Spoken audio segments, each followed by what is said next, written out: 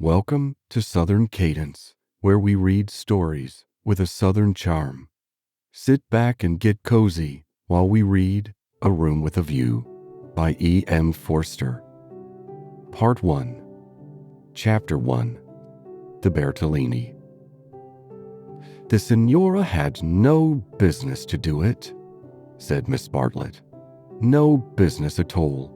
She promised us south rooms with a view close together, instead of which here in north rooms looking into a courtyard and a long way apart. Oh, Lucy. And a cockney besides, said Lucy, who had been further saddened by the Signora's unexpected accent. It might be London. She looked at the 2 rows of English people who were sitting at the table, at the row of white bottles of water and red bottles of wine that ran between the English people, at the portraits of the late Queen and the late Poet Laureate that hung behind the English people, heavily framed, at the notice of the English Church, Reverend Cuthbert Eager, M.A. Oxon, that was the only other decoration of the wall. Charlotte, don't you feel too that we might be in London? I can hardly believe that all kinds of other things are just outside. I suppose it is one's being so tired. This meat has surely been used for soup, said Miss Bartlett, laying down her fork. I want so to see the Arno. The rooms the Signora promised us in her letter would have overlooked the Arno. The Signora had no business to do it at all. Oh, it is a shame. Any nook does for me, Miss Bartlett continued, but it does seem hard that you shouldn't have a view. Lucy felt that she had been selfish. Charlotte, you mustn't spoil me. Of course you must look over the Arno too. I meant that. The first vacant room in the front.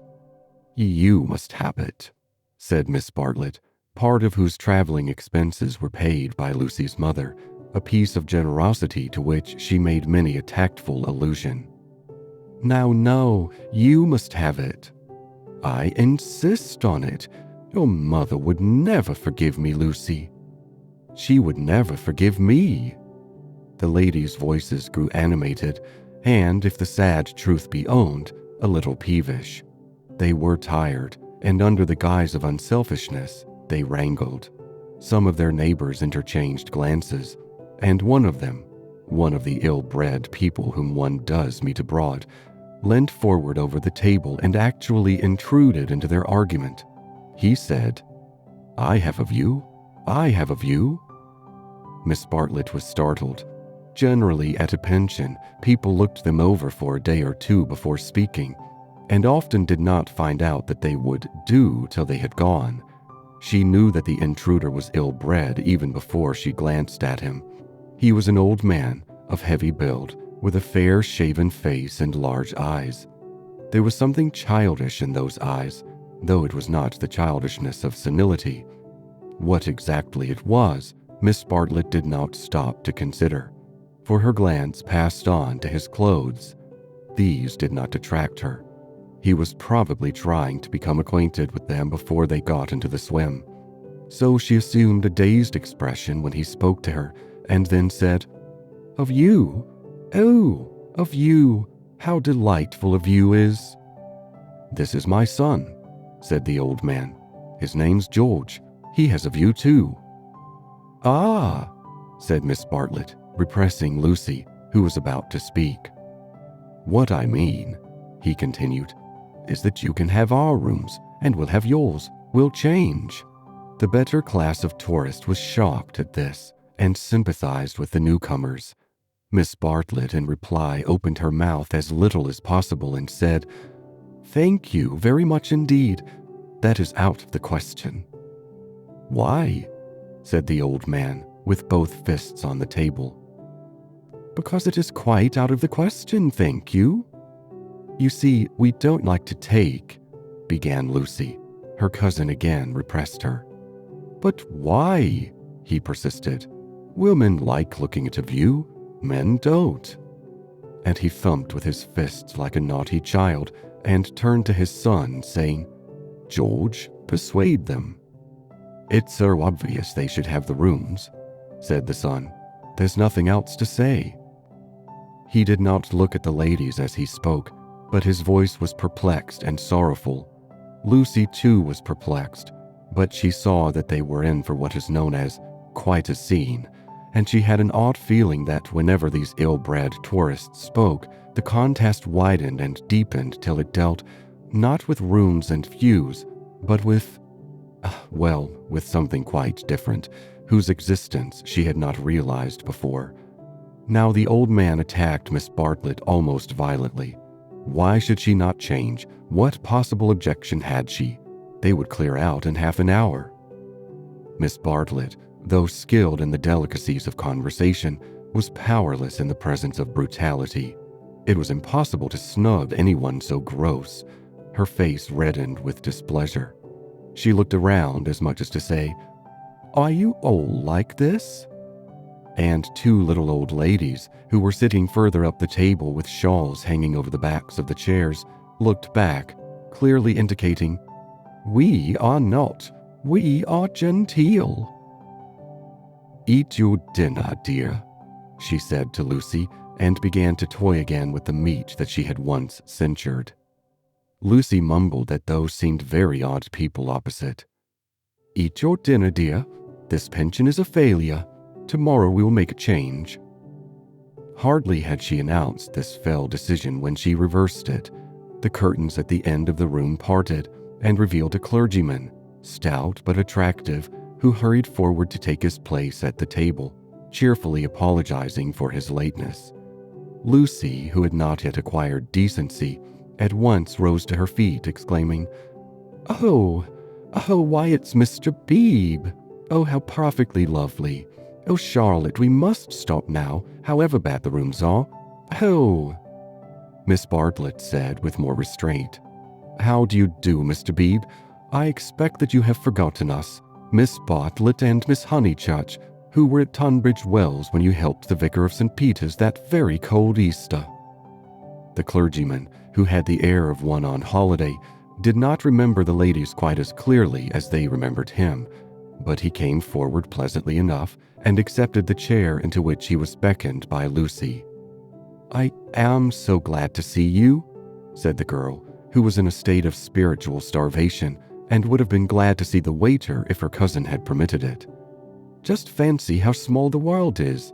Summer Street, too, makes it so especially funny." "Miss Honeychurch lives in the parish of Summer Street," said Miss Bartlett, filling up the gap. "And she happened to tell me in the course of conversation that you have just accepted the living." "Yes, I had from Mother so last week. She didn't know that I knew you at Tunbridge Wells, but I wrote back at once and I said, 'Mr. Bebe is—'" "Quite right," said the clergyman. "I move into the rectory at Summer Street next June. I am lucky to be appointed to such a charming neighborhood." "Oh, how glad I am. The name of our house is Windy Corner." Mr. Bebe bowed. "There is Mother and me generally, and my brother, though it's not often we get into church. The church is rather far off, I mean." "Lucy, dearest, let Mr. Bebe eat his dinner." "I am eating it, thank you, and enjoying it." He preferred to talk to Lucy, whose playing he remembered, rather than to Miss Bartlett, who probably remembered his sermons. He asked the girl whether she knew Florence well, and was informed at some length that she had never been there before. It is delightful to advise a newcomer, and he was first in the field. "Don't neglect the country round," his advice concluded. "The first fine afternoon, drive up to Fiesole, and round by Sitignano, or something of that sort." "No," cried a voice from the top of the table. "Mr. Bebe, you are wrong. The first fine afternoon you ladies must go to Prato." "That lady looks so clever," whispered Miss Bartlett to her cousin. "We are in luck." And indeed, a perfect torrent of information burst on them. People told them what to see, when to see it, how to stop the electric trams, how to get rid of the beggars, how much to give for a vellum blotter, how much the place would grow upon them.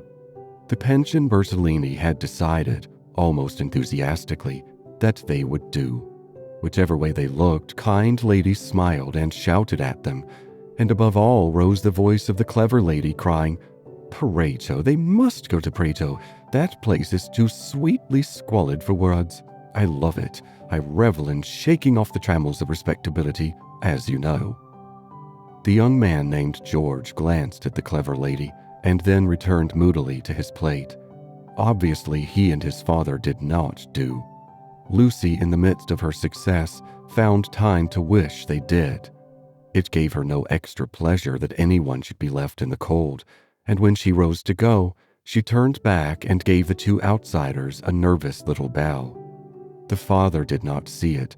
The son acknowledged it, not by another bow, but by raising his eyebrows and smiling. He seemed to be smiling across something.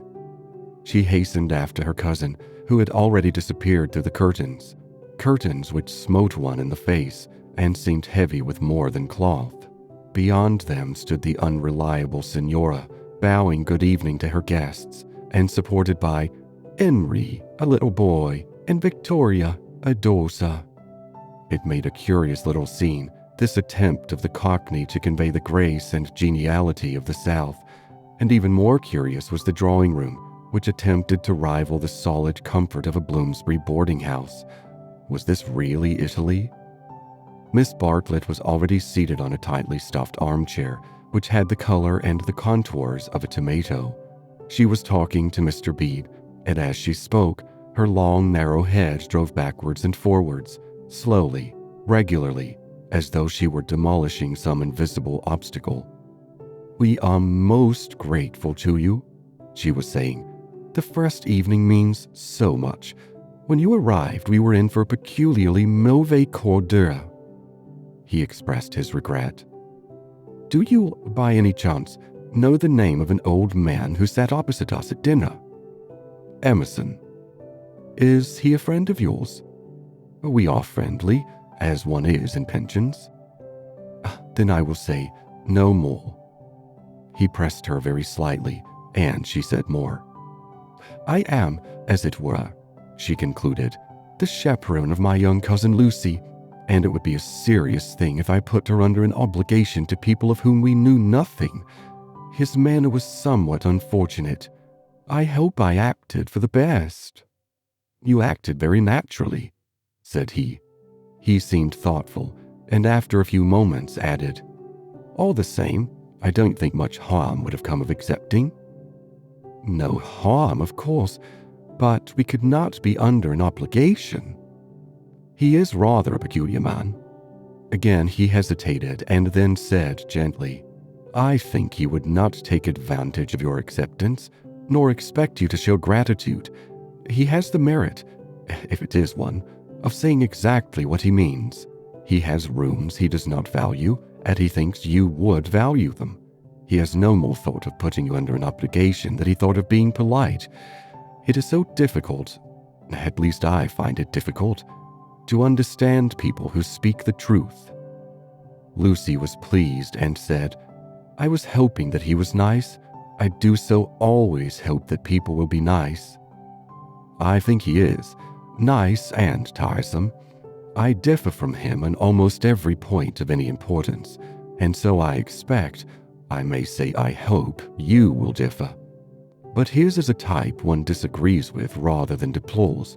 When he first came here, he not unnaturally put people's backs up. He has no tact and no manners. I don't mean by that he has bad manners, and he will not keep his opinions to himself. We nearly complained about him to our depressing Signora, but I am glad to say we thought better of it." "Am I to conclude," said Miss Bartlett, "that he is a socialist?" Mr. Bebe accepted the convenient word, not without a slight twitching of the lips. "And presumably he has brought up his son to be socialist too?" "I hardly know George, for he hasn't learned to talk yet. He seems a nice creature, and I think he has brains. Of course, he has all his father's mannerisms, and it is quite possible that he too may be socialist." "Oh, you relieve me," said Miss Bartlett. "So you think I ought to have accepted their offer? You feel I have been narrow-minded and suspicious?" "Not at all," he answered. "I never suggested that." "But ought I not to apologize, at all events, for my apparent rudeness?" He replied with some irritation that it would be quite unnecessary, and got up from his seat to go to the smoking room. "Was I a bore?" said Miss Bartlett, as soon as he had disappeared. "Why didn't you talk, Lucy? He prefers young people, I'm sure. I do hope I haven't monopolized him. I hoped you would have him all the evening as well as all dinner time." "He is nice," exclaimed Lucy. "Just what I remember. He seems to see good in everyone. No one would take him for a clergyman." "My dear Lucia." "Well, you know what I mean. And you knew how clergymen generally laugh. Mr. Bebe laughs just like an ordinary man." "Funny girl, how you do remind me of your mother. I wonder if she will approve of Mr. Bebe." "I'm sure she will, and so will Freddy." "I think everyone at Windy Corner will approve. It is the fashionable world. I am used to Tunbridge Wells, where we are all hopelessly behind the times." "Yes," said Lucy despondently. There was a haze of disapproval in the air, but whether the disapproval was of herself, or of Mr. Bebe, or of the fashionable world at Windy Corner, or of the narrow world at Tunbridge Wells, she could not determine. She tried to locate it, but as usual she blundered. Miss Bartlett sedulously denied disapproving of anyone, and added, "I am afraid you are finding me a very depressing companion." And the girl again thought, "I must have been selfish or unkind. I must be more careful. It is so dreadful for Charlotte, being poor."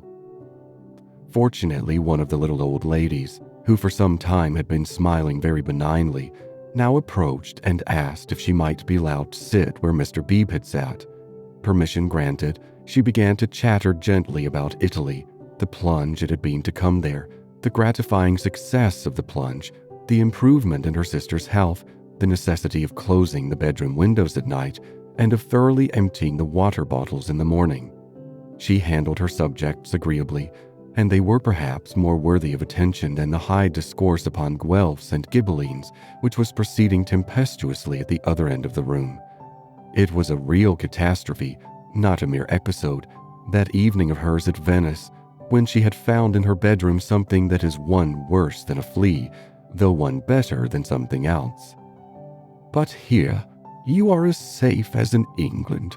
Signora Bertolini is so English." "Yet our rooms smell," said poor Lucy. "We dread going to bed." "Ah, then you look into the court," she sighed. "If only Mr. Emerson were more tactful. We were so sorry for you at dinner." "I think he was meaning to be kind." "Undoubtedly he was," said Miss Bartlett. "Mr. Bebe has just been scolding me for my suspicious nature.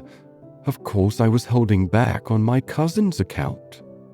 "Of course," said the little old lady, and they murmured that one could not be too careful with a young girl. Lucy tried to look demure, but could not help feeling a great fool. No one was careful with her at home, or at all events, she had not noticed it. "About old Mr. Emerson, I hardly know. No, he is not tactful. Yet, have you ever noticed that there are people who do things which are most indelicate, and yet, at the same time, beautiful?" "Beautiful?" said Miss Bartlett, puzzled at the word. "Are not beauty and delicacy the same?" "So one would have thought," said the other helplessly. "But things are so difficult, I sometimes think." She proceeded no further into things, for Mr. Bebe reappeared, looking extremely pleasant. "Miss Bartlett," he cried, "it's all right about the rooms. I'm so glad. Mr. Emerson was talking about it in the smoking room, and knowing what I did, I encouraged him to make the offer again. He has let me come and ask you. He would be so pleased." "Oh, Charlotte," cried Lucy to her cousin, "we must have the rooms now. The old man is just as nice and kind as he can be." Miss Bartlett was silent. "I fear," said Mr. Bebe after a pause, "that I have been officious. I must apologize for my interference." Gravely displeased, he turned to go. Not till then did Miss Bartlett reply, "My own wishes, dearest Lucy, are unimportant in comparison with yours. It would be hard indeed if I stopped you doing as you liked at Florence, when I am only here through your kindness. If you wish to turn these gentlemen out of their rooms, I will do it. Would you then, Mr. Bebe, kindly tell Mr. Emerson that I accept his kind offer, and then conduct him to me, in order that I may thank him personally?" She raised her voice as she spoke. It was heard all over the drawing room, and silenced the Guelphs and the Ghibellines. The clergyman, inwardly cursing the female sex, bowed and departed with her message. "Remember, Lucy, I alone am implicated in this. I do not wish the acceptance to come from you. Grant me that at all events." Mr. B was back, saying rather nervously, "Mr. Emerson is engaged, but here's his son instead." The young man gazed down on the three ladies, who felt seated on the floor, so low were their chairs.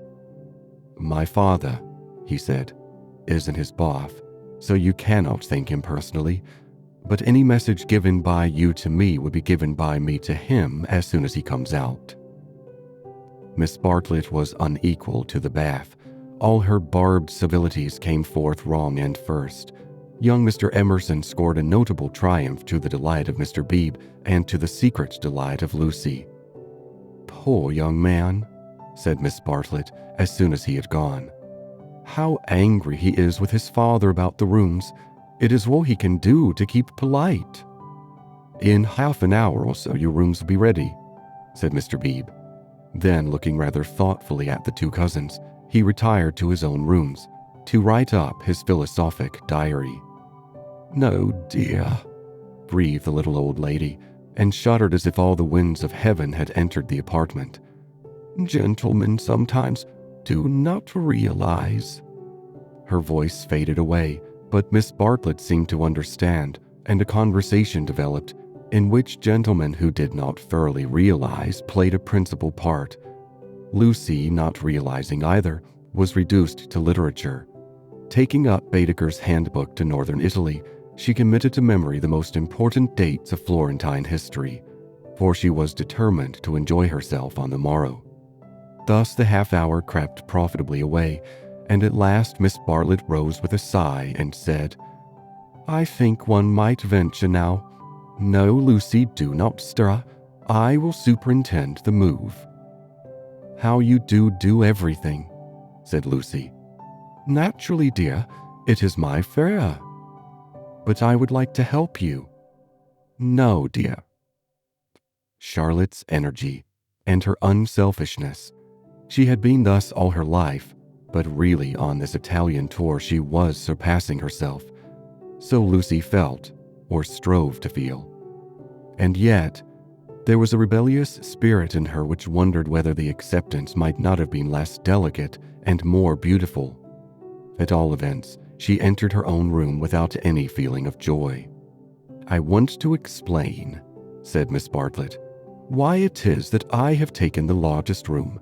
Naturally, of course, I should have given it to you. But I happen to know that it belongs to the young man, and I was sure your mother would not like it." Lucy was bewildered. "If you are to accept a favor, it is more suitable you should be under an obligation to his father than to him. I am a woman of the world, in my small way, and I know where things lead to. However, Mr. Bebe is a guarantee of a sort that they will not presume on this." "Mother wouldn't mind, I'm sure," said Lucy, but again had the sense of larger and unsuspected issues. Miss Bartlett only sighed and enveloped her in a protecting embrace as she wished her good night. It gave Lucy the sensation of a fog, and when she reached her own room, she opened the window and breathed the clean night air, thinking of the kind old man who had enabled her to see the lights dancing in the Arno and the cypresses of San Miniato and the foothills of the Apennines, black against the rising moon. Miss Bartlett, in her room, fastened the window shutters and locked the door, and then made a tour of the apartment to see where the cupboards led and whether there were any oubliettes or secret entrances. It was then that she saw, pinned up over the washstand, a sheet of paper on which was scrawled an enormous note of interrogation. Nothing more. "What does it mean?" she thought, and she examined it carefully by the light of a candle. Meaningless at first, it gradually became menacing, obnoxious, portentous with evil.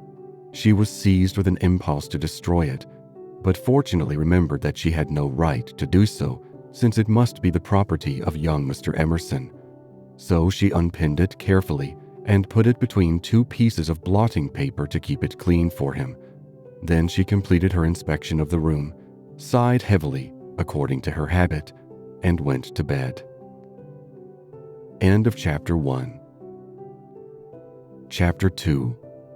In Santa Croce with no Beadeker.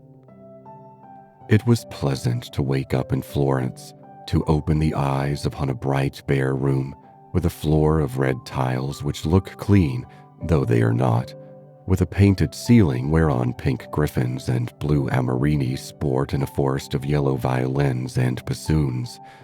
It was pleasant, too, to fling wide the windows, pinching the fingers in unfamiliar fastenings, to lean out into sunshine with beautiful hills and trees and marble churches opposite, and close below, the Arno gurgling against the embankment of the road. Over the river, men were at work with spades and sieves on the sandy foreshore, and on the river was a boat, also diligently employed for some mysterious end. An electric tram came rushing underneath the window. No one was inside it, except one tourist, but its platforms were overflowing with Italians who preferred to stand. Children tried to hang on behind, and the conductor, with no malice, spat in their faces to make them let go. Then soldiers appeared, good-looking, undersized men, wearing each a knapsack covered with mangy fur, and a greatcoat which had been cut for some larger soldier. Beside them walked officers, looking foolish and fierce, and before them went little boys, turning somersaults in time with the band. The tram car became entangled in their ranks and moved on painfully, like a caterpillar in a swarm of ants. One of the little boys fell down, and some white bullocks came out of an archway. Indeed, if it had not been for the good advice of an old man who was selling button hooks, the road might never have got clear.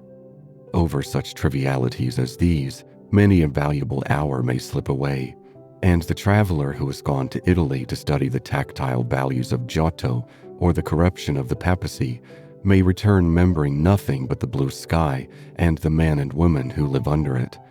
So it was as well that Miss Bartlett should tap and come in, and having commented on Lucy's leaving the door unlocked and on her leaning out of the window before she was fully dressed, should urge her to hasten herself, or the best of the day would be gone.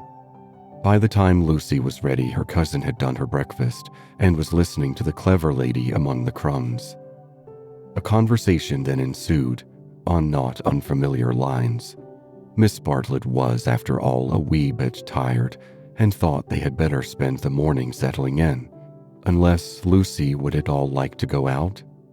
Lucy would rather like to go out, as it was her first day in Florence, but of course she could go alone. Miss Bartlett could not allow this. Of course she would accompany Lucy everywhere. Oh, certainly not. Lucy would stop with her cousin. Oh no, that would never do. Oh yes. At this point, the clever lady broke in. "If it is Mrs. Grundy who's troubling you, I do assure you that you can neglect the good person. Being English, Miss Honeychurch would be perfectly safe. Italians understand. A dear friend of mine, Contessa Boroncelli, has 2 daughters, and when she cannot send a maid to school with them, she lets them go in sailor hats instead. Everyone takes them for English, you see, especially if their hair is strained tightly behind." Miss Bartlett was unconvinced by the safety of Contessa Boroncelli's daughters. She was determined to take Lucy herself, her head not being so very bad. The clever lady then said that she was going to spend a long morning in Santa Croce, and if Lucy would come too, she would be delighted. I will take you by a dear, dirty back way, Miss Honeychurch, and if you bring me luck, we shall have an adventure." Lucy said that this was most kind and at once opened the Beadeker to see where Santa Croce was. "Oh, tut, Miss Lucy, I hope we shall soon emancipate you from Beadeker. He does but touch the surface of things. As to the true Italy, he does not even dream of it. The true Italy is only to be found by patient observation." This sounded very interesting, and Lucy hurried over her breakfast and started with her new friend in high spirits. Italy was coming at last. The Cockney Signora and her works had vanished like a bad dream. Miss Lavish, for that was the clever lady's name, turned to the right along the sunny Lungarno. How delightfully warm. But a wind down the side streets that cut like a knife, didn't it? Ponte alla Grazia, particularly interesting, mentioned by Dante. San Miniato, beautiful as well as interesting. The crucifix that kissed a murderer. Miss Honeychurch would remember the story. The man on the river were fishing. Untrue, but then so is most information. Then Miss Lavish darted under the archway of the white bullocks, and she stopped, and she cried, "A smell, a true Florentine smell. Every city, let me teach you, has its own smell." "Is it a very nice smell?" said Lucy, who had inherited from her mother a distaste to dirt. "One doesn't come to Italy for niceness," was the retort. "One comes for life. Buongiorno, buongiorno," bowing right and left. "Look at that adorable wine cart. How the driver stares at us, dear simple soul." So Miss Lavish proceeded through the streets of the city of Florence, short, fidgety, and playful as a kitten, though without a kitten's grace. It was a treat for the girl to be with anyone so clever and so cheerful, and a blue military cloak, such as an Italian officer wears, only increased the sense of festivity. "Buongiorno. Take the word of an old woman, Miss Lucy. You will never repent of a little civility to your inferiors. That is the true democracy. Though I am a real radical as well. There, now you're shocked." "Indeed I'm not," exclaimed Lucy. "We are radicals too, out and out. My father always voted for Mr. Gladstone until he was so dreadful about Ireland."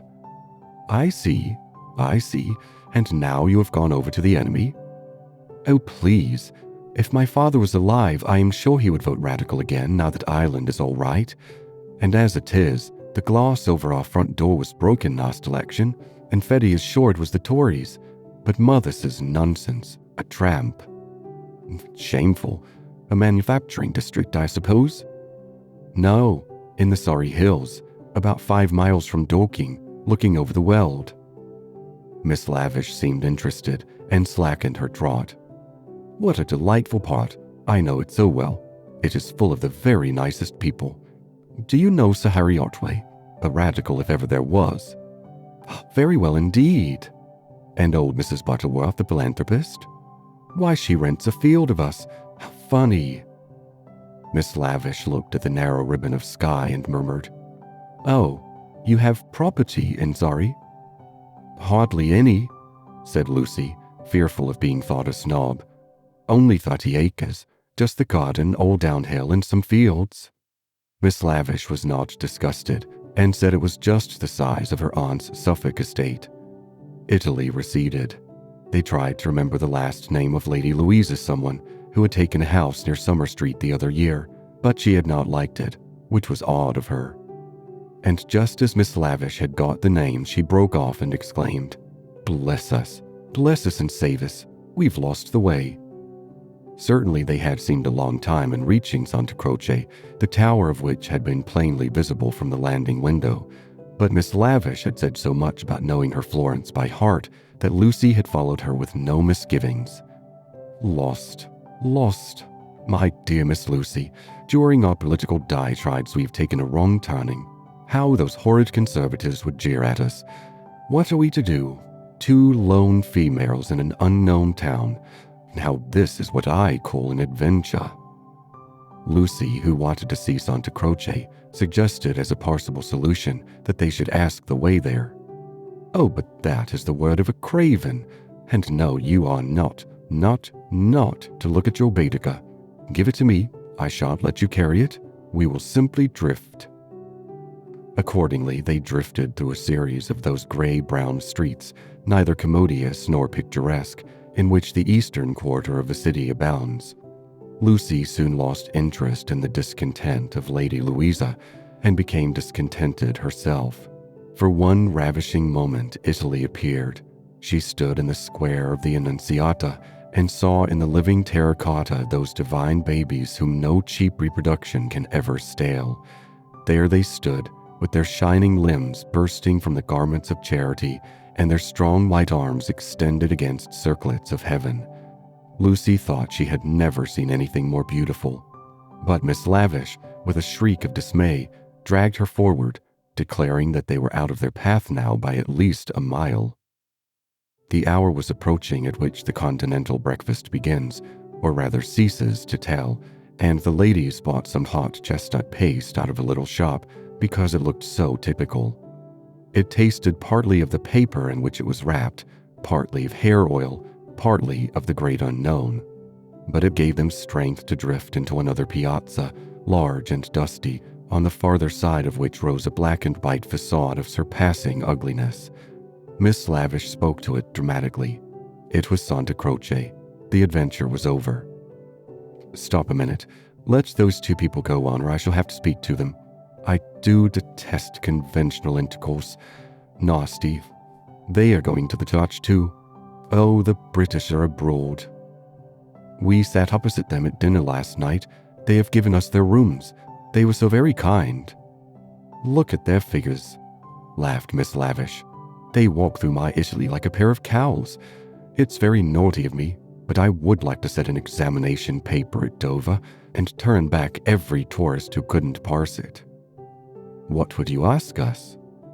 Miss Lavish laid her hand pleasantly on Lucy's arm, as if to suggest that she, at all events, would get full marks. In this exalted mood, they reached the steps of the great church and were about to enter it when Miss Lavish stopped, squeaked, flung up her arms, and cried, "There goes my local color box. I must have a word with him." And in a moment she was away over the piazza, her military cloak flapping in the wind, nor did she slacken speed till she caught up with an old man with white whiskers and nipped him playfully upon the arm. Lucy waited for nearly 10 minutes. Then she began to get tired. The beggars worried her, the dust blew in her eyes, and she remembered that a young girl ought not to loiter in public places. She descended slowly into the piazza, with the intention of rejoining Miss Lavish, who was really almost too original. But at that moment, Miss Lavish and her local color box moved also and disappeared down a side street, both gesticulating largely. Tears of indignation came to Lucy's eyes, partly because Miss Lavish had jilted her, partly because she had taken her Beadeker. How could she find her way home? How could she find her way about in Santa Croce? Her first morning was ruined, and she might never be in Florence again. A few minutes ago she had been all high spirits, talking as a woman of culture and half persuading herself that she was full of originality. Now she entered the church depressed and humiliated, not even able to remember whether it was built by the Franciscans or the Dominicans. Of course, it must be a wonderful building, but how like a barn, and how very cold. Of course, it contained frescoes by Giotto, in the presence of whose tactile value she was capable of feeling what was proper, but who was to tell her which they were?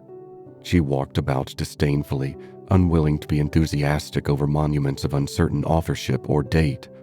There was no one even to tell her which, of all the sepulchral slabs that paved the nave and transepts, was the one that was really beautiful, the one that had been most praised by Mr. Ruskin.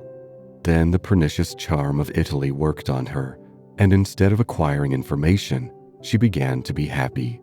She puzzled out the Italian notices, the notice that forbade people to introduce dogs into the church, the notice that prayed people, in the interests of health and out of respect to the sacred edifice in which they found themselves, not to spit. She watched the tourists. Their noses were as red as their Beadekers, so cold was Santa Croce.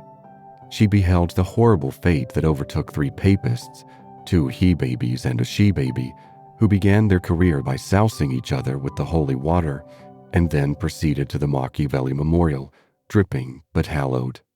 Advancing towards it very slowly and from immense distances, they touched the stone with their fingers, with their handkerchiefs, with their heads, and then retreated. What could this mean? They did it again and again. Then Lucy realized that they had mistaken Machiavelli for some saint, and by continual contact with his shrine were hoping to acquire virtue. Punishment followed quickly. The smallest he-baby stumbled over one of the sepulchral slabs so much admired by Mr. Ruskin and entangled his feet in the features of a recumbent bishop. Protestant as she was, Lucy darted forward. She was too late.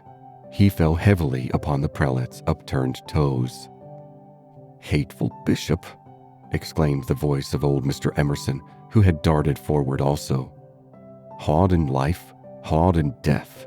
Go out into the sunshine, little boy, and kiss your hand to the sun, for that's where you ought to be. Intolerable bishop." The child screamed frantically at these words, and at these dreadful people who picked him up, dusted him, rubbed his bruises, and told him not to be superstitious. "Look at him," said Mr. Emerson to Lucy. "He is a mess, a baby hurt, cold, and frightened.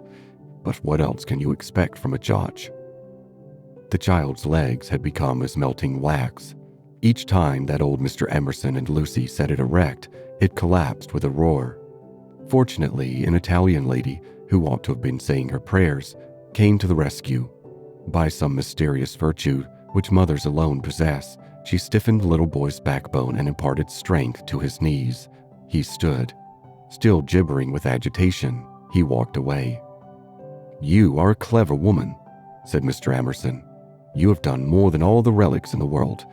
I am not of your creed, but I do believe in those who make their fellow creatures happy. There is no scheme of the universe." He paused for a phrase. "Niente," said the Italian lady, and returned to her prayers. "I'm not sure she understands English," suggested Lucy. In her chastened mood, she no longer despised the Emersons. She was determined to be gracious to them, beautiful rather than delicate, and if possible to erase Miss Bartlett's civility by some gracious reference to the pleasant rooms. "That woman understands everything," was Mr. Emerson's reply. "But what are you doing here? Are you doing the church? Are you through with the church?" "No," cried Lucy, remembering her grievance. "I came here with Miss Lavish, who was to explain everything, and just by the door, 'tis too bad, she simply ran away, and after waiting quite a time, I had to come in by myself." "Why shouldn't you?" said Mr. Emerson. "Yes, why shouldn't you come by yourself?" said the son, addressing the young lady for the first time. "But Miss Lavish has even taken away Beadeker." "Beadeker?" said Mr. Emerson. "I'm glad it's that you minded. It's worth minding, the loss of a Beadeker. That's worth minding." Lucy was puzzled. She was again conscious of some new idea, and was not sure whither it would lead her. "If you've no Beadeker," said the son, "you'd better join us." Was this where the idea would lead? She took refuge in her dignity. "Thank you very much, but I could not think of that. I hope you do not suppose that I came to join on to you. I really came to help with the child, and to thank you for so kindly giving us your rooms last night. I hope that you have not been put to any great inconvenience." "My dear," said the old man gently, "I think that you are repeating what you have heard older people say. You are pretending to be touchy, but you are not really. Stop being so tiresome, and tell me instead what part of the church you want to see. To take you to it will be a real pleasure." Now, this was abominably impertinent, and she ought to have been furious. But it is sometimes as difficult to lose one's temper as it is difficult at other times to keep it. Lucy could not get cross. Mr. Emerson was an old man, and surely a girl might humor him. On the other hand, his son was a young man, and she felt that a girl ought to be offended with him, or at all events be offended before him. It was at him that she gazed before replying. "I am not touchy, I hope. It is the judges that I want to see. If you would kindly tell me which they are." The son nodded. With a look of somber satisfaction, he led the way to the Peruzzi chapel. There was a hint of the teacher about him. She felt like a child in school who had answered a question rightly. The chapel was already filled with an earnest congregation, and out of them rose the voice of a lecturer, directing them how to worship Giotto, not by tactile valuations, but by the standards of the spirit. "Remember," he was saying, "the facts about this church of Santa Croce, how it is built by faith in the full fervor of medievalism before any taint of the Renaissance had appeared. Observe how Giotto in these frescoes, now unhappily ruined by restoration, is untroubled by the snares of anatomy and perspective. Could anything be more majestic, more pathetic, beautiful, true? How little we feel avails knowledge and technical cleverness against a man who truly feels." "No," exclaimed Mr. Emerson in much too loud a voice for church. "Remember nothing of the sort. Built by faith indeed. That simply means the workmen weren't paid properly. And as for the frescoes, I see no truth in them. Look at that fat man in blue. He must weigh as much as I do, and he's shooting into the sky like an air balloon." He was referring to the fresco of the Ascension of St. John. Inside, the lecturer's voice faltered, as well it might. The audience shifted uneasily, and so did Lucy. She was sure that she ought not to be with these men, but they had cast a spell over her. They were so serious and so strange that she could not remember how to behave. Now, did this happen or didn't it? Yes or no? George replied, "It happened like this, if it happened at all. I would rather go up to heaven by myself than be pushed by cherubs, and if I got there, I should like my friends to lean out of it, just as they do here." "You will never go up," said his father. "You and I, dear boy, will lie at peace in the earth that bore us, and our names will disappear as surely as our work survives. Some of the people can only see the empty grave, not the saint, whoever he is, going up. It did happen like that, if it happened at all." "Pardon me," said a frigid voice. "The chapel is somewhat small for two parties. We will incommode you no longer." The lecturer was a clergyman, and his audience must also be his flock, for they held prayer books as well as guidebooks in their hands. They filed out of the chapel in silence. Amongst them were the two little old ladies of the pension Bertonlini, Miss Teresa and Miss Catherine Allen. "Stop," cried Mr. Emerson. "There's plenty of room for us all. Stop." The procession disappeared without a word. Soon the lecturer could be heard in the next chapel, describing the life of St. Francis. "George, I do believe that clergyman is the Brixton curate." George went into the next chapel and returned, saying, "Perhaps he is. I don't remember." "Then I had better speak to him and remind him who I am. It's that Mr. Eager. Why did he go? Did we talk too loud? How vexatious. I shall go and say we are sorry. Hadn't I better? Then perhaps he will come back." "He will not come back," said George. But Mr. Emerson, contrite and unhappy, hurried away to apologize to the Reverend Cuthbert Eager. Lucy, apparently absorbed in a lunette, could hear the lecture again interrupted, the anxious, aggressive voice of the old man, the curt, injured replies of his opponent. The son, who took every little contretemps as if it were a tragedy, was listening also. "My father has that effect on nearly everyone," he informed her. "He will try to be kind." "I hope we all try," said she, smiling nervously, "because we think it improves our characters. But he's kind to people because he loves them, and they find him out and are offended or frightened." "How silly of them," said Lucy, though in her heart she sympathized. "I think that a kind action done tactfully—" "Tact?" He threw up his head in disdain. Apparently she had given the wrong answer. She watched the singular creature pace up and down the chapel. For a young man, his face was rugged, and, until the shadows fell upon it, hard. Enshadowed, it sprang into tenderness. She saw him once again at Rome, on the ceiling of the Sistine Chapel, carrying a burden of acorns. Healthy and muscular, he yet gave her the feeling of grayness, of tragedy that might only find solution in the night. The feeling soon passed. It was unlike her to have entertained anything so subtle. Born of silence and of unknown emotion, it passed when Mr. Emerson returned, and she could re-enter the world of rapid talk, which was alone familiar to her. "Were you snubbed?" asked his son tranquilly. "But we have spoilt the pleasure of I don't know how many people. They won't come back." Full of innate sympathy, quickness to perceive good in others, vision of the brotherhood of man. Scraps of the lecture on St. Francis came floating round the partition wall. "Don't let us spoil yours," he continued to Lucy. "Have you looked at those saints?" "Yes," said Lucy.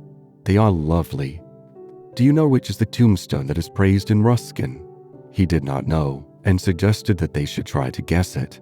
George, rather to her relief, refused to move, and she and the old man wandered not unpleasantly about Santa Croce, which, though it is like a barn, has harvested many beautiful things inside its walls. There were also beggars to avoid, and guides to dodge round the pillars, and an old lady with her dog, and here and there was a priest modestly edging to his mass through the groups of tourists. But Mr. Emerson was only half interested. He watched the lecturer, whose success he believed that he had impaired, and then he anxiously watched his son. "Why will he look at that fresco?" he said uneasily. "I saw nothing in it." "I like Giotto," she replied. "It is so wonderful what they say about his tactile values, though I like things like the Della Robbia babies better." "So you ought. A baby is worth a dozen saints, and my baby is worth the whole of paradise, and as far as I can see, he lives in hell." Lucy again felt that this did not do. "In hell," he repeated. "He's unhappy." "Oh dear," said Lucy. "How can he be unhappy when he is strong and alive? What more is one to give him? And think how he's been brought up, free from all the superstition and ignorance that lead men to hate one another in the name of God. With such an education as that, I thought he was bound to grow up happy." She was no theologian, but she felt that here was a very foolish old man, as well as a very irreligious one. She also felt that her mother might not like her talking to that kind of person, and that Charlotte would object most strongly. "What are we to do with him?" he asked. "He comes out for his holiday to Italy and behaves like that, like the little child who ought to have been playing and who hurt himself upon the tombstone. Eh? What did you say?" Lucy had made no suggestion. Suddenly he said, "Now don't be stupid over this. I don't require you to fall in love with my boy, but I do think you might try and understand him. You are nearer his age, and if you let yourself go, I'm sure you are sensible. You might help me. He has known so few women, and you have the time. You stop here several weeks, I suppose. But let yourself go. You are inclined to get muddled, if I may judge from last night. Let yourself go. Pull out from the depths those thoughts that you do not understand, and spread them out in the sunlight and know the meaning of them. By understanding George, you may learn to understand yourself. It'll be good for both of you." To this extraordinary speech, Lucy found no answer. "I only know what it is that's wrong with him, not why it is." "And what is it?" asked Lucy fearfully, expecting some harrowing tale. "The old trouble. Things won't fit." "What things?" "The things of the universe. It is quite true, they don't." "Oh, Mr. Emerson, whatever do you mean?" In his ordinary voice, so that she scarcely realized he was quoting poetry, he said, "From far, from eve and morning, and yon 12-winded sky, the stuff of life to knit me blew hither. Here am I." George and I both know this, but why does it distress him?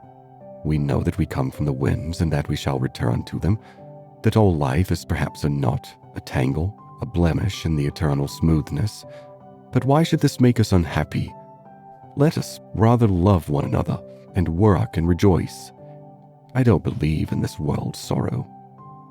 Miss Honeychurch assented. "Then make my boy think like us. Make him realize that by the side of the everlasting why, there is a yes, a transitory yes if you like, but a yes. Suddenly she laughed. Surely one ought to laugh. A young man melancholy because the universe wouldn't fit, because life was a tangle or a wind or yes, or something. "I'm very sorry," she cried. "You'll think me unfeeling, but... Then she became matronly. "Maybe your son wants employment. Has he no particular hobby? Why, I myself have worries, but I can generally forget them at the piano. And collecting stamps did no end of good for my brother. Perhaps Italy bores him. You ought to try the Alps or the lakes." The old man's face saddened, and he touched her gently with his hand. This did not alarm her. She thought that her advice had impressed him, and that he was thanking her for it. Indeed, he no longer alarmed her at all. She regarded him as a kind thing, but quite silly. Her feelings were as inflated spiritually as they had been an hour ago aesthetically, before she lost Beadeker. The dear George, now striding towards them over the tombstones, seemed both pitiable and absurd. He approached, his face in the shadow. He said, "Miss Bartlett." "Oh, good gracious me," said Lucy, suddenly collapsing, and again seeing the whole of life in a new perspective. Where? "In the nave." "I see. Those gossiping little old Miss Allens must have..." She checked herself. "Poor girl," exploded old Mr. Emerson. "Poor girl." She could not let this pass, for it was just what she was feeling herself. "Poor girl? I fail to understand the point of that remark. I think myself a very fortunate girl, I assure you. Am thoroughly happy and having a splendid time. Pray don't waste time mourning over me. There's enough sorrow in the world, isn't there, without trying to invent it. Goodbye. Thank you both so much for all your kindness. Ah yes, there does come my cousin. A delightful morning. Santa Croce is a wonderful church." She rejoined her cousin. End of Chapter 2. Chapter 3. Music, Violets, and the letter S. It so happened that Lucy, who found daily life rather chaotic, entered a more solid world when she opened the piano. She was then no longer either deferential or patronizing, no longer either a rebel or a slave. The kingdom of music is not the kingdom of this world. It will accept those whom breeding and intellect and culture have alike rejected. The commonplace person begins to play and shoots into the empyrean without effort, whilst we look up, marveling how he has escaped us and thinking how we could worship him and love him. Would he but translate his visions into human words and his experiences into human actions? Perhaps he cannot. Certainly he does not, or does so very seldom. Lucy had done so never. She was no dazzling executant. Her runs were not at all like strings of pearls, and she struck no more right notes than was suitable for one of her age and situation. Nor was she the passionate young lady who performed so tragically on a summer's evening with the window open.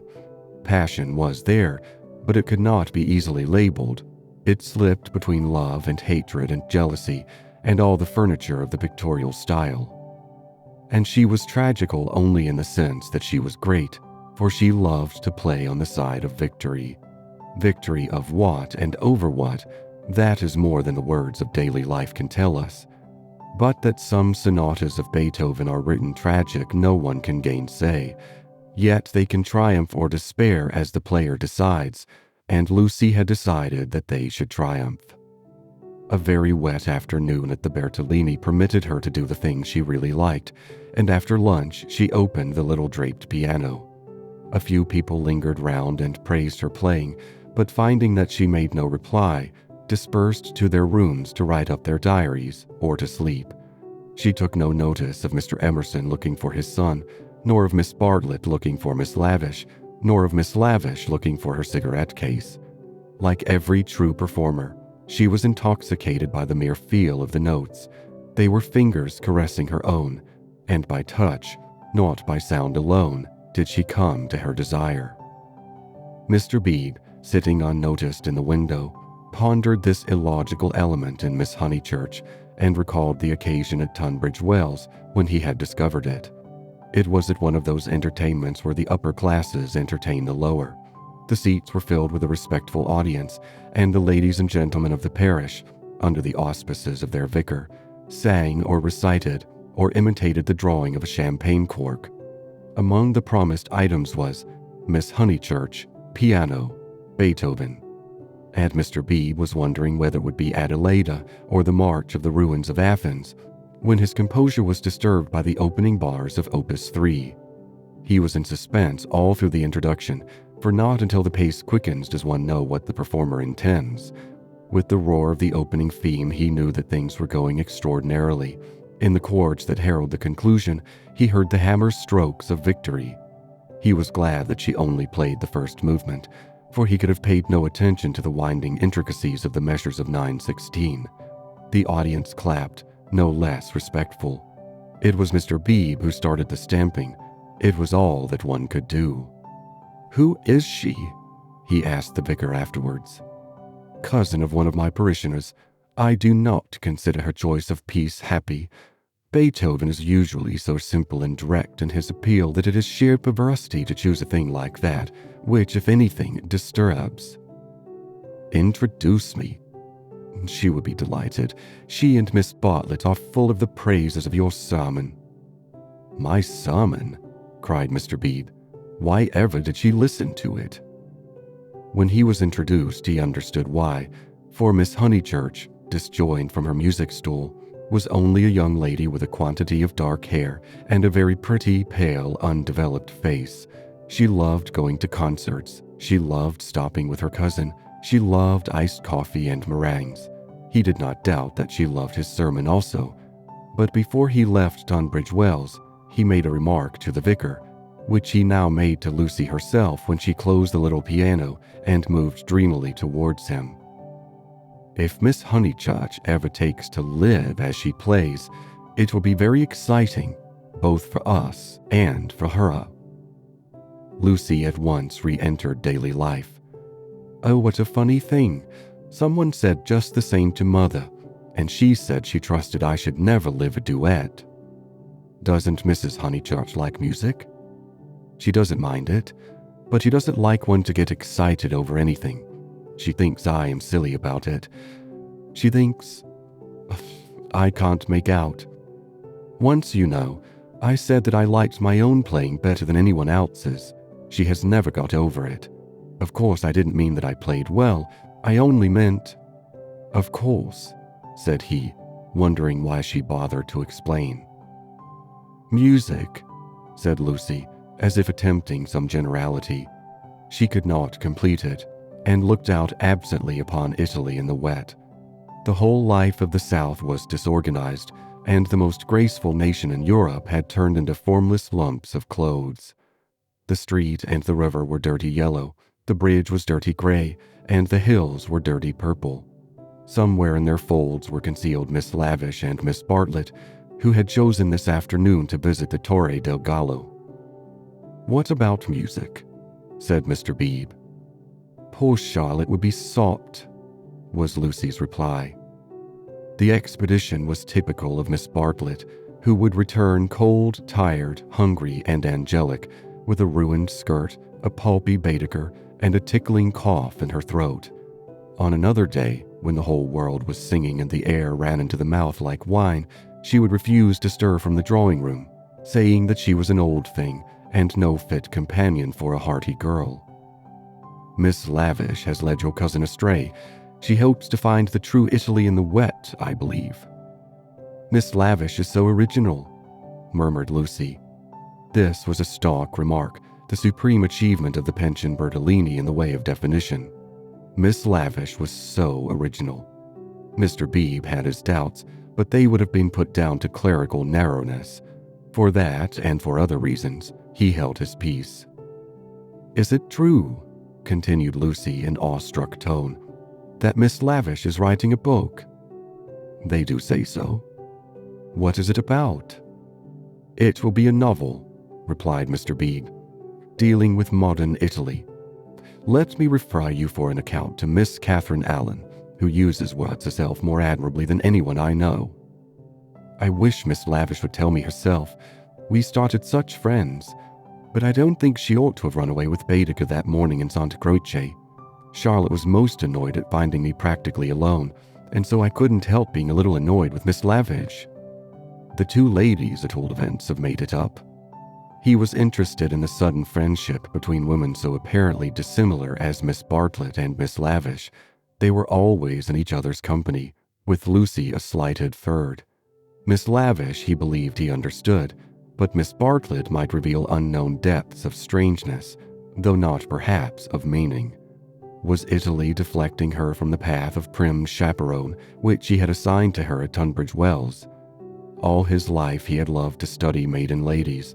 They were his specialty, and his profession had provided him with ample opportunities for the work.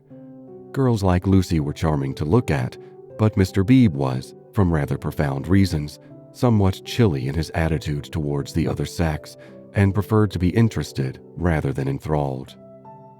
Lucy, for the third time, said that poor Charlotte would be sopped.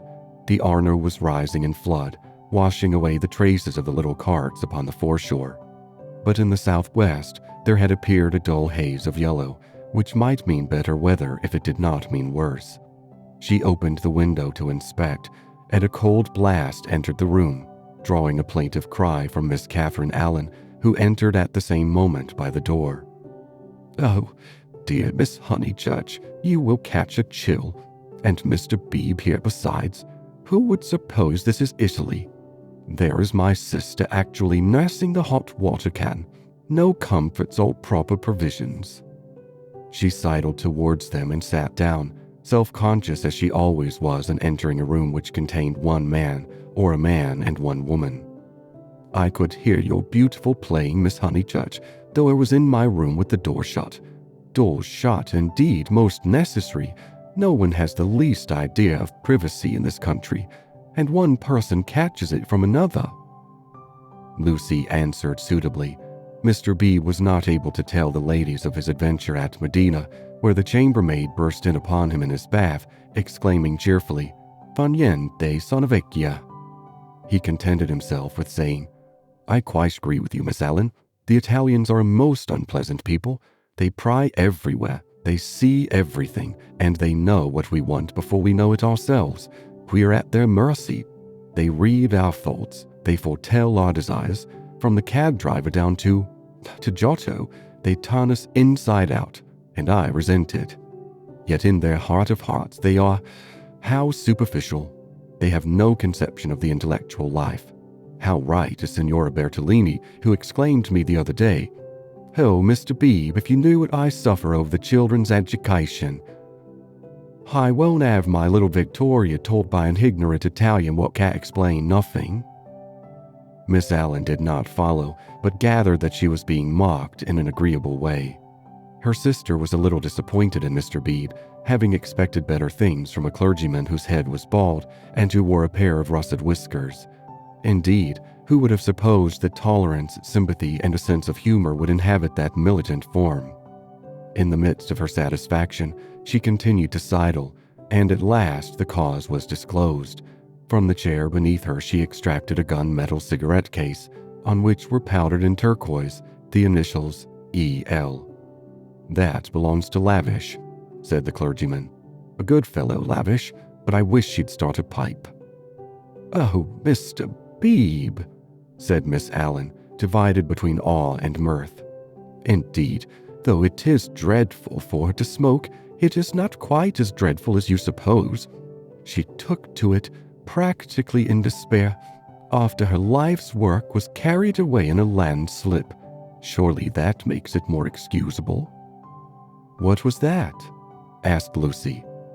Mr. Bede sat back complacently, and Miss Allen began as follows. "It was a novel, and I am afraid from what I can gather, not a very nice novel. It is so sad when people who have abilities misuse them, and I must say they nearly always do. Anyhow, she left it almost finished in the Grotto of the Calvary at the Cappuccini Hotel at Amalfi while she went for a little ink. She said, 'Can I have a little ink, please?' But you know what Italians are. And meanwhile, the grotto fell roaring onto the beach. And the saddest thing of all is that she cannot remember what she has written. The poor thing was very ill after it, and so got tempted into cigarettes. It is a great secret, but I am glad to say that she is writing another novel. She told Teresa and Miss Pole the other day that she had got up all the local color. This novel is to be about modern Italy, the other was historical, but that she could not start till she had an idea. First she tried Perugia for an inspiration, then she came here. This must on no account get round, and so cheerful through it all. I cannot help thinking that there is something to admire in everyone, even if you do not approve of them. Miss Allen was always thus being charitable against her better judgment. A delicate pathos perfumed her disconnected remarks, giving them unexpected beauty, just as in the decaying autumn woods there sometimes rise odors reminiscent of spring. She felt she had made almost too many allowances and apologized hurriedly for her toleration. All the same, she is a little too, I hardly like to say unwomanly, but she behaved most strangely when the Emersons arrived. Mr. Bebe smiled as Miss Allen plunged into an anecdote which he knew she would be unable to finish in the presence of a gentleman. I don't know, Miss Honeychurch, if you have noticed that Miss Pole, the lady who has so much yellow hair, takes lemonade. That old Mr. Emerson, who puts things very strangely. Her jaw dropped. She was silent. Mr. Bebe, whose social resources were endless, went out to order some tea, and she continued to Lucy in a hasty whisper. Stomach. He warned Miss Pole of her stomach acidity, he called it, and he may have meant to be kind. I must say I forgot myself and laughed. It was so sudden. As Teresa truly said, it was no laughing matter. But the point is that Miss Lavish was positively attracted by his mentioning S, and said she liked plain speaking and meeting different grades of thought. She thought they were commercial travelers. Drummers was the word she used, and all through dinner she tried to prove that England, our great and beloved country, rests on nothing but commerce.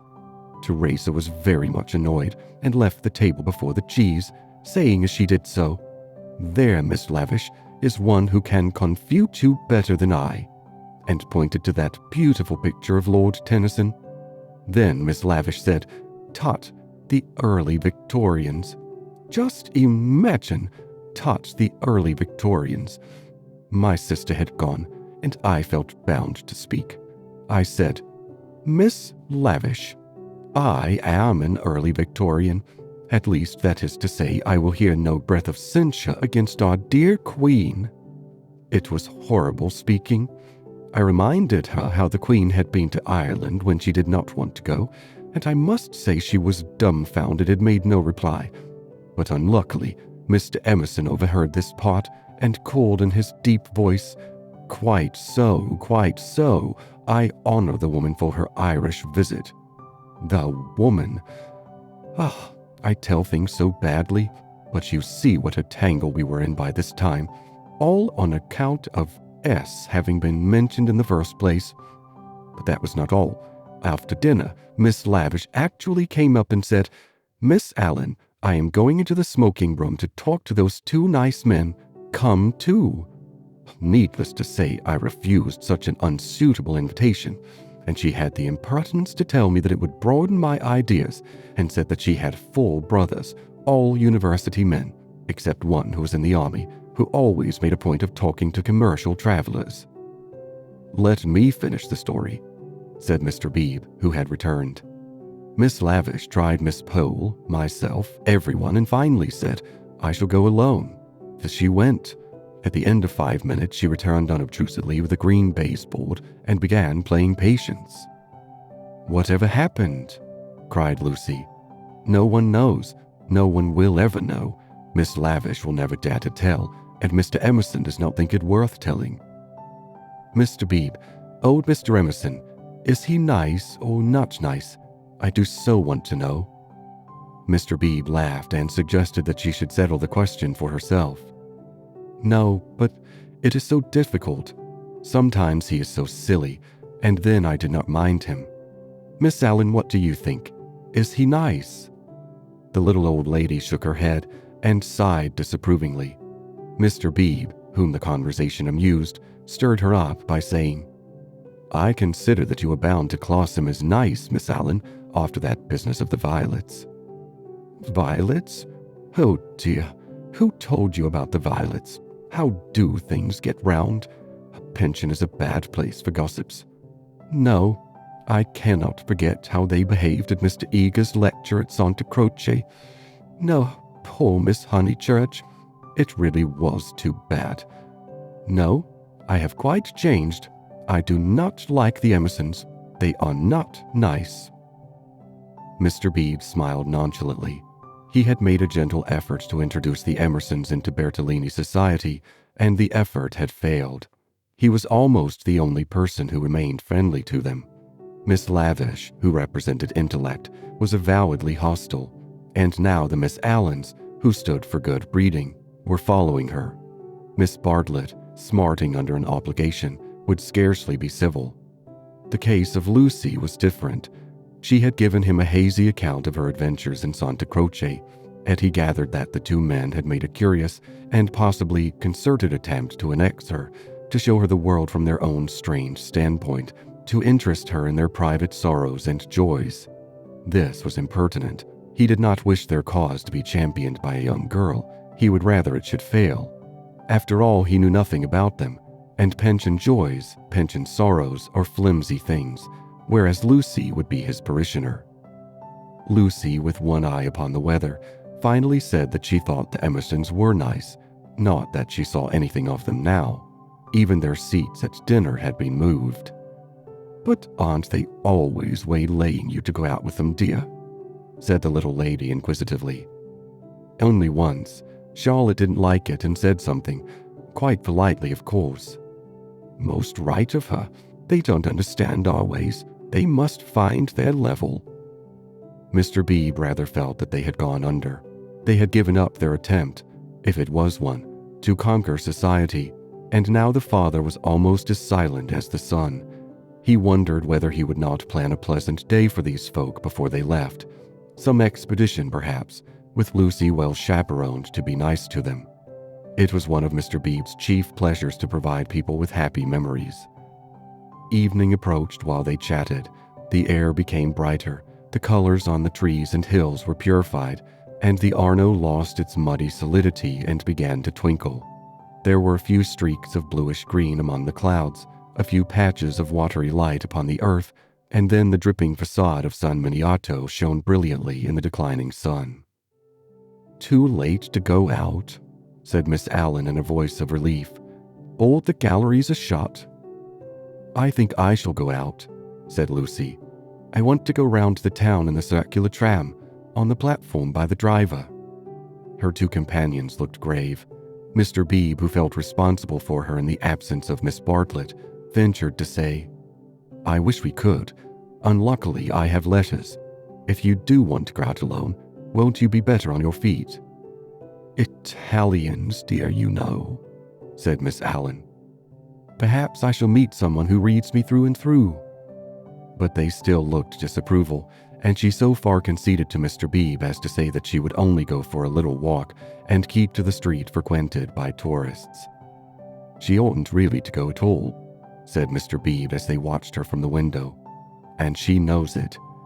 I put it down to too much Beethoven." End of Chapter 3. Chapter 4. Mr. Bebe was right. Lucy never knew her desires so clearly as after music. She had not really appreciated the clergyman's wit, nor the suggestive twitterings of Miss Allen.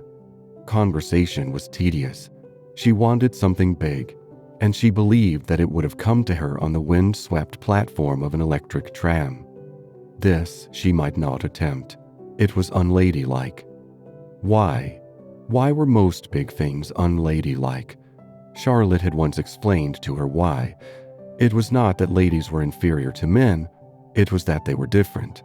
Their mission was to inspire others to achievement rather than to achieve themselves. Indirectly, by means of tact and a spotless name, a lady could accomplish much. But if she rushed into the fray herself, she would be first censured, then despised, and finally ignored. Poems had been written to illustrate this point. There is much that is immortal in this medieval lady. The dragons have gone, and so have the knights, but still she lingers in our midst. She reigned in many an early Victorian castle, and was queen of much early Victorian song. It is sweet to protect her in the intervals of business, sweet to pay her honor when she has cooked our dinner well. But alas, the creature grows degenerate. In her heart also there are springing up strange desires. She too is enamored of heavy winds, and vast panoramas, and green expanses of the sea. She has marked the kingdom of this world, how full it is of wealth and beauty and war, a radiant crust built around the central fires, spinning towards the receding heavens. Men, declaring that she inspires them to it, move joyfully over the surface, having the most delightful meetings with other men, happy not because they are masculine, but because they are alive. Before the show breaks up, she would like to drop the august title of the Eternal Woman and go there as her transitory self. Lucy does not stand for the medieval lady, who was rather an ideal to which she was bidden to lift her eyes when feeling serious. Nor has she any system of revolt. Here and there a restriction annoyed her particularly, and she would transgress it, and perhaps be sorry that she had done so. This afternoon she was peculiarly restive. She would really like to do something of which her well-wishers disapproved. As she might not go on the electric tram, she went to Alinari's shop. There she bought a photograph of Botticelli's Birth of Venus. Venus, being a pity, spoiled the picture, otherwise so charming, and Miss Bartlett had persuaded her to do without it. A pity in art, of course, signified the nude. Giorgione's Tempesta, the Idolino, some of the Sistine frescoes, and the Poxamenos were added to it. She felt a little calmer then, and bought Fra Angelico's Coronation, Giotto's Ascension of St. John, some Della Robbia babies, and some Guido Reni Madonnas. For her taste was Catholic, and she extended uncritical approval to every well-known name. But though she spent nearly 7 lire, the gates of liberty still seemed unopened. She was conscious of her discontent. It was new to her to be conscious of it. The world, she thought, is certainly full of beautiful things, if only I could come across them. It was not surprising that Mrs. Honeychurch disapproved of music, declaring that it always left her daughter peevish, unpractical, and touchy. Nothing ever happens to me, she reflected, as she entered the Piazza Signoria and looked nonchalantly at its marbles, now fairly familiar to her. The great square was in shadow. The sunshine had come too late to strike it. Neptune was already unsubstantial in the twilight, half god, half ghost, and his fountain plashed dreamily to the men and satyrs who idled together on its marge. The loggia showed as the triple entrance of a cave, wherein many a deity, shadowy but immortal, looked forth upon the arrivals and departures of mankind. It was the hour of unreality. The hour, that is, when unfamiliar things are real. An older person at such an hour and in such a place might think that sufficient was happening to him, and rest content. Lucy desired more. She fixed her eyes wistfully on the tower of the palace, which rose out of the lower darkness like a pillar of roughened gold. It seemed no longer a tower, no longer supported by earth, but some unattainable treasure throbbing in the tranquil sky. Its brightness mesmerized her, still dancing before her eyes when she bent then to the ground and started towards home. Then something did happen. 2 Italians by the loggia had been bickering about a debt. "Cinque lire," they had cried, "cinque lire." They sparred at each other, and one of them was hit lightly upon the chest. He frowned. He bent towards Lucy with a look of interest, as if he had an important message for her. He opened his lips to deliver it, and a stream of red came out between them and trickled down his unshaven chin. That was all. A crowd rose out of the dusk. It hid this extraordinary man from her and bore him away to the fountain. Mr. George Emerson happened to be a few paces away, looking at her across the spot where the man had been. How very odd. A cross something. Even as she caught sight of him, he grew dim. The palace itself grew dim, swayed above her, fell onto her softly, slowly, noiselessly, and the sky fell with it. She thought, "Oh, what have I done? Oh, what have I done?"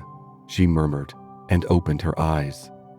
George Emerson still looked at her, but not across anything. She had complained of dullness, and lo, one man was stabbed and another held her in his arms. They were sitting on some steps in the Uffizi arcade. He must have carried her. He rose when she spoke and began to dust his knees. She repeated, "Oh, what have I done?" "You fainted." I am very sorry." "How are you now?" "Perfectly well, absolutely well." And she began to nod and smile. "Then let us come home. There's no point in our stopping." He held out his hand to pull her up. She pretended not to see it.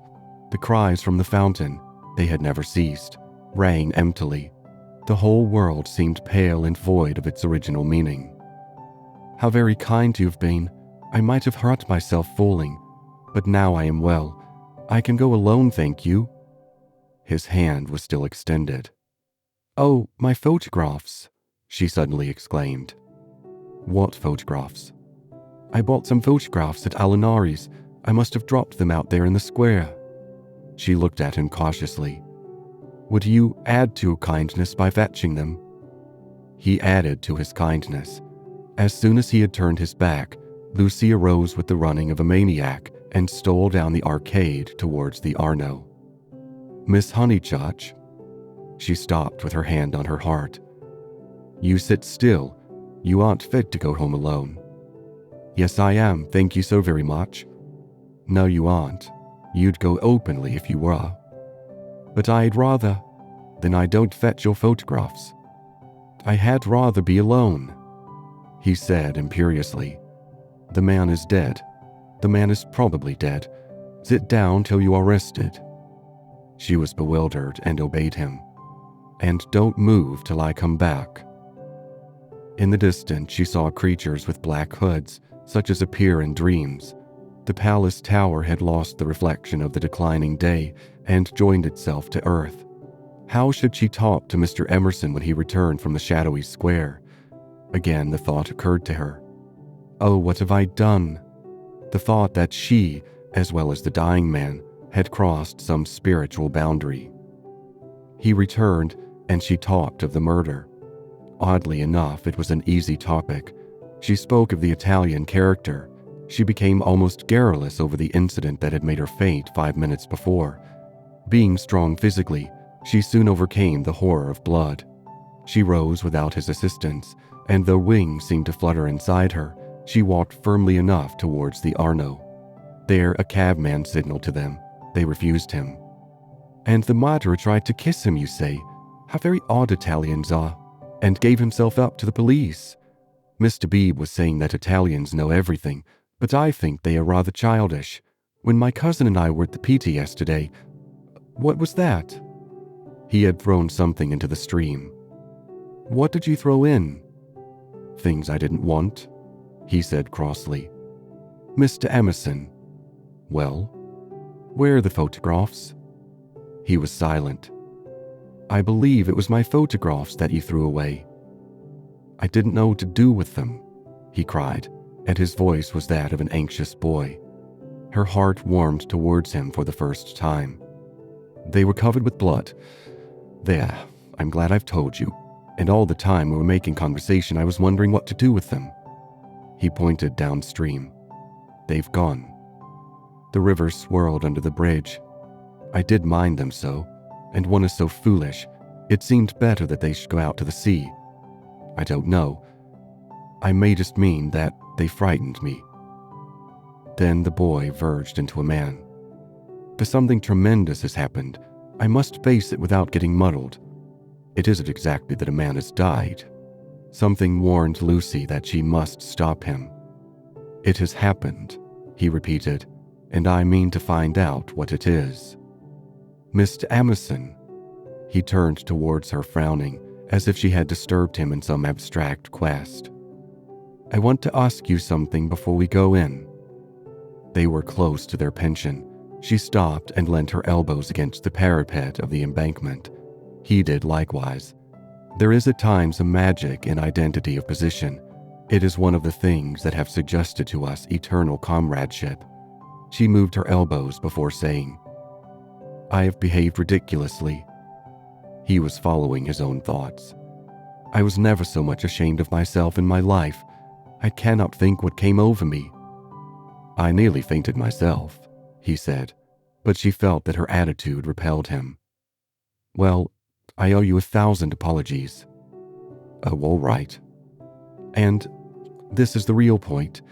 You know how silly people are gossiping. Ladies especially, I'm afraid. You understand what I mean?" "I'm afraid I don't." "I mean, would you not mention it to anyone? My foolish behavior." "Your behavior? Oh, yes. All right, all right. Thank you so much. And would you—" She could not carry her request any further. The river was rushing below them, almost black in the advancing night. He had thrown her photographs into it, and then he had told her the reason. It struck her that it was hopeless to look for chivalry in such a man. He would do her no harm by idle gossip. He was trustworthy, intelligent, and even kind. He might even have a high opinion of her, but he lacked chivalry. His thoughts, like his behavior, would not be modified by all. It was useless to say to him, "And would you?" and hope that he would complete the sentence for himself, averting his eyes from her nakedness like the night in that beautiful picture. She had been in his arms, and he remembered it, just as he remembered the blood in the photographs that she had bought in Alinari's shop. It was not exactly that a man had died. Something had happened to the living. They had come to a situation where character tells and where childhood enters upon the branching paths of youth. "Well, thank you so much," she repeated. "How quickly these accidents do happen, and then one returns to the old life." "I don't." Anxiety moved her to question him. His answer was puzzling. "I shall probably want to live." "But why, Mr. Emerson? What do you mean?" "I shall want to live, I say." Leaning her elbows on the parapet, she contemplated the river Arno, whose roar was suggesting some unexpected melody to her ears. End of Chapter 4. Chapter 5. Possibilities of a Pleasant Outing. It was a family saying that you never knew which way Charlotte Bartlett would turn. She was perfectly pleasant and sensible over Lucy's adventure, found the abridged account of it quite adequate, and paid suitable tribute to the courtesy of Mr. George Emerson. She and Miss Lavish had had an adventure also. They had been stopped at the Dazio coming back, and the young officials there, who seemed impudent and désouvre, had tried to search their reticules for provisions. It might have been most unpleasant. Fortunately, Miss Lavish was a match for anyone. For good or for evil, Lucy was left to face her problem alone. None of her friends had seen her, either in the piazza or later on by the embankment. Mr. Bede, indeed, noticed her startled eyes at dinner time, had again passed to himself the remark of, "Too much Beethoven." But he only supposed that she was ready for an adventure, not that she had encountered it. This solitude oppressed her. She was accustomed to have her thoughts confirmed by others, or at all events contradicted. It was too dreadful not to know whether she was thinking right or wrong. At breakfast next morning, she took decisive action. There were two plans between which she had to choose. Mr. B was walking up to the Torre del Gallo with the Emersons and some American ladies. Would Miss Bartlett and Miss Honeychurch join the party? Charlotte declined for herself. She had been there in the rain the previous afternoon, but she thought it an admirable idea for Lucy, who hated shopping, changing money, fetching letters, and other irksome duties, all of which Miss Bartlett must accomplish this morning, and could easily accomplish alone. "No, Charlotte," cried the girl with real warmth. "It's very kind of Mr. Bebe, but I am certainly coming with you. I had much rather—" "Very well, dear," said Miss Bartlett, with a faint flush of pleasure that called forth a deep flush of shame on the cheeks of Lucy. How abominably she behaved to Charlotte, now as always. But now she should alter. All the morning she would be really nice to her. She slipped her arm into her cousin's, and they started off along the Lungarno. The river was a lion that morning in strength, voice, and color. Miss Bartlett insisted on leaning over the parapet to look at it. She then made her usual remark, which was, "How I do wish Freddy and your mother could see this too." Lucy fidgeted. It was tiresome of Charlotte to have stopped exactly where she did.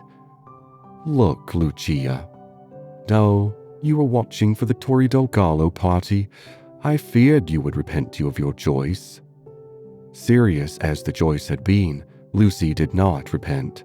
Yesterday had been a muddle, queer and odd, the kind of thing one could not write down easily on paper, but she had a feeling that Charlotte and her shopping were preferable to George Emerson and the summit of the Torre del Gallo. Since she could not unravel the tangle, she must take care not to re-enter it. She could protest sincerely against Miss Bartlett's insinuations. But though she had avoided the chief actor, the scenery unfortunately remained. Charlotte, with the complacency of fate, led her from the river to the Piazza Signoria. She could not have believed that stones, a loggia, a fountain, a palace tower would have such significance. For a moment she understood the nature of ghosts. The exact site of the murder was occupied, not by a ghost, but by Miss Lavish, who had the morning newspaper in her hand. She hailed them briskly. The dreadful catastrophe of the previous day had given her an idea which she thought would work up into a book. "Oh, let me congratulate you," said Miss Bartlett. "After your despair of yesterday, what a fortunate thing." "Aha, Miss Honeychurch, come you here. I am in luck. Now, you ought to tell me absolutely everything that you saw from the beginning." Lucy poked at the ground with her parasol. "But perhaps you would rather not." "I'm sorry, if you could manage without it, I think I would rather not." The elder ladies exchanged glances, not of disapproval. It is suitable that a girl should feel deeply. "It is I who am sorry," said Miss Lavish. "We literary hacks are shameless creatures. I believe there's no secret of the human heart into which we wouldn't pry." She marched cheerfully to the fountain and back, and did a few calculations in realism. Then she said that she had been in the piazza since 8 o'clock collecting material. A good deal of it was unsuitable, but of course one always had to adapt. The two men had quarreled over a 5-franc note. For the 5-franc note she should substitute a young lady, which would raise the tone of the tragedy, and at the same time furnish an excellent plot. "What is the heroine's name?" asked Miss Bartlett. "Leonora," said Miss Lavish. Her own name was Eleanor. "I do hope she's nice." That desideratum would not be omitted. "And what is the plot?" Love, murder, abduction, revenge was the plot. Out it all came while the fountain plashed to the satyrs in the morning sun. "I hope you'll excuse me for boring on like this," Miss Lavish concluded. "It is so tempting to talk to really sympathetic people. Of course, this is the barest outline. There would be a deal of local coloring, descriptions of Florence and the neighborhood, and I shall also introduce some humorous characters. And let me give you all fair warning. I intend to be unmerciful to the British tourist." "Oh, you wicked woman," cried Miss Bartlett. "I am sure you are thinking of the Emersons." Miss Lavish gave a Machiavellian smile. "I confess that in Italy my sympathies are not with my own countrymen. It is the neglected Italians who attract me, and whose lives I am going to paint so far as I can. For I repeat and I insist, and I have always held most strongly, that a tragedy such as yesterday's is not the less tragic because it happened in humble life." There was a fitting silence when Miss Lavish had concluded. Then the cousins wished success to her labors and walked slowly away across the square. "She is my idea of a really clever woman," said Miss Bartlett. "That last remark struck me so particularly true. It should be a most pathetic novel." Lucy assented. At present, her great aim was not to get put into it. Her perceptions this morning were curiously keen, and she believed that Miss Lavish had her on trial for an ingenue. "She is emancipated, but only in the very best sense of the word," continued Miss Bartlett slowly. "None but the superficial would be shocked at her. We had a long talk yesterday. She believes in justice and truth and human interest. She told me also that she has a high opinion of the destiny of woman." "Mr. Eager, why how nice. What a pleasant surprise." "Ah, not for me," said the chaplain blandly, "for I've been watching you and Miss Honeychurch for quite a little time." "We were chatting to Miss Lavish." His brow contracted. "So I saw. Were you indeed? Andate via, sono occupato." The last remark was made to a vendor of panoramic photographs who was approaching with a courteous smile. "I am about to venture a suggestion. Would you and Miss Honeychurch be disposed to join me in a drive some day this week? A drive in the hills? We might go up by Fiesole and back by Settignano. There's a point on that road where we could get down and have an hour's ramble on the hillside. The view thence of Florence is most beautiful, far better than the hackneyed view from Fiesole. It is a view that Alessio Baldovinetti is fond of introducing into his pictures. That man had a decided feeling for landscape, decidedly. But who looks at it today? Oh, the world is too much with us." Miss Bartlett had not heard of Alessio Baldovinetti, but she knew that Mr. Eager was no commonplace chaplain. He was a member of the residential colony who had made Florence their home. He knew the people who never walked about with their Beadekers, who had lured to take a siesta after lunch, who took drives the pensioned tourists never heard of, and saw by private influence galleries which were closed to them.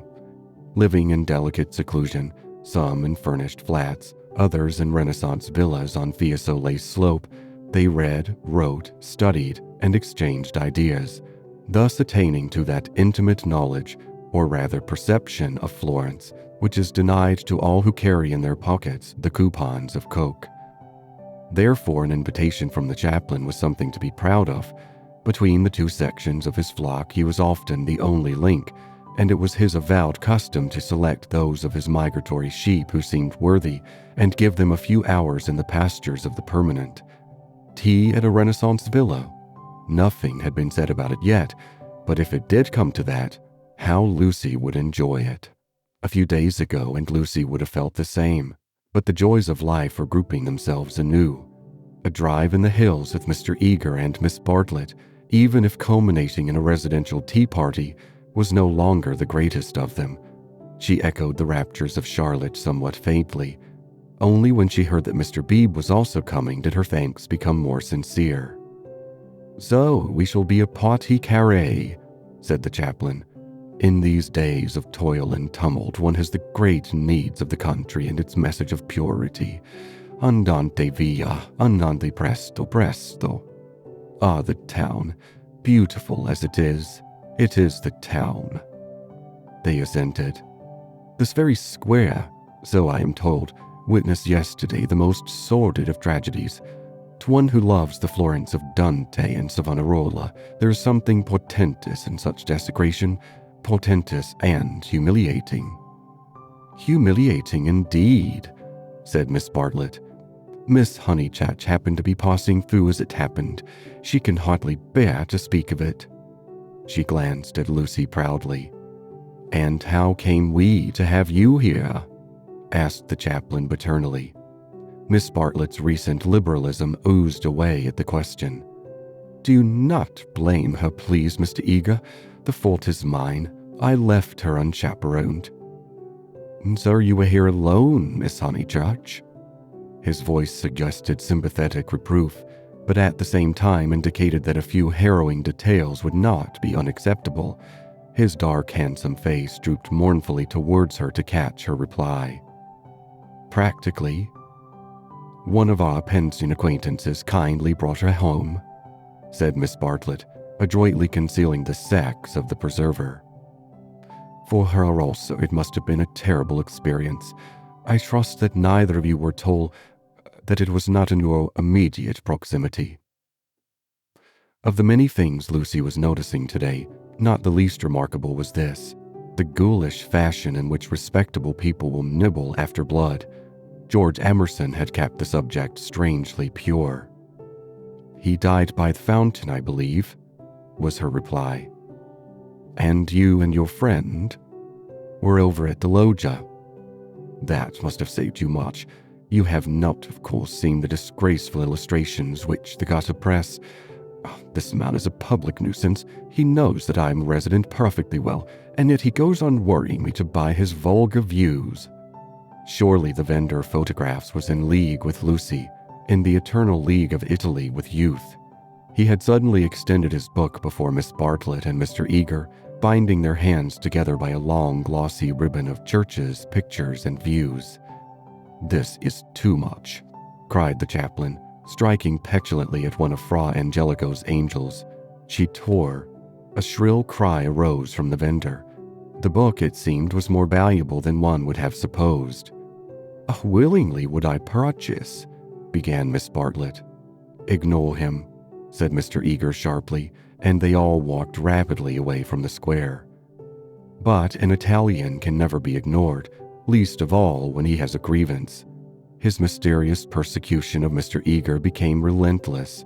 The air rang with his threats and lamentations. He appealed to Lucy. Would not she intercede? He was poor. He sheltered a family. The tax on bread.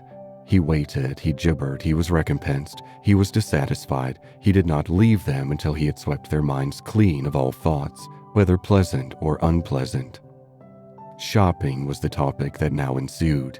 Under the chaplain's guidance, they selected many hideous presents and mementos, floored little picture frames that seemed fashioned in gilded pastry, other little frames, more severe, that stood on little easels and were carven out of oak, a blotting book of vellum, a Dante of the same material, cheap mosaic brooches which the maids next Christmas would never tell from real, pins, pots, heraldic saucers, brown art photographs, Eros and Psyche in alabaster, St. Peter to match, all of which would have cost less in London.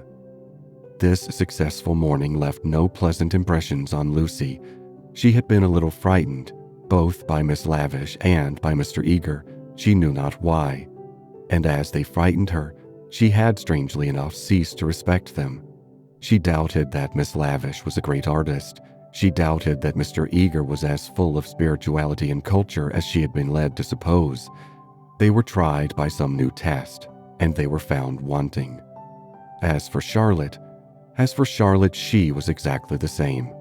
It might be possible to be nice to her. It was impossible to love her. The son of a laborer, I happen to know it for a fact, a mechanic of some sort himself when he was young. Then he took to writing for the socialistic press. I came across him at Brixton. They were talking about the Emersons. How wonderfully people rise in these days, sighed Miss Bartlett, fingering a model of the Leaning Tower of Pisa. Generally, replied Mr. Eager, one has only sympathy with their success, that desire for education and for social advance. In these things there is something not wholly vile. There are some working men whom one would be very willing to see out here in Florence, little as they would make of it. Is he a journalist now? Miss Bartlett asked. He is not. He made an advantageous marriage. He uttered this remark with a voice full of meaning, and ended it with a sigh. Who? So he has a wife? Dead, Miss Bartlett, dead. I wonder, yes, I wonder how he has the effrontery to look me in the face, to dare to claim acquaintance with me. He was in my London parish long ago. The other day in St. Croce, when he was with Miss Honeychurch, I snubbed him. Let him beware that he's not get more than a snub. What? Cried Lucy, flushing. Exposure, hissed Mr. Eager. He tried to change the subject, but in scoring a dramatic point, he had interested his audience more than he had intended. Miss Bartlett was full of very natural curiosity. Lucy, though she wished never to see the Emersons again, was not disposed to condemn them on a single word. "Do you mean," she asked, "that he is an irreligious man? We know that already." "Lucy, dear," said Miss Bartlett, gently reproving her cousin's penetration. "I should be astonished if you knew all. The boy, an innocent child at the time, I would exclude. God knows what his education and his inherited qualities may have made him." "Perhaps," said Miss Bartlett, "it is something that we had better not hear." "To speak plainly," said Mr. Eager, "it is. I will say no more." For the first time, Lucy's rebellious thoughts swept out in words, for the first time in her life. "You have said very little." "It was my intention to say very little," was his frigid reply. He gazed indignantly at the girl, who met him with equal indignation. She turned towards him from the shop counter. Her breast heaved quickly. He observed her brow and the sudden strength of her lips. It was intolerable that she should disbelieve him. "Murder, if you want to know," he cried angrily. "That man murdered his wife." "How?" she retorted. "To all intents and purposes, he murdered her.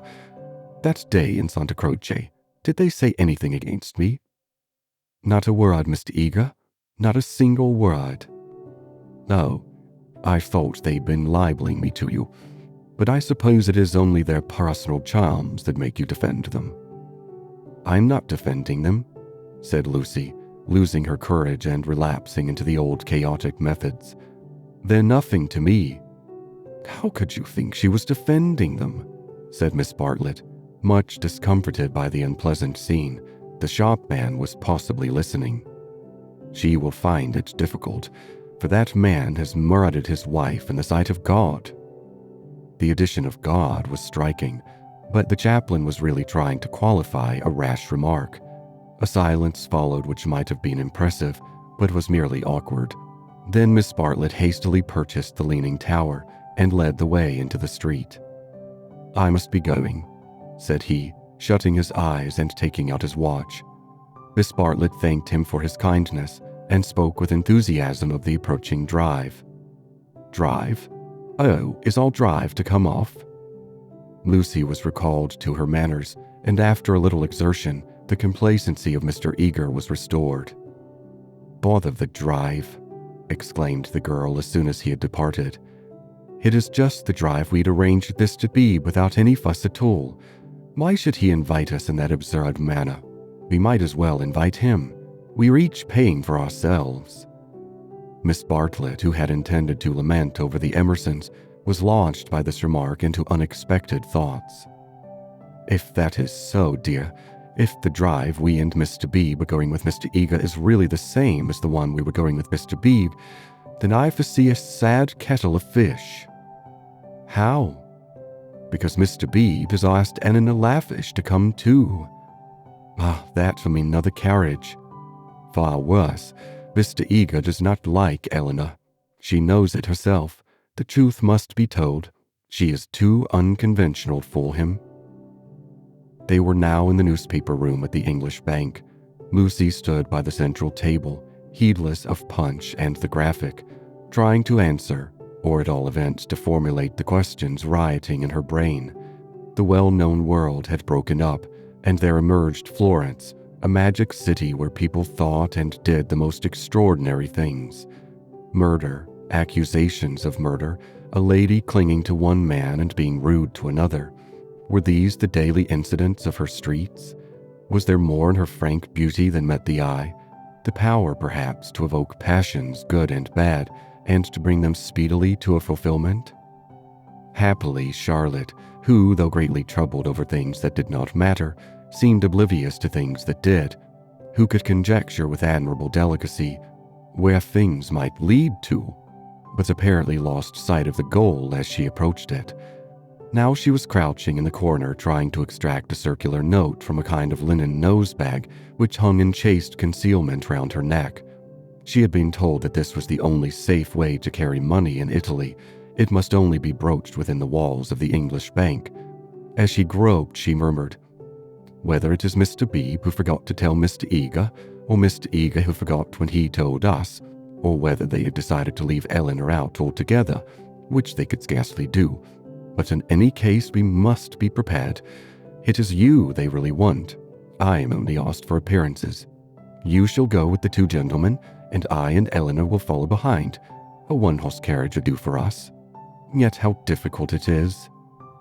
"It is indeed," replied the girl, with a gravity that sounded sympathetic. "What do you think about it?"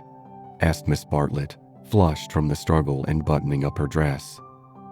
"I don't know what I think, nor what I want." "Oh, dear Lucy, I do hope Florence isn't boring you. Speak the word, and as you know, I would take you to the ends of the earth tomorrow." "Thank you, Charlotte," said Lucy, and pondered over the offer.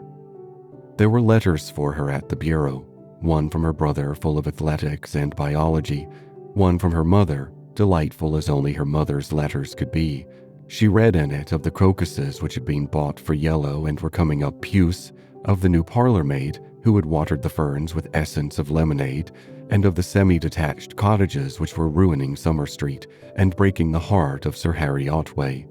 She recalled the free, pleasant life of her home, where she was allowed to do everything and where nothing ever happened to her.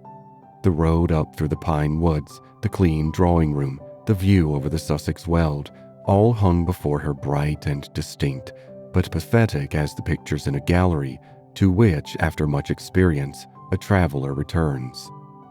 "And the news?" asked Miss Bartlett. "Mrs. Vyse and her son have gone to Rome," said Lucy, giving the news that interested her least. "Do you know the Vyses?" "Oh, not that way back. We can never have too much of the dear Piazza Signoria." "They're nice people, the Vyses. So clever. My idea of what's really clever. Don't you long to be in Rome?" "I die for it." "The Piazza Signoria is too stony to be brilliant.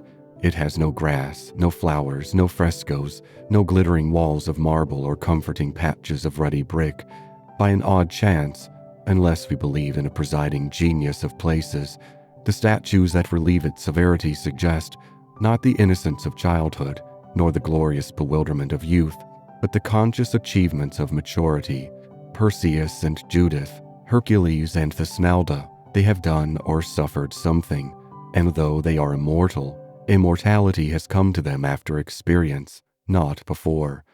Here, not only in the solitude of nature might a hero meet a goddess, or a heroine a god."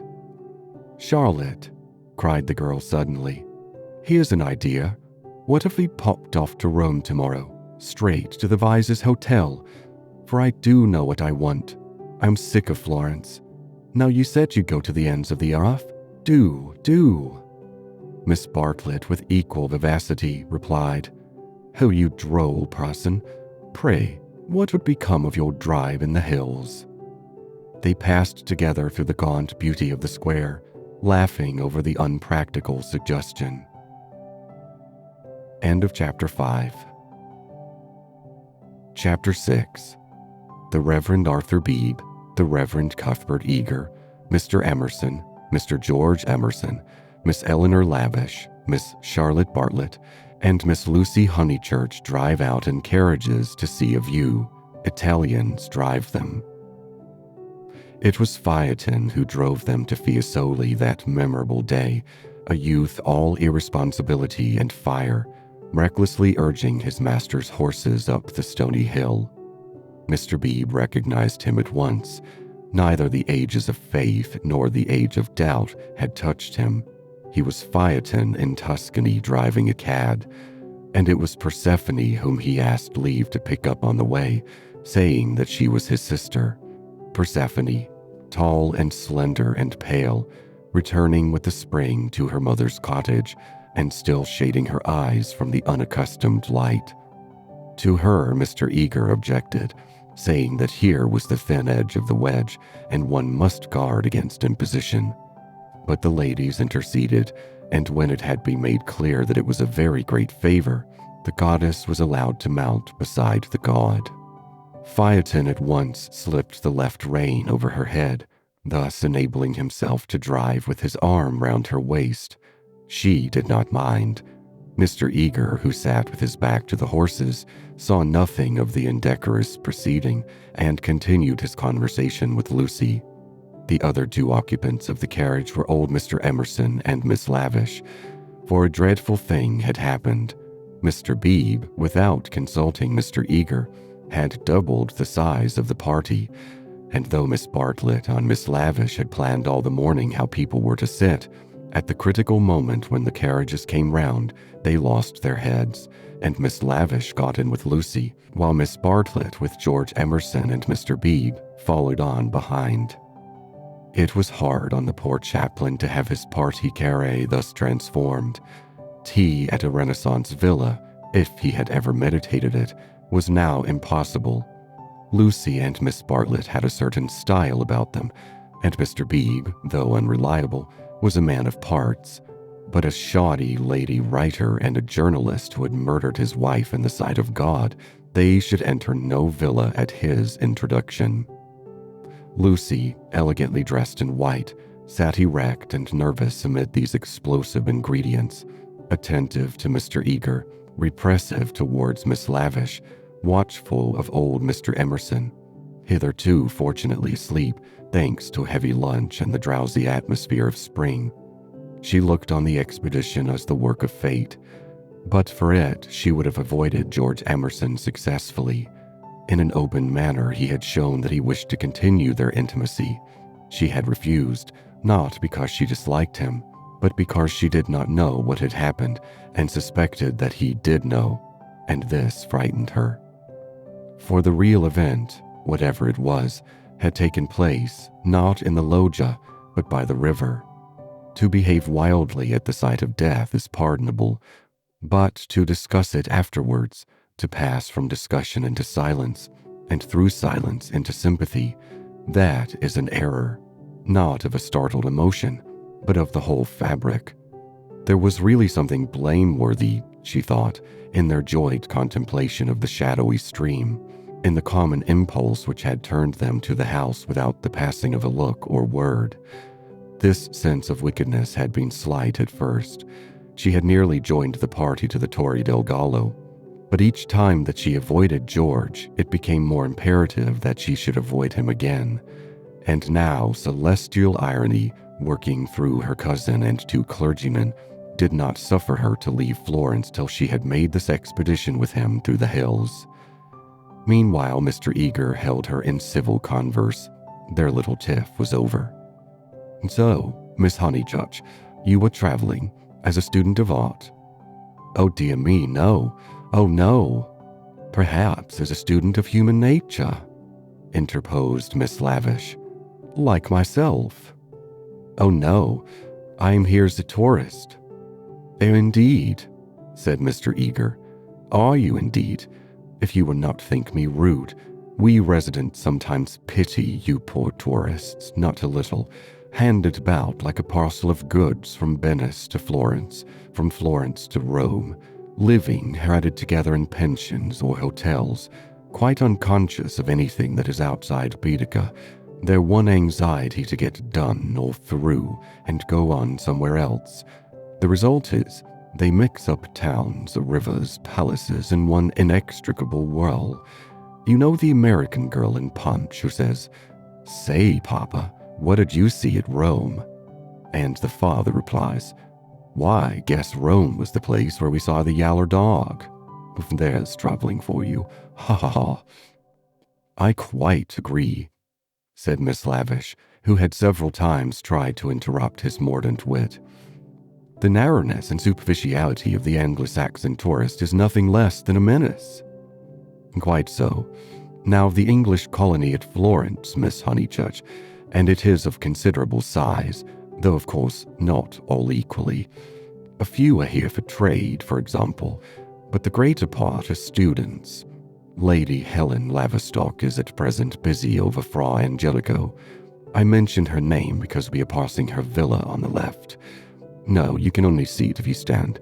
No, do not stand. You will fall. She is very proud of that thick hedge. Inside, perfect seclusion. One might have gone back 600 years. Some critics believe that her garden was the scene of the Decameron, which lends it an additional interest, does it not? It does indeed, cried Miss Lavish. Tell me, where do they place the scene of that wonderful seventh day? But Mr. Eager proceeded to tell Miss Honeychurch that on the right lived Mr. Someone Something, an American of the best type, so rare, and that the somebody else's were farther down the hill. Doubtless you know her monographs in the series of medieval byways. He is working at Gemistus Pletho. Sometimes, as I take tea in their beautiful grounds, I hear, over the wall, the electric tram squealing up the new road with its load of hot, dusty, unintelligent tourists who are going to do Fiesole in an hour in order that they may say they have been there. And I think how little they think what lies so near to them. During this speech, the two figures on the box were sporting with each other disgracefully. Lucy had a spasm of envy. Granted that they wished to misbehave, it was pleasant for them to be able to do so. They were probably the only people enjoying the expedition. The carriage swept with agonizing jolts up through the Piazza Fiesole and into the Settignano Road. Piano, piano, said Mr. Eager, elegantly waving his hand over his head. Va bene, signore, va bene, crooned the driver, and whipped his horses up again. Now Mr. Eager and Miss Lavish began to talk against each other on the subject of Alessio Baldovinetti. Was he a cause of the Renaissance, or was he one of its manifestations? The other carriage was left behind. As the pace increased to a gallop, the large slumbering form of Mr. Emerson was thrown against the chaplain with the regularity of a machine. Piano, piano, said he, with a martyred look at Lucy. An extra lurch made him turn angrily in his seat. Phaeton, who for some time had been endeavoring to kiss Persephone, had just succeeded. A little scene ensued, which, as Miss Bartlett said afterwards, was most unpleasant. The horses were stopped, the lovers were ordered to disentangle themselves, the boy was to lose his pourboire, the girl was immediately to get down. She is my sister, said he, turning round on them with piteous eyes. Mr. Eager took the trouble to tell him that he was a liar. Phaeton hung down his head, not at the matter of the accusation, but at its manner. At this point, Mr. Emerson, whom the shock of stopping had awoken, declared that the lovers must on no account be separated, and patted them on the back to signify his approval. And Miss Lavish, though unwilling to ally with him, felt bound to support the cause of Bohemianism. Most certainly I would let them be, she cried, but I dare say I shall receive scant support. I have always flown in the face of the conventions all my life. This is what I call an adventure. We must not submit, said Mr. Eager. I knew he was trying it on. He's treating us as if we were a party of Cook's tourists. Surely no, said Miss Lavish, her ardor visibly decreasing. The other carriage had drawn up behind, and sensible Mr. Bebe called out that after this warning the couple would be sure to behave themselves properly. Leave them alone, Mr. Emerson begged the chaplain of whom he stood in no awe. Do we find happiness so often that we should town it off the box when it happens to sit there?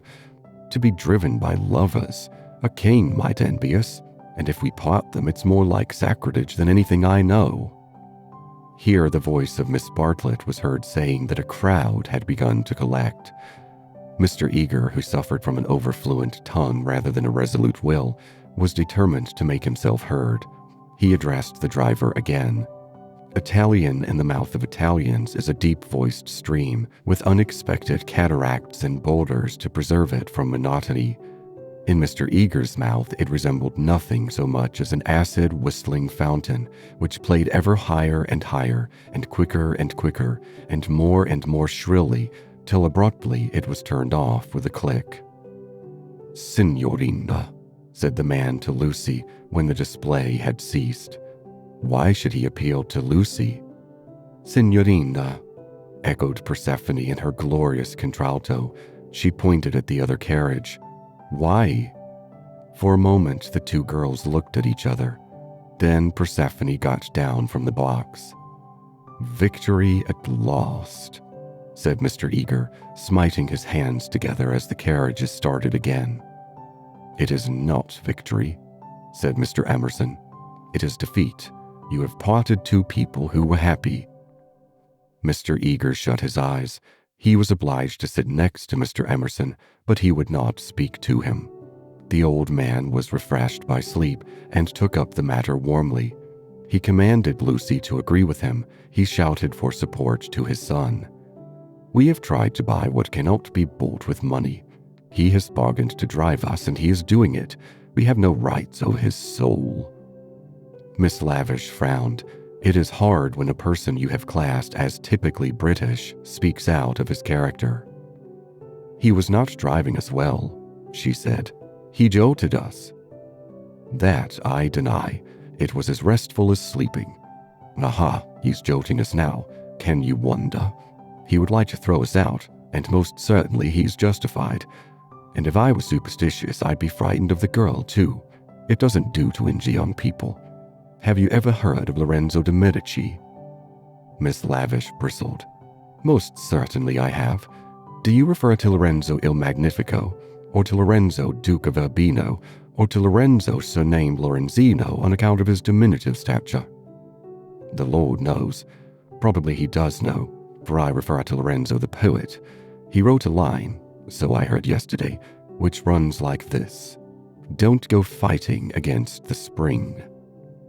Mr. Eager could not resist the opportunity for erudition.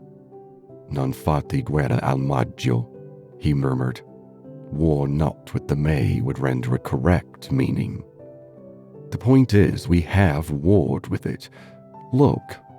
He pointed to the Val d'Arno, which was visible far below them, through the budding trees. 50 miles of spring, and we've come up to admire them. Do you suppose there's any difference between spring in nature and spring in man? But there we go, praising the one and condemning the other as improper, a shame that the same laws work eternally through both. No one encouraged him to talk. Presently Mr. Eager gave a signal for the carriages to stop, and marshaled the party for their ramble on the hill.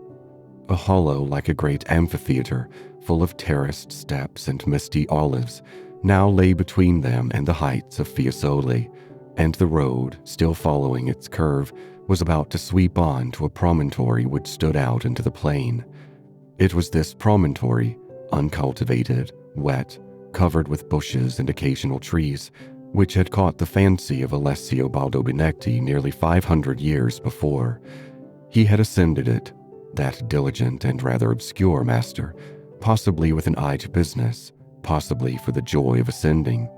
Standing there, he had seen that view of the Val d'Arno and distant Florence, which he afterwards had introduced not very effectively into his work. But where exactly had he stood? That was the question which Mr. Eager hoped to solve now. And Miss Lavish, whose nature was attracted by anything problematical, had become equally enthusiastic. But it is not easy to carry the pictures of Alessio Baldovinetti in your head, even if you remember to look at them before starting. And the haze in the valley increased the difficulty of the quest. The party sprang about from tuft to tuft of grass, their anxiety to keep together being only equaled by their desire to go in different directions. Finally, they split into groups. Lucy clung to Miss Bartlett and Miss Lavish. The Emersons returned to hold laborious converse with the drivers, while the two clergymen, who were expected to have topics in common, were left to each other. The two elder ladies soon threw off the mask. In the audible whisper that was now so familiar to Lucy, they began to discuss, not Alessio Baldovinetti, but the drive. Miss Bartlett had asked Mr. George Emerson what his profession was, and he had answered, The railway. She was very sorry that she had asked him. She had no idea that it would be such a dreadful answer, or she would not have asked him. Mr. Bebe had turned the conversation so cleverly, and she hoped that the young man was not very much hurt at her asking him. The railway? Gasped Miss Lavish. Oh, but I shall die. Of course it was the railway. She could not control her mirth. He is the image of a porter on the southeastern. Eleanor, be quiet, plucking at her vivacious companion. Hush, they'll hear the Emersons. I can't stop. Let me go my wicked way. A porter. Eleanor. I'm sure it's all right, put in Lucy. The Emersons won't hear, and they wouldn't mind if they did. Miss Lavish did not seem pleased at this. Miss Honeychurch listening, she said rather crossly. Puff, woof, you naughty girl, go away. Oh, Lucy, you ought to be with Mr. Eager, I'm sure. I can't find them now, and I don't want to either. Mr. Eager would be offended. It is your party. Please, I'd rather stop here with you. No, I agree, said Miss Lavish. It's like a school feast. The boys have got separated from the girls. Miss Lucy, you are to go. We wish to converse on high topics unsuited for your ear. The girl was stubborn. As her time at Florence drew to its close, she was only at ease amongst those to whom she felt indifferent. Such a one was Miss Lavish, and such for the moment was Charlotte. She wished she had not called attention to herself. They were both annoyed at her remark and seemed determined to get rid of her. How tired one gets, said Miss Bartlett. Oh, I do wish Freddy and your mother could be here. Unselfishness with Miss Bartlett had entirely usurped the functions of enthusiasm. Lucy did not look at the view either. She would not enjoy anything till she was safe in Rome. Then sit you down, said Miss Lavish. Observe my foresight.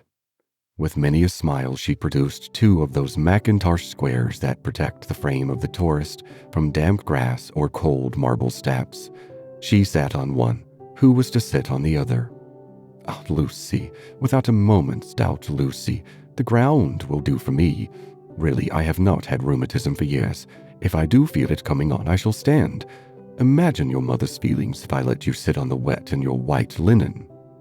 She sat down heavily where the ground looked particularly moist. Here we are, all settled delightfully. Even if my dress is thinner, it will not show so much being brown. Sit down, dear. You are too unselfish. You don't desert yourself enough. She cleared her throat. Now, don't be alarmed. This isn't a cold. It's the tiniest cough, and I have had it 3 days. It's nothing to do with sitting here at all. There was only one way of treating the situation. At the end of 5 minutes, Lucy departed in search of Mr. Bede and Mr. Eager, vanquished by the Mackintosh square. She addressed herself to the drivers, who were sprawling in the carriages, perfuming the cushions with cigars. The miscreant, a bony young man scorched black by the sun, rose to greet her with the courtesy of a host and the assurance of a relative. Dove, said Lucy, after much anxious thought. His face lit up. Of course he knew where. Not so far either. His arm swept 3/4 of the horizon. He should just think he did know where. He pressed his fingertips to his forehead and then pushed them towards her, as if oozing with visible extract of knowledge. More seemed necessary. What was the Italian for clergyman? Dove buoni uomini, said she at last. Good. Scarcely the adjective for those noble beings. He showed her his cigar. Uno più piccolo, was her next remark, implying, has the cigar been given to you by Mr. Bebe, the smaller of the 2 good men? She was correct, as usual. He tied the horse to the tree, kicked it to make it stay quiet, dusted the carriage, arranged his hair, remolded his hat, encouraged his mustache, and in rather less than 1/4 of a minute was ready to conduct her. Italians are born knowing the way. It would seem that the whole earth lay before them, not as a map, but as a chessboard, whereon they continually behold the changing pieces as well as the squares. Anyone can find places, but the finding of people is a gift from God. He only stopped once to pick her some great blue violets. She thanked him with real pleasure. In the company of this common man, the world was beautiful and direct. For the first time, she felt the influence of spring. His arms swept the horizon gracefully. Violets, like other things, existed in great profusion there. Would she like to see them? Mapwilni uamini? He bowed. Certainly. Good men first, violets afterwards. They proceeded briskly through the undergrowth, which became thicker and thicker. They were nearing the edge of the promontory, and the view was stealing round them, but the brown network of the bushes shattered it into countless pieces. He was occupied in his cigar, and in holding back the pliant boughs. She was rejoicing in her escape from dullness. Not a step, not a twig was unimportant to her. What is that? There was a voice in the wood in the distance behind them. The voice of Mr. Eager? He shrugged his shoulders. An Italian's ignorance is something more remarkable than his knowledge. She could not make him understand that perhaps they had missed the clergyman. The view was forming at last. She could discern the river, the golden plain, other hills. Eccolo, he exclaimed. At the same moment, the ground gave way, and with a cry, she fell out of the wood. Light and beauty enveloped her. She had fallen onto a little open terrace, which was covered with violets from end to end. Courage, cried her companion, now standing some 6 feet above. Courage and love. She did not answer. From her feet, the ground sloped sharply into the view, and violets ran down in rivulets and streams and cataracts, irrigating the hillside with blue, eddying round the tree stems, collecting into pools in the hollows, covering the grass with spots of azure foam. But never again were they in such profusion.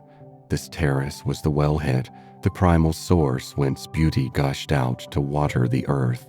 Standing at its brink, like a swimmer who prepares, was the good man.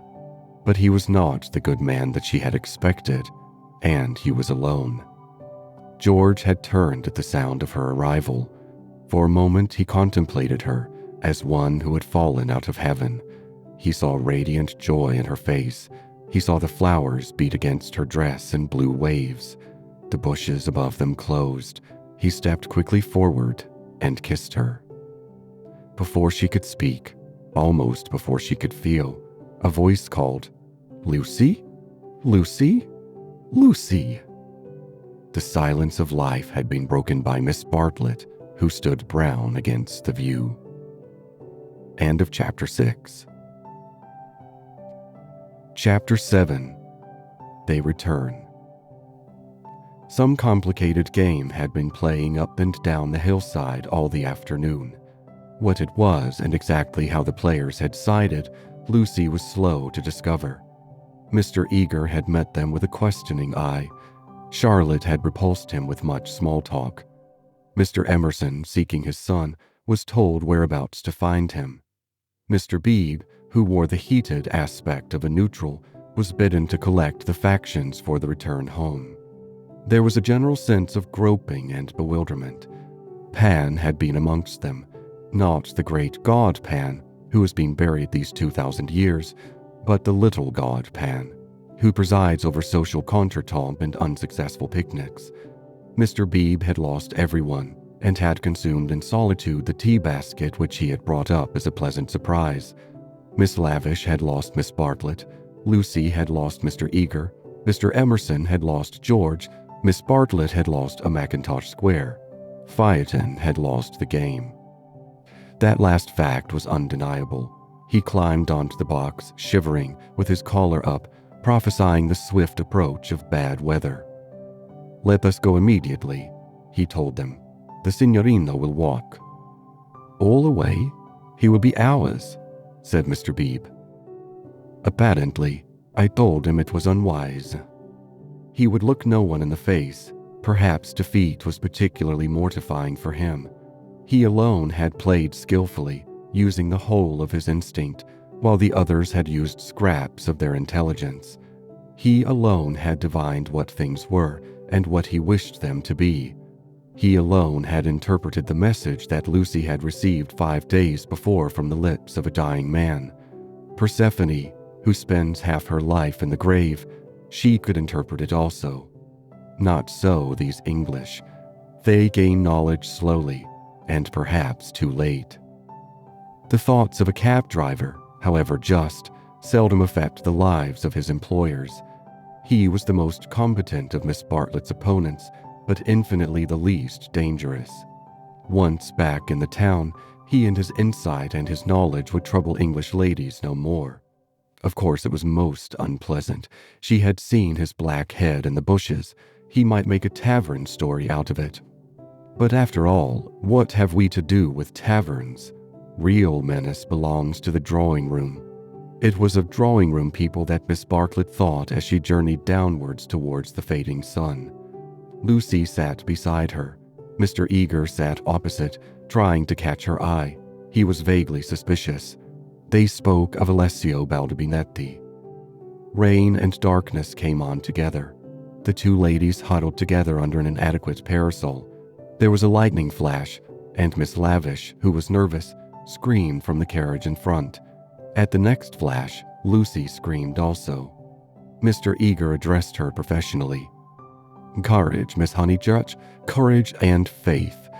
If I might say so, there is something almost blasphemous in this horror of the elements.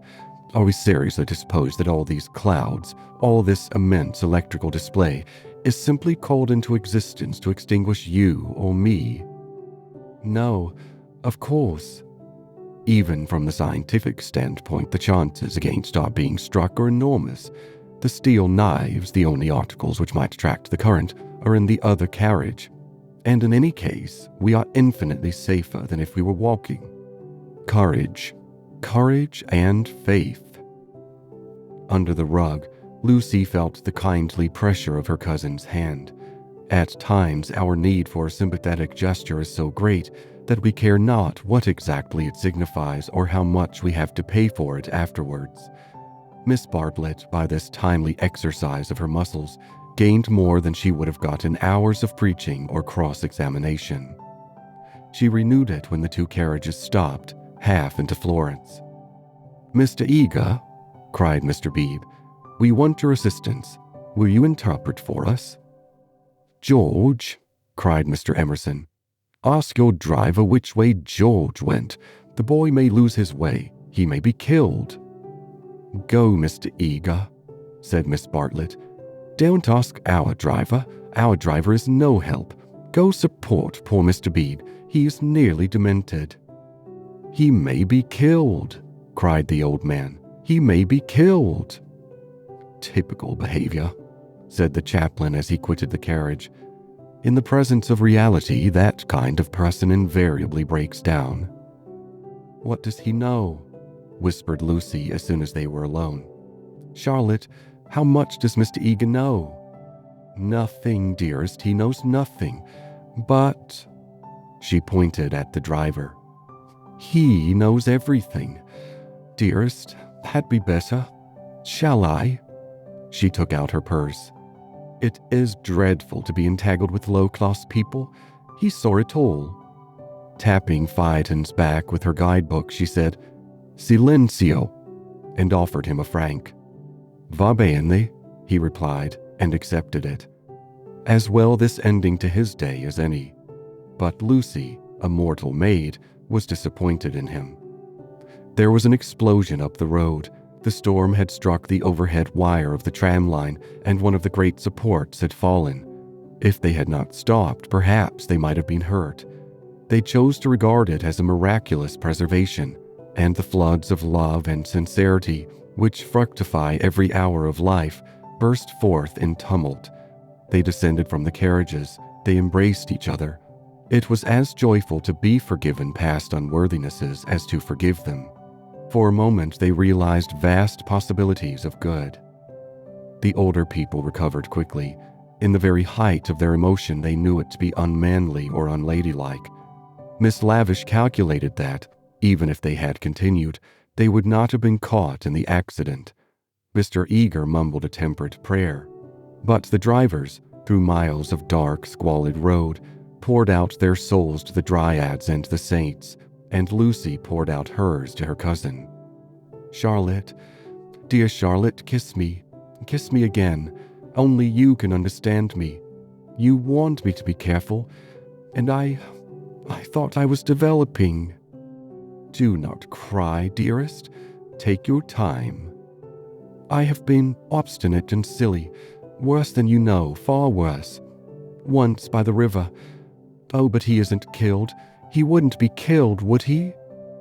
The thought disturbed her repentance. As a matter of fact, the storm was worst along the road, but she had been near danger, and so she thought it must be near to everyone. "I trust not. One would always pray against that." "He is really. I think he was taken by surprise, just as I was before. But this time I'm not to blame. I want you to believe that. I simply slipped into those violets. No, I want to be really truthful. I am a little to blame. I had silly thoughts.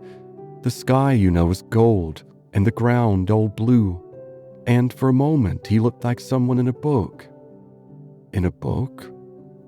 "Heroes, gods, the nonsense of schoolgirls." "And then?"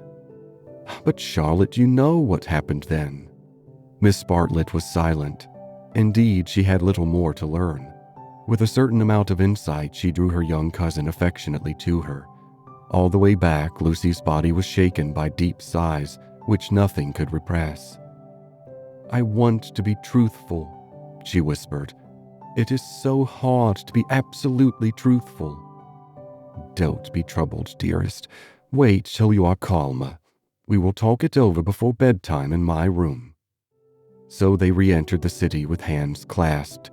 It was a shock to the girl to find how far emotion had ebbed in others. The storm had ceased, and Mr. Emerson was easier about his son.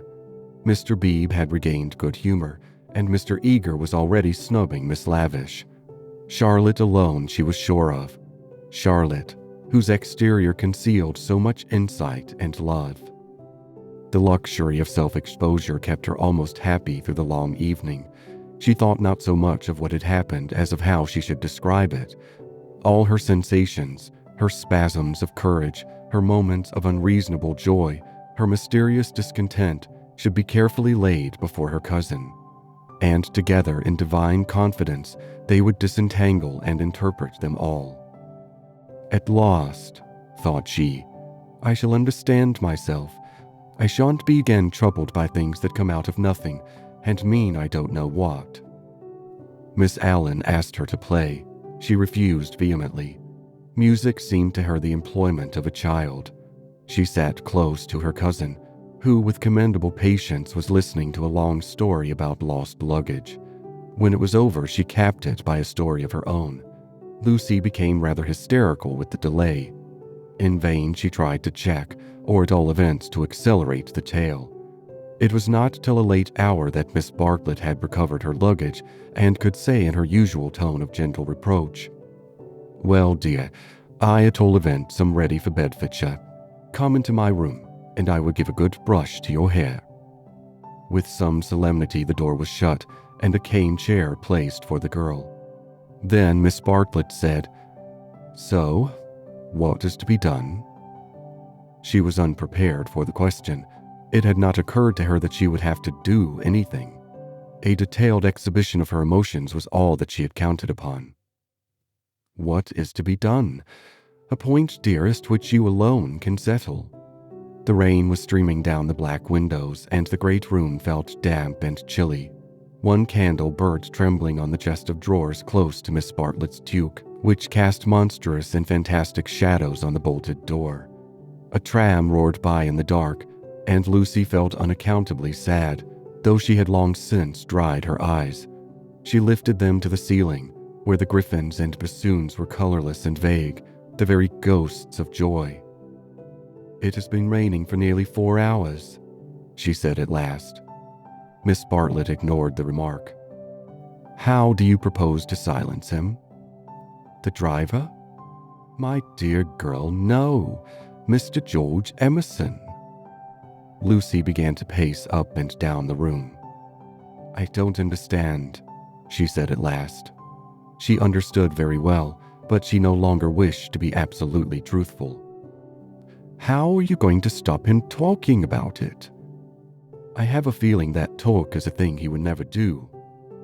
I, too, intend to judge him charitably, but unfortunately I have met the type before.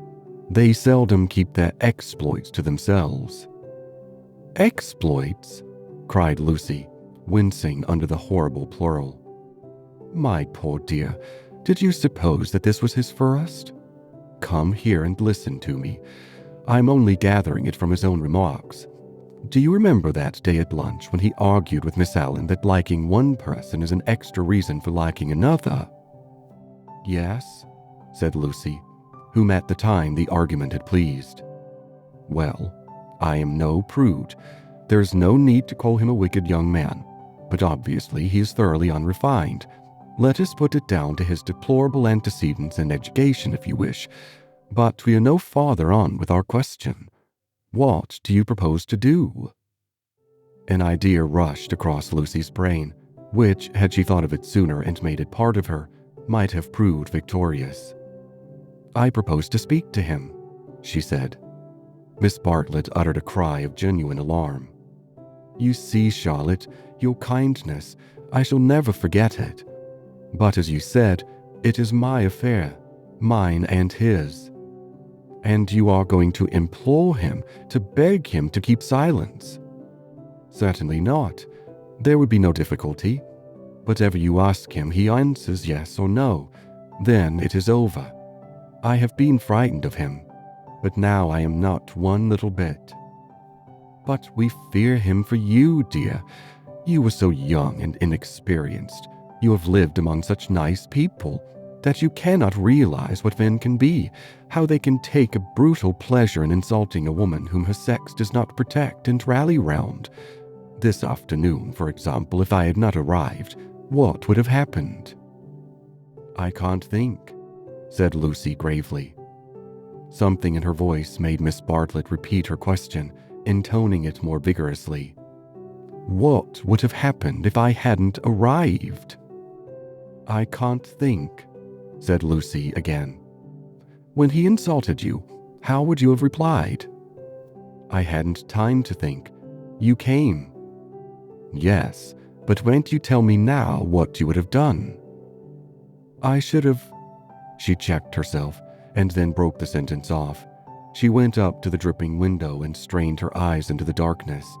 She could not think what she would have done. "Come away from the window, dear," said Miss Bartlett. "You will be seen from the road." Lucy obeyed. She was in her cousin's power. She could not modulate out to the key of self-abasement in which she had started. Neither of them referred again to her suggestion that she should speak to George and settle the matter, whatever it was, with him. Miss Bartlett became plaintive. "Oh, for a real man. We are only two women, you and I. Mr. Bebe is hopeless. There is Mr. Eager, but you do not trust him. No, for your brother. He is young, but I know that his sister's insult would rouse in him a very lion. Thank God chivalry is not yet dead. There is still left some men who can reverence woman." As she spoke, she pulled off her rings, of which she wore several, and ranged them upon the pincushion. Then she blew into her gloves and said, "It will be a push to catch the morning train, but we must try." "What train?" "The train to Rome." She looked at her gloves critically. The girl received the announcement as easily as it had been given. "When does the train to Rome go?" "At 8. Signora Bertonlini would be upset." "We must face that," said Miss Bartlett, not liking to say that she had given notice already. "She will make us pay for a whole week's pension." "I expect she will. However, we should be much more comfortable at the Vyse's hotel. Isn't afternoon tea given there for nothing?" "Yes, but they pay extra for wine." After this remark, she remained motionless and silent. To her tired eyes, Charlotte throbbed and swelled like a ghostly figure in a dream. They began to sort their clothes for packing, for there was no time to lose if they were to catch the train to Rome. Lucy, when admonished, began to move to and fro between the rooms, more conscious of the discomforts of packing by candlelight than of a subtler ill. Charlotte, who was practical without ability, knelt by the side of an empty trunk, vainly endeavoring to pave it with books of varying thickness and size. She gave 2 or 3 sighs, for the stooping posture hurt her back, and for all her diplomacy, she felt that she was growing old. The girl heard her as she entered the room, and was seized with one of those emotional impulses to which she could never attribute a cause. She only felt that the candle would burn better, the packing go easier, the world be happier, if she could give and receive some human love. The impulse had come before today, but never so strongly. She knelt down by her cousin's side and took her in her arms. Miss Bartlett returned the embrace with tenderness and warmth. But she was not a stupid woman, and she knew perfectly well that Lucy did not love her, but needed her to love, for it was in ominous tones that she said, after a long pause, "Dearest Lucy, how will you ever forgive me?" Lucy was on her guard at once, knowing by bitter experience what forgiving Miss Bartlett meant. Her emotion relaxed, she modified her embrace a little, and she said, "Charlotte, dear, what do you mean? As if I have anything to forgive." "You have a great deal, and I have a very great deal to forgive myself too. I know very well how much I vex you at every turn." "But no." Miss Bartlett assumed her favorite role, that of the prematurely aged martyr. "No, but yes. I feel that our tour together is hardly the success I had hoped. I might have known it would not do. You want someone younger and stronger, and more in sympathy with you. I am too uninteresting and old-fashioned, only fit to pack and unpack your things." "Ah, please." "My only consolation was that you found people more to your taste, and were often able to leave me at home. I had my own poor ideas of what a lady ought to do, but I hope I did not inflict them on you more than was necessary. You had your own way about these rooms, at all events." "You mustn't say these things," said Lucy softly. She still clung to the hope that she and Charlotte loved each other heart and soul. They continued to pack in silence. "I have been a failure," said Miss Bartlett, as she struggled with the straps of Lucy's trunk instead of strapping her own. "Failed to make you happy, failed in my duty to your mother. She's been so generous to me, I shall never face her again after this disaster." "But Mother will understand. It is not your fault, this trouble, and it isn't a disaster either." "It is my fault. It is a disaster. She will never forgive me, and rightly. For instance, what right had I to make friends with Miss Lavish?" "Every right. When I was here for your sake. If I have vexed you, it is equally true that I have neglected you. Your mother will see this as clearly as I do when you tell her." Lucy, from a cowardly wish to improve the situation, said, "Why need Mother hear of it?" "But you tell her everything." "I suppose I do, generally." "I dare not break your confidence. There is something sacred in it. Unless you feel that it is a thing you could not tell her." The girl would not be degraded to this. "Naturally, I should have told her. But in case she should blame you in any way, I promise I will not. I am very willing not to. I will never speak of it either to her or to anyone." Her promise brought the long-drawn interview to a sudden close. Miss Bartlett pecked her smartly on both cheeks, wished her good night, and sent her to her own room. For a moment, the original trouble was in the background. George would seem to have behaved like a cad throughout. Perhaps that was the view which one would take eventually. At present, she neither acquitted nor condemned him. She did not pass judgment. At the moment when she was about to judge him, her cousin's voice had intervened, and ever since, it was Miss Bartlett who had dominated. Miss Bartlett, who even now could be heard sighing into a crack in the partition wall. Miss Bartlett, who had really been neither pliable nor humble, nor inconsistent. She had worked like a great artist. For a time, indeed for years, she had been meaningless. But at the end, there was presented to the girl the complete picture of a cheerless, loveless world in which the young rush to destruction until they learn better. A shamefaced world of precautions and barriers which may avert evil, but which did not seem to bring good, if we may judge from those who've used them most. Lucy was suffering from the most grievous wrong which this world has yet discovered. Diplomatic advantage had been taken of her sincerity, of her craving for sympathy and love. Such a wrong is not easily forgotten. Never again did she expose herself without due consideration and precaution against rebuff, and such a wrong may react disastrously upon the soul. The doorbell rang, and she started to the shutters. Before she reached them, she hesitated, turned, and blew out the candle. Thus it was that, though she saw someone standing in the wet below, he, though he looked up, did not see her. To reach his room, he had to go by hers. She was still dressed. It struck her that she might slip into the passage and just say that she would be gone before he was up, and that their extraordinary intercourse was over. Whether she would have dared to do this was never proved. At the critical moment, Miss Bartlett opened her own door, and her voice said, "I wish one word with you in the drawing room, Mr. Emerson, please." Soon their footsteps returned, and Miss Bartlett said, "Good night, Mr. Emerson." His heavy, tired breathing was the only reply. The chaperone had done her work. Lucy cried aloud, "It isn't true. It can't all be true. I want not to be muddled. I want to go older quickly." Miss Bartlett tapped on the wall. "Go to bed at once, dear. You need all the rest you can get." In the morning, they left for Rome. End of Chapter 7. Chapter 8. Medieval. The drawing room curtains at Windy Corner had been pulled to meet, for the carpet was new and deserved protection from the August sun. They were heavy curtains, reaching almost to the ground, and the light that filtered through them was subdued and varied. A poet, none was present, might have quoted, "Life like a dome of many-colored glass," or might have compared the curtains to sluice gates lowered against the intolerable tides of heaven. Without was poured a sea of radiance. Within, the glory, though visible, was tempered to the capacities of man. Two pleasant people sat in the room.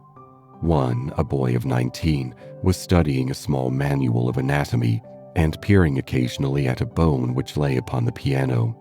From time to time he bounced in his chair and puffed and groaned, for the day was hot and the print small, and the human frame fearfully made, and his mother, who was writing a letter, did continually read out to him what she had written. And continually did she rise from her seat and part the curtains, so that a rivulet of light fell across the carpet, and make the remark that they were still there. "Where aren't they?" said the boy, who was Freddy, Lucy's brother. "I tell you, I'm getting fairly sick." "For goodness sake, go out of my drawing room then," cried Mrs. Honeychurch, who hoped to cure her children of slang by taking it literally. Freddy did not move or reply. "I think things are coming to a head," she observed, rather wanting her son's opinion on the situation if she could obtain it without undue supplication. Time they did. I am glad that Cecil is asking her this once more. It's his Ther I'd go, isn't it? Freddy, I do call the way you talk unkind. I didn't mean to be unkind. Then he added, "But I do think that Lucy might have got this off her chest in Italy. I don't know how girls manage things, but she can't have said no properly before, or she wouldn't have to say it again now.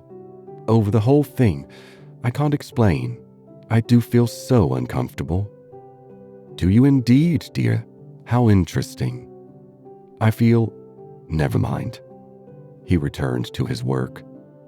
"Just listen to what I've written to Mrs. Vyse." I said, "Dear Mrs. Vyse." "Yes, Mother, you told me, a jolly good letter." I said, "Dear Mrs. Vyse, Cecil has just asked my permission about it, and I should be delighted if Lucy wishes it. But..." She stopped reading.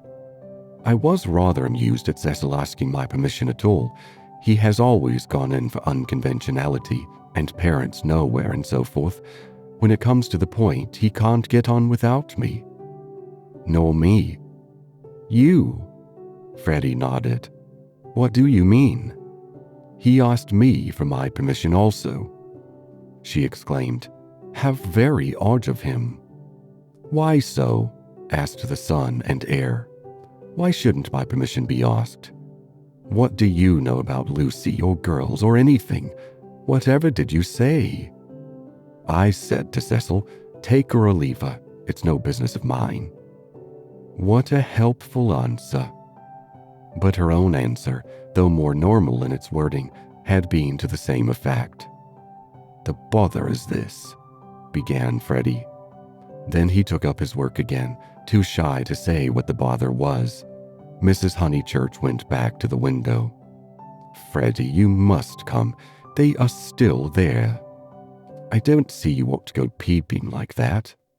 "Peeping like that? Can't I look out of my own window?" But she returned to the writing table, observing as she passed her son, "Still page 322? Freddy snorted and turned over 2 leaves. For a brief space they were silent.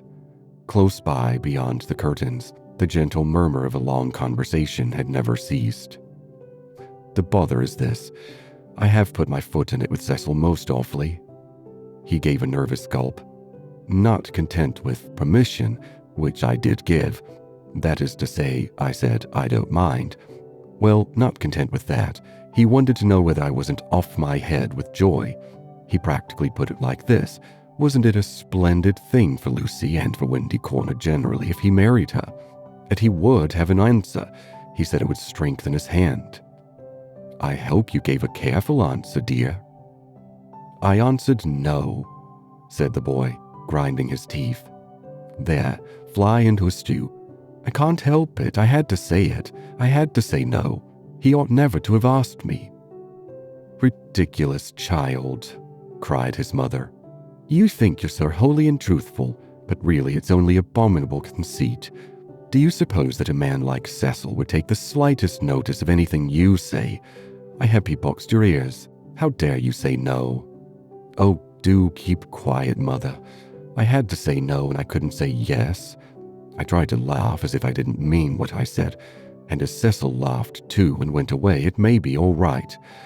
But I feel my foot's in it. Oh, do keep quiet, though, and let a man do some work."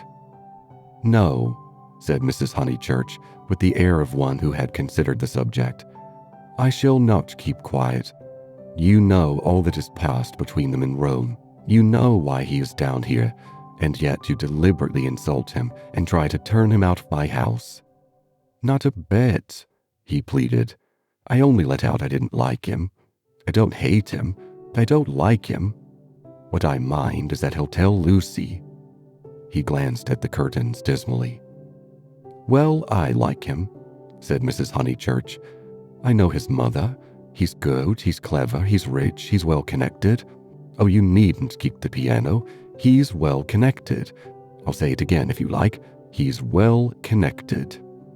She paused as if rehearsing her eulogy, but her face remained dissatisfied. She added, "And he has beautiful manners." "I liked him till just now. I suppose it's having him spoiling Lucy's first week at home, and it's also something that Mr. Bebe said, not knowing."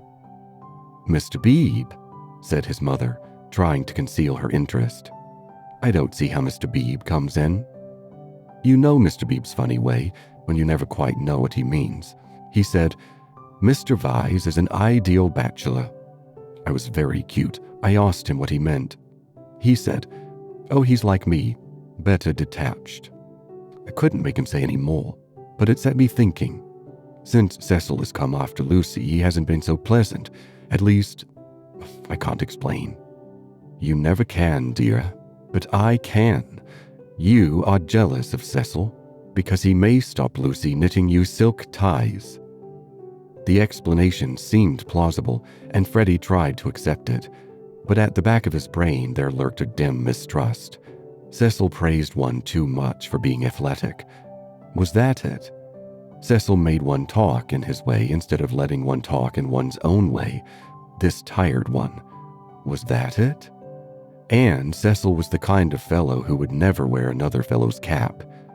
Unaware of his own profundity, Freddy checked himself. He must be jealous, or he would not dislike a man for such foolish reasons. "Will this do?" called his mother. "Dear Mrs. Vyse, Cecil has just asked my permission about it, and I should be delighted if Lucy wishes it."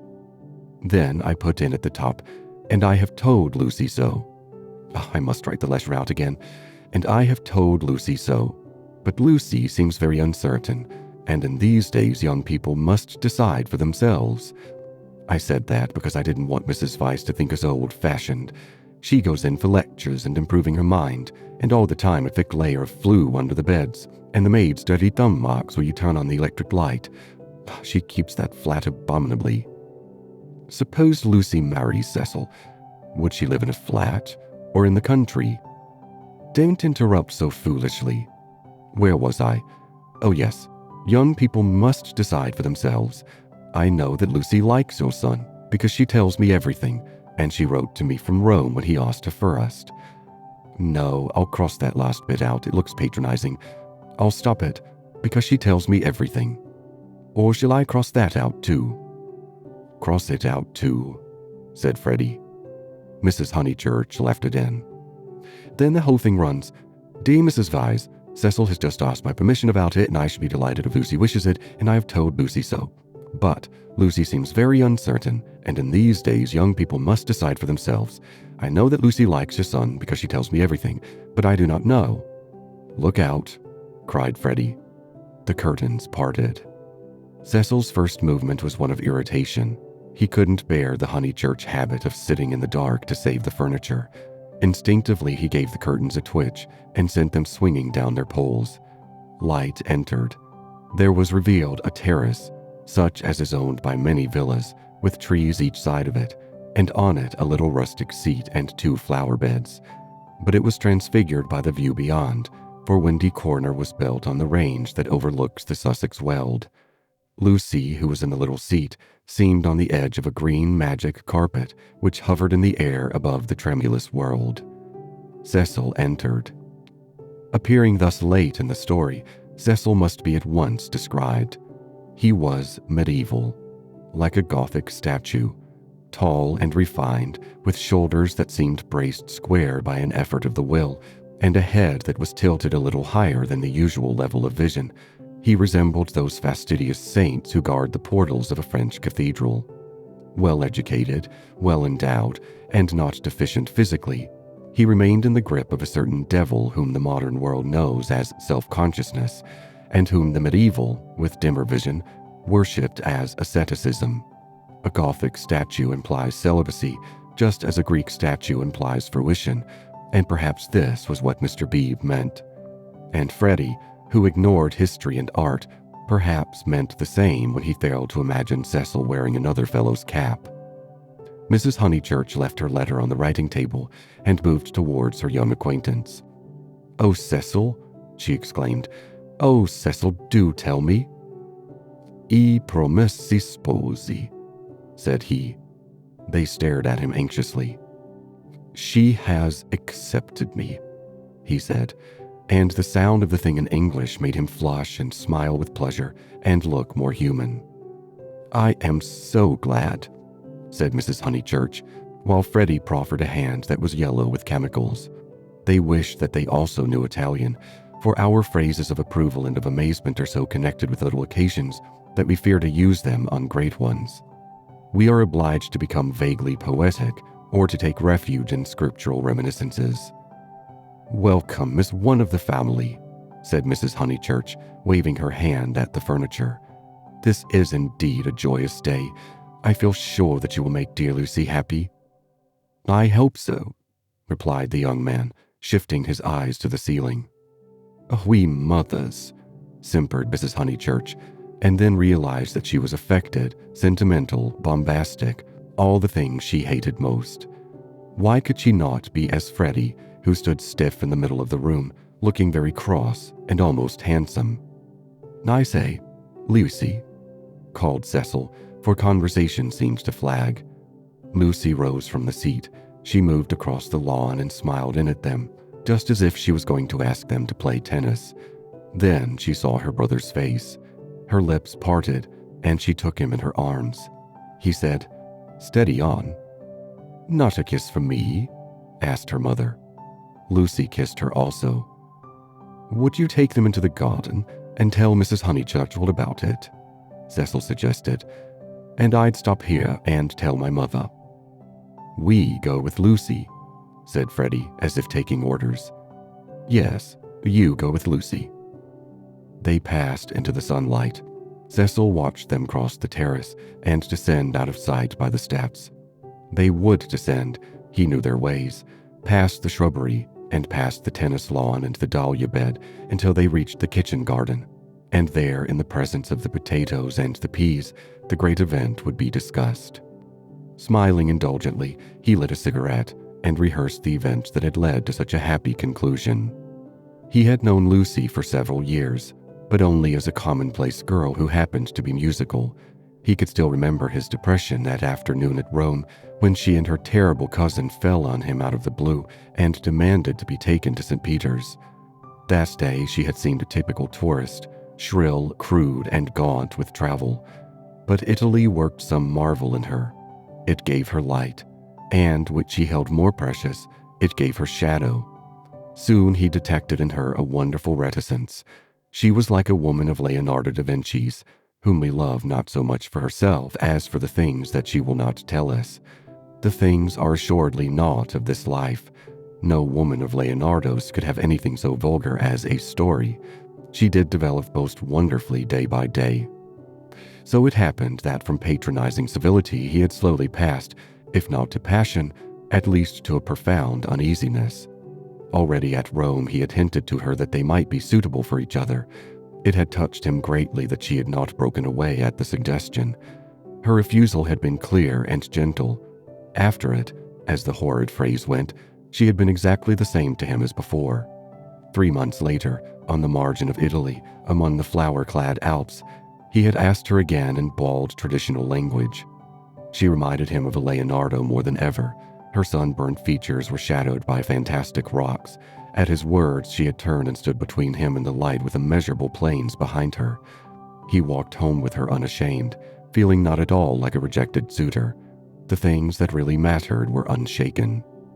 So now he had asked her once more, and, clear and gentle as ever, she had accepted him, giving no coy reasons for her delay, but simply saying that she loved him and would do her best to make him happy. His mother, too, would be pleased. She had counseled the step. He must write her a long account. Glancing at his hand, in case any of Freddy's chemicals had come off on it, he moved to the writing table. There he saw "Dear Mrs. Vyse," followed by many erasures. He recoiled without reading any more, and after a little hesitation, sat down elsewhere and penciled a note on his knee. Then he lit another cigarette, which did not seem quite as divine as the first, and considered what might be done to make the Windy Corner drawing room more distinctive. With that outlook, it should have been a successful room, but the trail of Tottenham Court Road was upon it.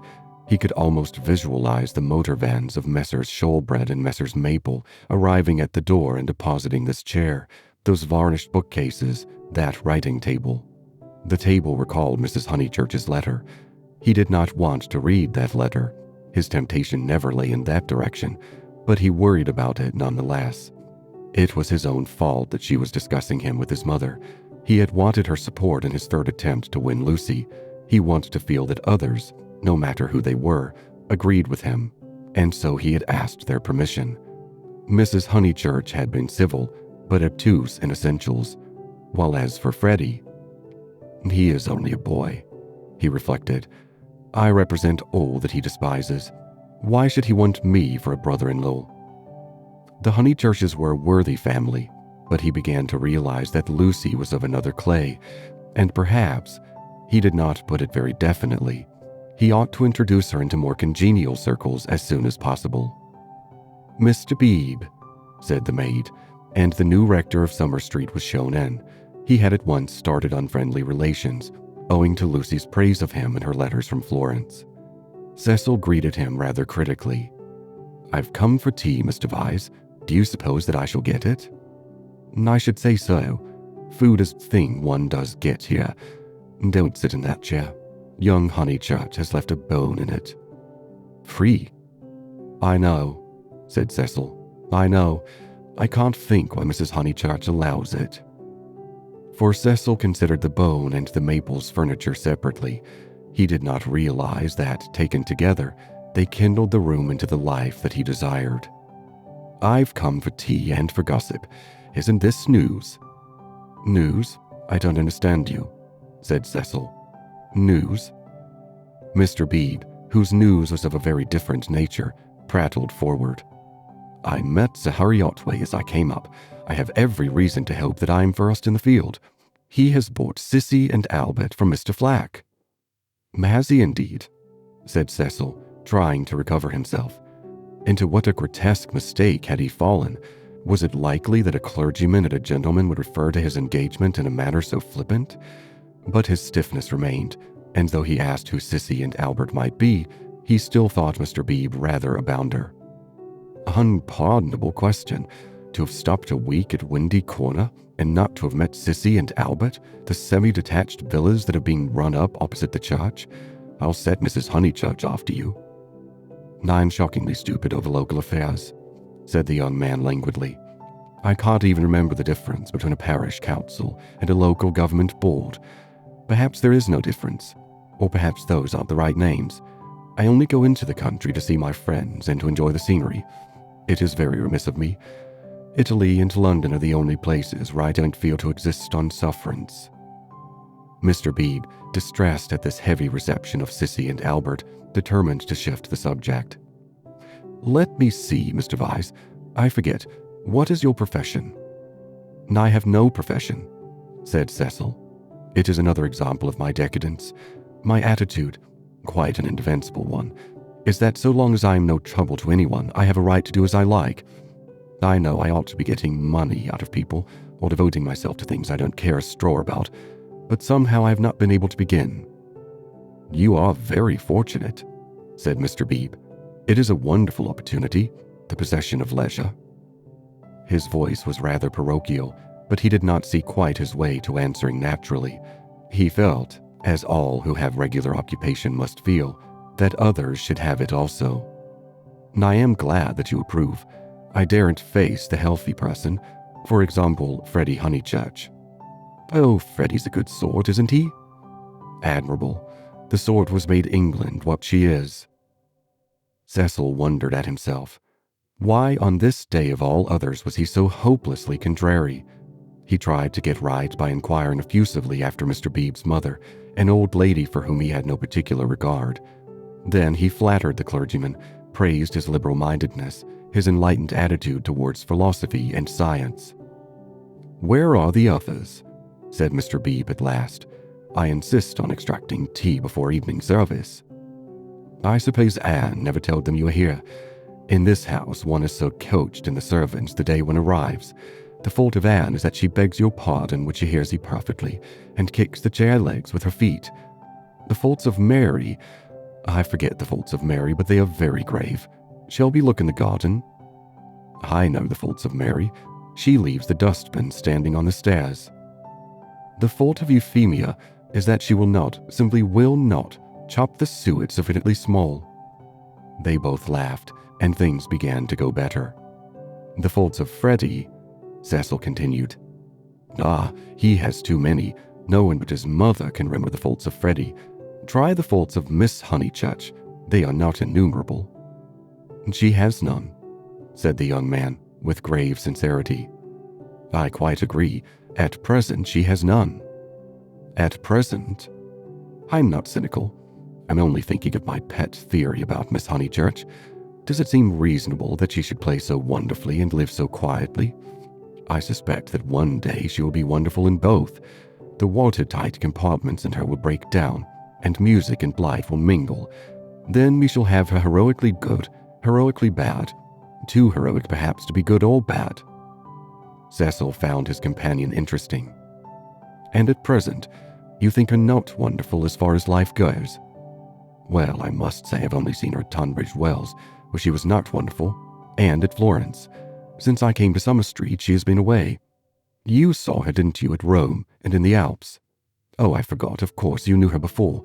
No, she wasn't wonderful in Florence either, but I kept on expecting that she would be." "In what way?" Conversation had become agreeable to them, and they were pacing up and down the terrace. I could as easily tell you what tune she'll play next. There was simply the sense that she had found wings and meant to use them. I can show you a beautiful picture in my Italian diary. Miss Honeychurch as a kite, Miss Bartlett holding the string. Picture number 2, the string breaks. The sketch was in his diary, but it had been made afterwards when he viewed things artistically.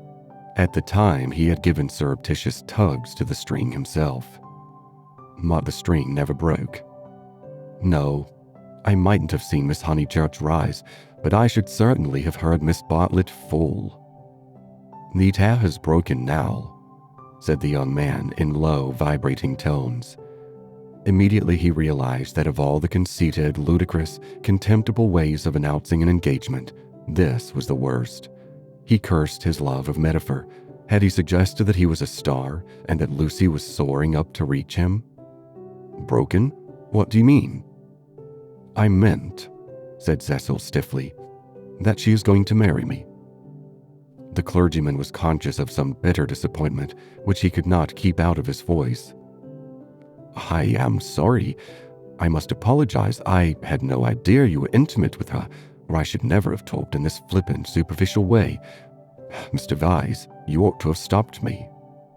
And down the garden he saw Lucy herself. Yes, he was disappointed. Cecil, who naturally preferred congratulations to apologies, drew down his mouth at the corners. Was this the reception his action would get from the world?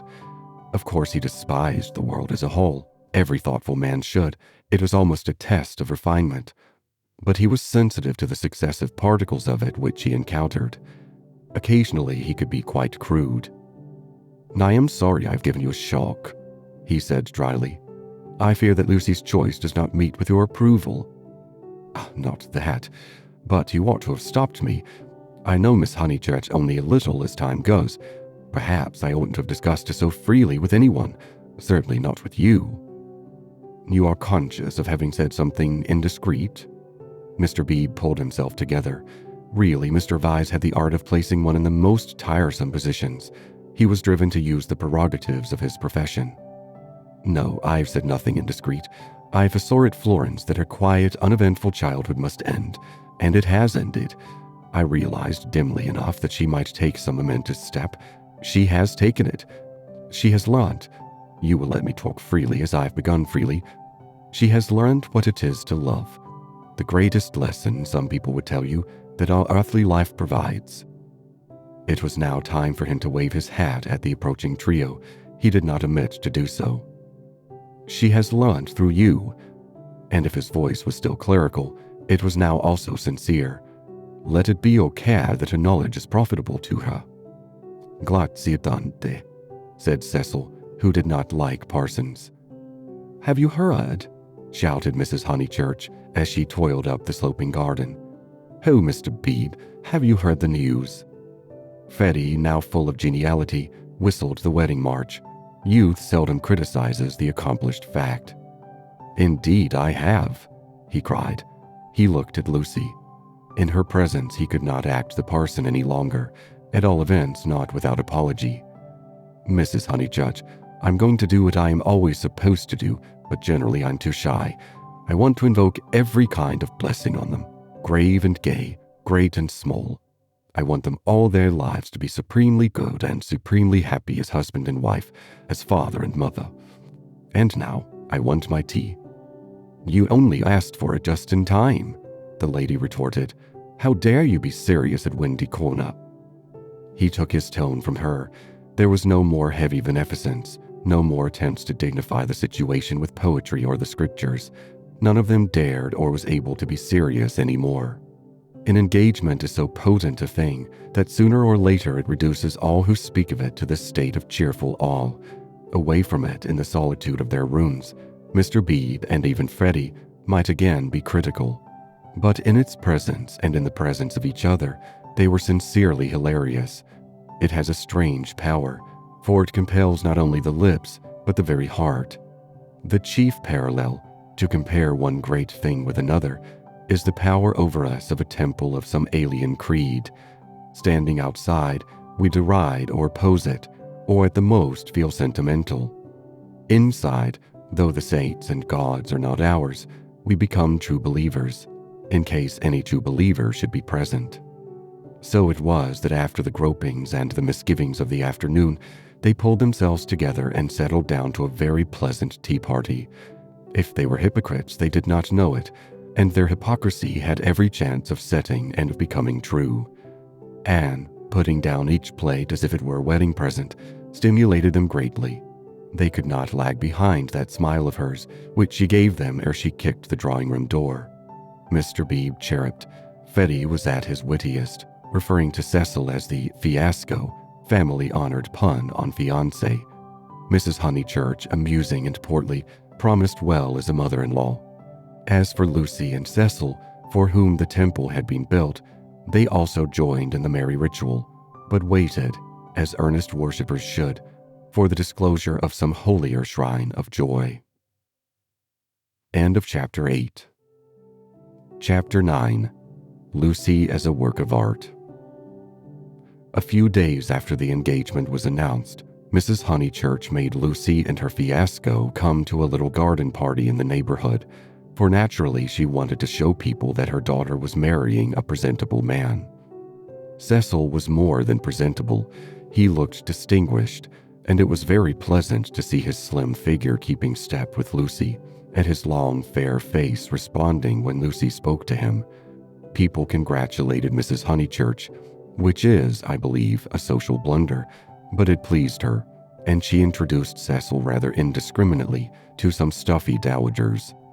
At tea, a misfortune took place.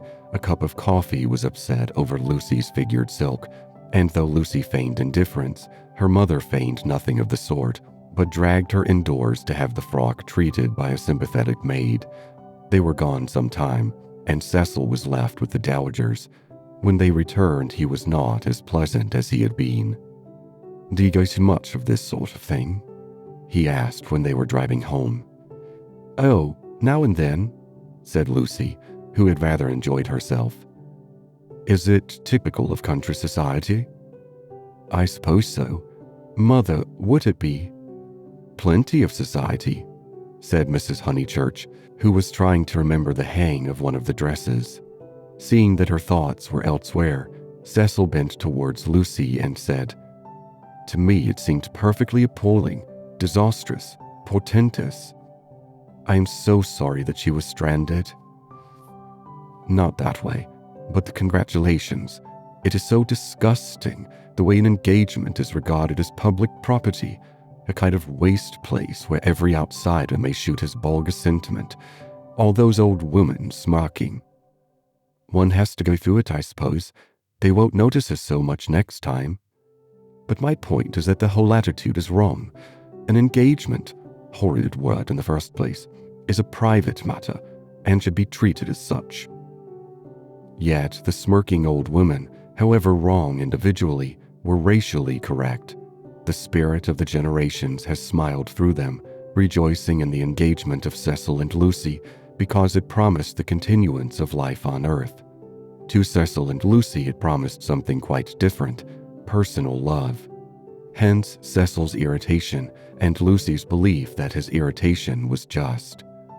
"How tiresome," she said. "Couldn't you have escaped to tennis?"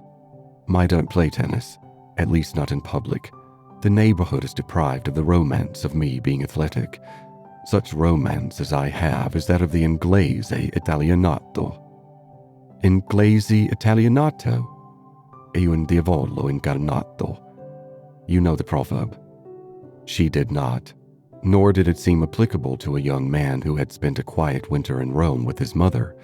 But Cecil, since his engagement, had taken to effect a cosmopolitan naughtiness which he was far from possessing. "Well," said he, "I cannot help it if they do disapprove of me. There are certain irremovable barriers between myself and them, and I must accept them." "We all have our limitations, I suppose," said wise Lucy. "Sometimes they are forced on us, though," said Cecil, who saw from her remark that she did not quite understand his position. "How?"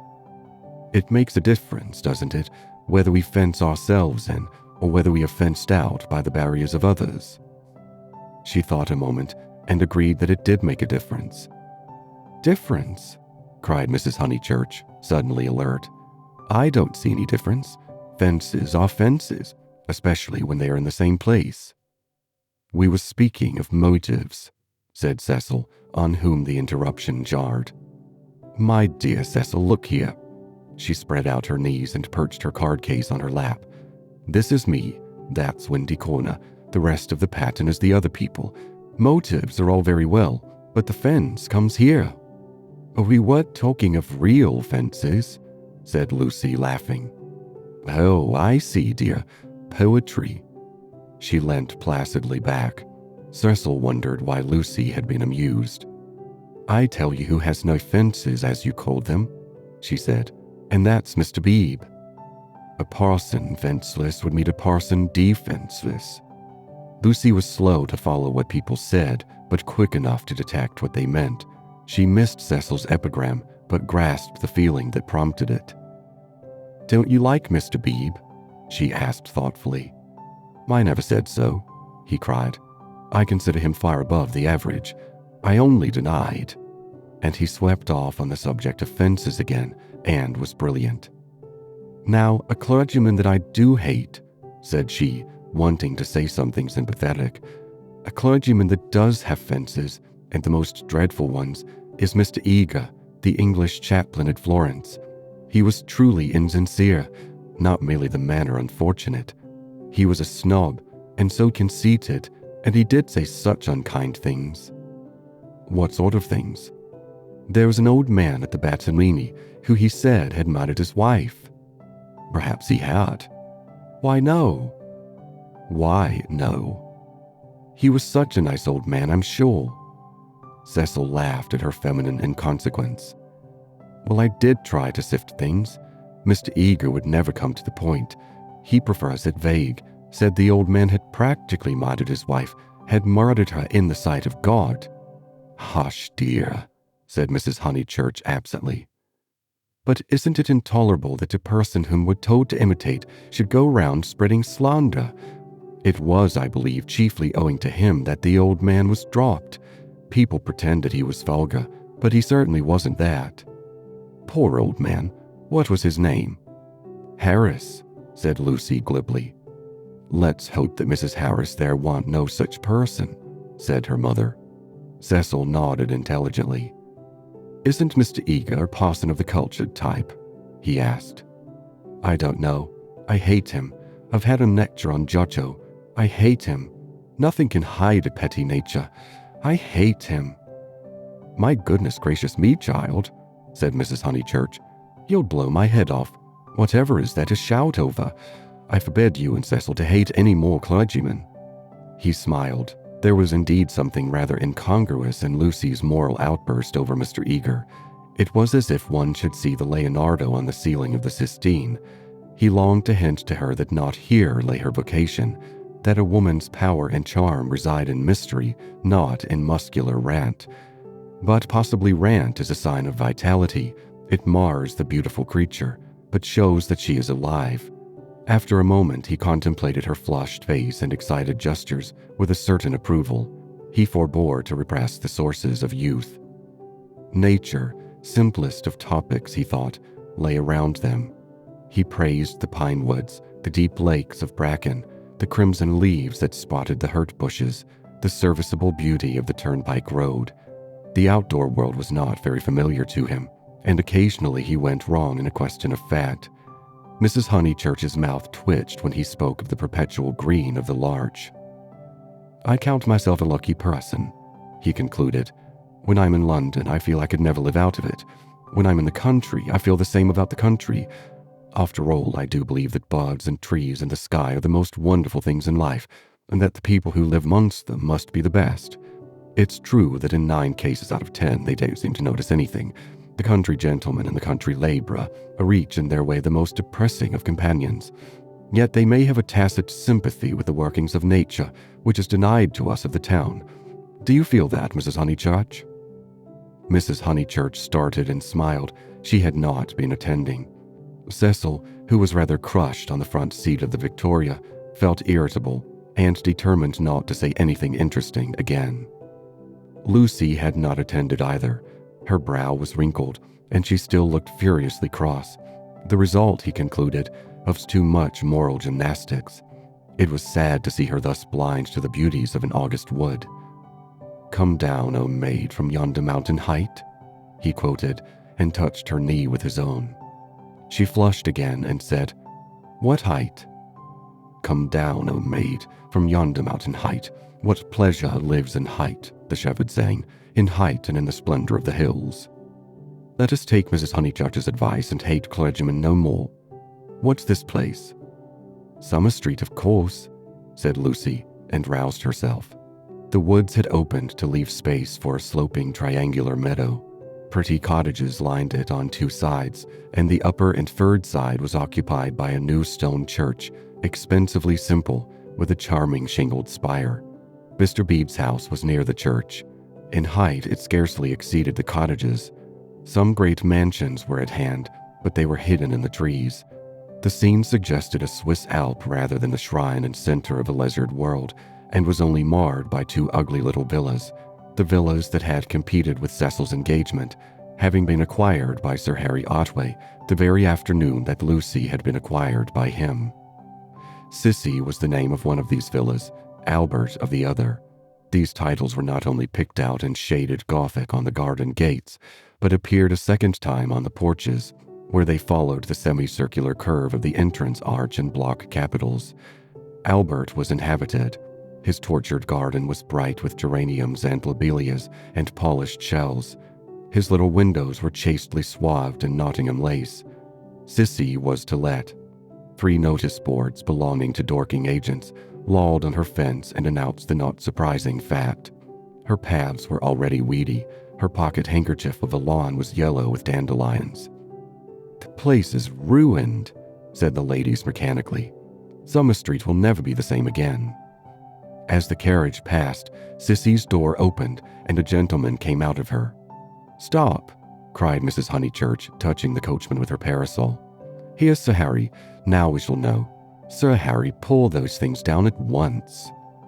Sir Harry Otway, who need not be described, came to the carriage and said, "Mrs. Honeychurch, I meant to. I really can't turn out Miss Flack. Am I not always right? She ought to have gone before the contract was signed. Does she still live rent-free, as she did in her nephew's time? But what can I do?" He lowered his voice. "An old lady, so very vulgar and almost bedridden." "Turn her out," said Cecil bravely. Sir Harry sighed and looked at the villas mournfully. He had had full warning of Mr. Flack's intentions and might have bought the plot before building commenced, but he was apathetic and dilatory. He had known Summer Street for so many years that he could not imagine it being spoiled. Not till Mrs. Flack had laid the foundation stone and the apparition of red and cream brick began to rise did he take alarm. He called on Mr. Flack, the local builder, a most reasonable and respectful man, who agreed that tiles would have made a more artistic roof, but pointed out that slates were cheaper. He ventured to differ, however, about the Corinthian columns, which were to cling like leeches to the frames of the bow windows, saying that for his part he liked to relieve the facade by a bit of decoration. Sir Harry hinted that a column, if possible, should be structural as well as decorative. Mr. Flack replied that all the columns had been ordered, adding, "And the capitals different. One with dragons in the foliage, another approaching to the Ionian style, another introducing Mrs. Flack's initials. Every one different." For he had read his Ruskin. He built his villas according to his desire, and not till he had inserted an immovable ond into one of them did Sir Harry buy. This futile and unprofitable transaction filled the knight with sadness as he leant on Mrs. Honeychurch's carriage. He had failed in his duties to the countryside, and the countryside was laughing at him as well. He had spent money, and yet Summer Street was spoilt as much as ever. All he could do now was to find a desirable tenant for Sissy, someone really desirable. "The rent is absurdly low," he told them, "and perhaps I am an easy landlord, but it is such an awkward size. It is too large for the peasant class and too small for anyone the least like ourselves." Cecil had been hesitating whether he should despise the villas or despise Sir Harry for despising them. The latter impulse seemed the more fruitful. "You want to find a tenant at once," he said maliciously. "It would be a perfect paradise for a bank clerk." "Exactly," said Sir Harry excitedly. "That is exactly what I fear, Mr. Vyse. It'll attract the wrong type of people. The train service has improved, a fatal improvement to my mind. And what are 5 miles from a station in these days of bicycles?" "Rather a strenuous clock it would be," said Lucy. Cecil, who had his full share of medieval mischievousness, replied that the physique of the lower middle classes was improving at a most appalling rate. She saw that he was laughing at their harmless neighbor and roused herself to stop him. "Sir Harry," she exclaimed, "I have an idea. How would you like spinsters?" "My dear Lucy, it would be splendid. Do you know any such?" "Yes, I met them abroad." "Gentlewoman?" he asked tentatively. "Yes, indeed, and at the present moment homeless. I had from the last week, Miss Teresa and Miss Catherine Allen. I'm really not joking. They are quite the right people. Mr. Bebe knows them too. May I tell them to write to you?" "Indeed you may," he cried. "Here we are with the difficulty solved already. How delightful it is. Extra facilities. Please tell them they shall have extra facilities, for I shall have no agent's fees. Oh, the agents. The appalling people they have sent me. One woman, when I wrote, a tactful letter, you know, asking her to explain her social position to me, replied that she would pay the rent in advance, as if one cares about that.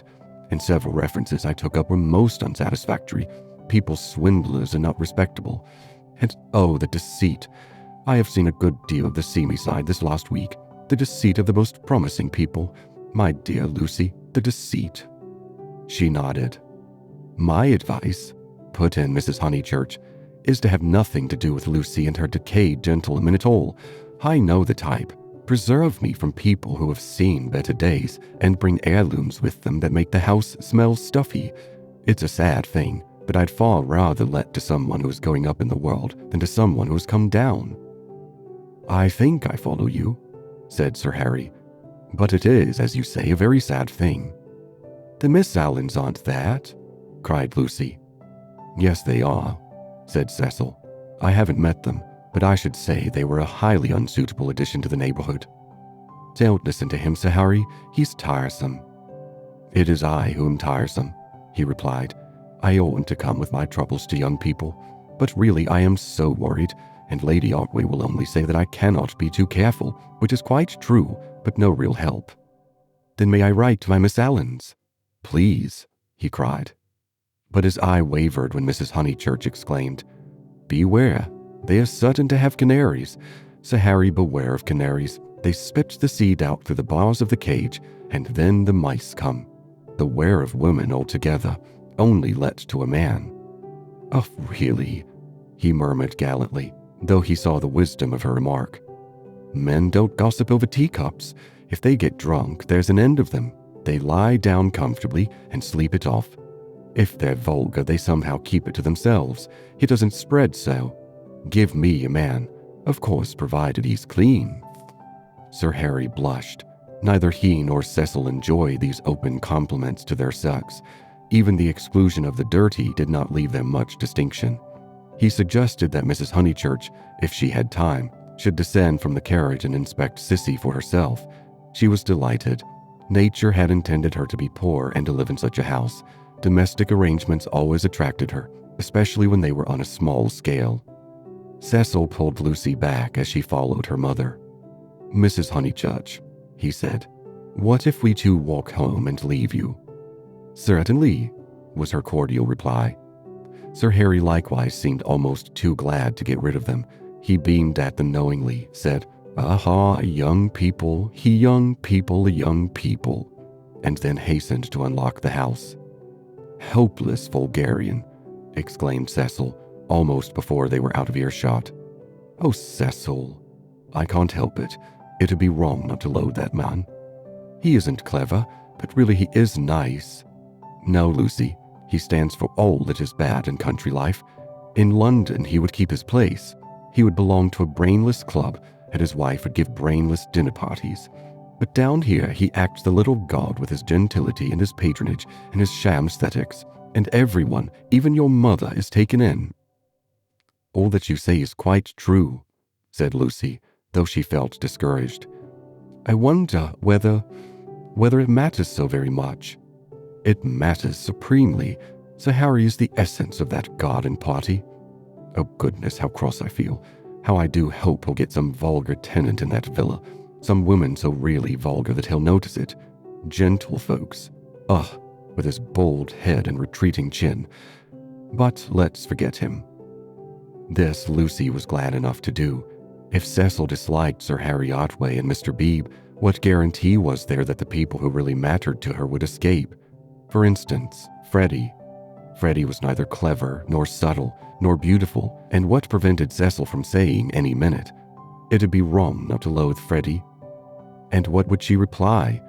Further than Freddy she did not go, but he gave her anxiety enough. She could only assure herself that Cecil had known Freddy some time, and that they had always got on pleasantly, except perhaps during the last few days, which was an accident perhaps. "Which way shall we go?" she asked him. Nature, simplest of topics, she thought, was around them. Summer Street lay deep in the woods, and she had stopped where a footpath diverged from the high road. "Are there two ways?" "Perhaps the road is more sensible, as we got up smart." "I'd rather go to the wood," said Cecil, with that subdued irritation that she had noticed in him all the afternoon. "Why is it, Lucy, that you always say the road? Do you know that you have never once been with me in the fields or the wood since we were engaged?" "Haven't I? The wood, then," said Lucy, startled at his queerness, but pretty sure that he would explain later. It was not his habit to leave her in doubt as to his meaning. She led the way into the whispering pines, and sure enough, he did explain before they had gone a dozen yards. "I had got an idea, I dare say wrongly, that you feel more at home with me in a room." "A room?" she echoed, hopelessly bewildered.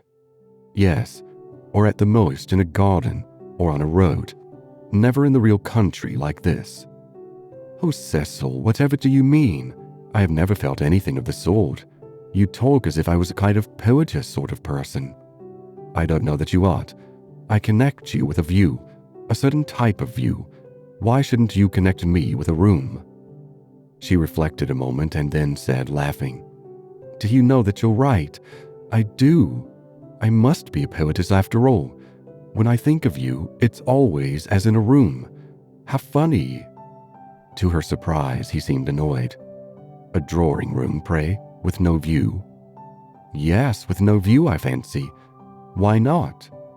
"I'd rather," he said reproachfully, "that you connected me with the open air." She said again, "Oh, Cecil, whatever do you mean?"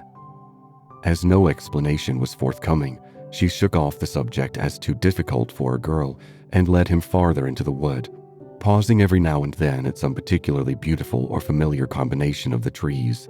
She had known the wood between Summer Street and Windy Corner ever since she could walk alone. She had played at losing Freddy in it when Freddy was a purple-faced baby, and though she had now been to Italy, it had lost none of its charm. Presently they came to a little clearing among the pines, another tiny green alp, solitary this time, and holding in its bosom a shallow pool.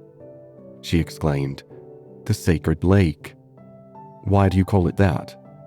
"I can't remember why. I suppose it comes out of some book. It's only a puddle now, but you see that stream going through it?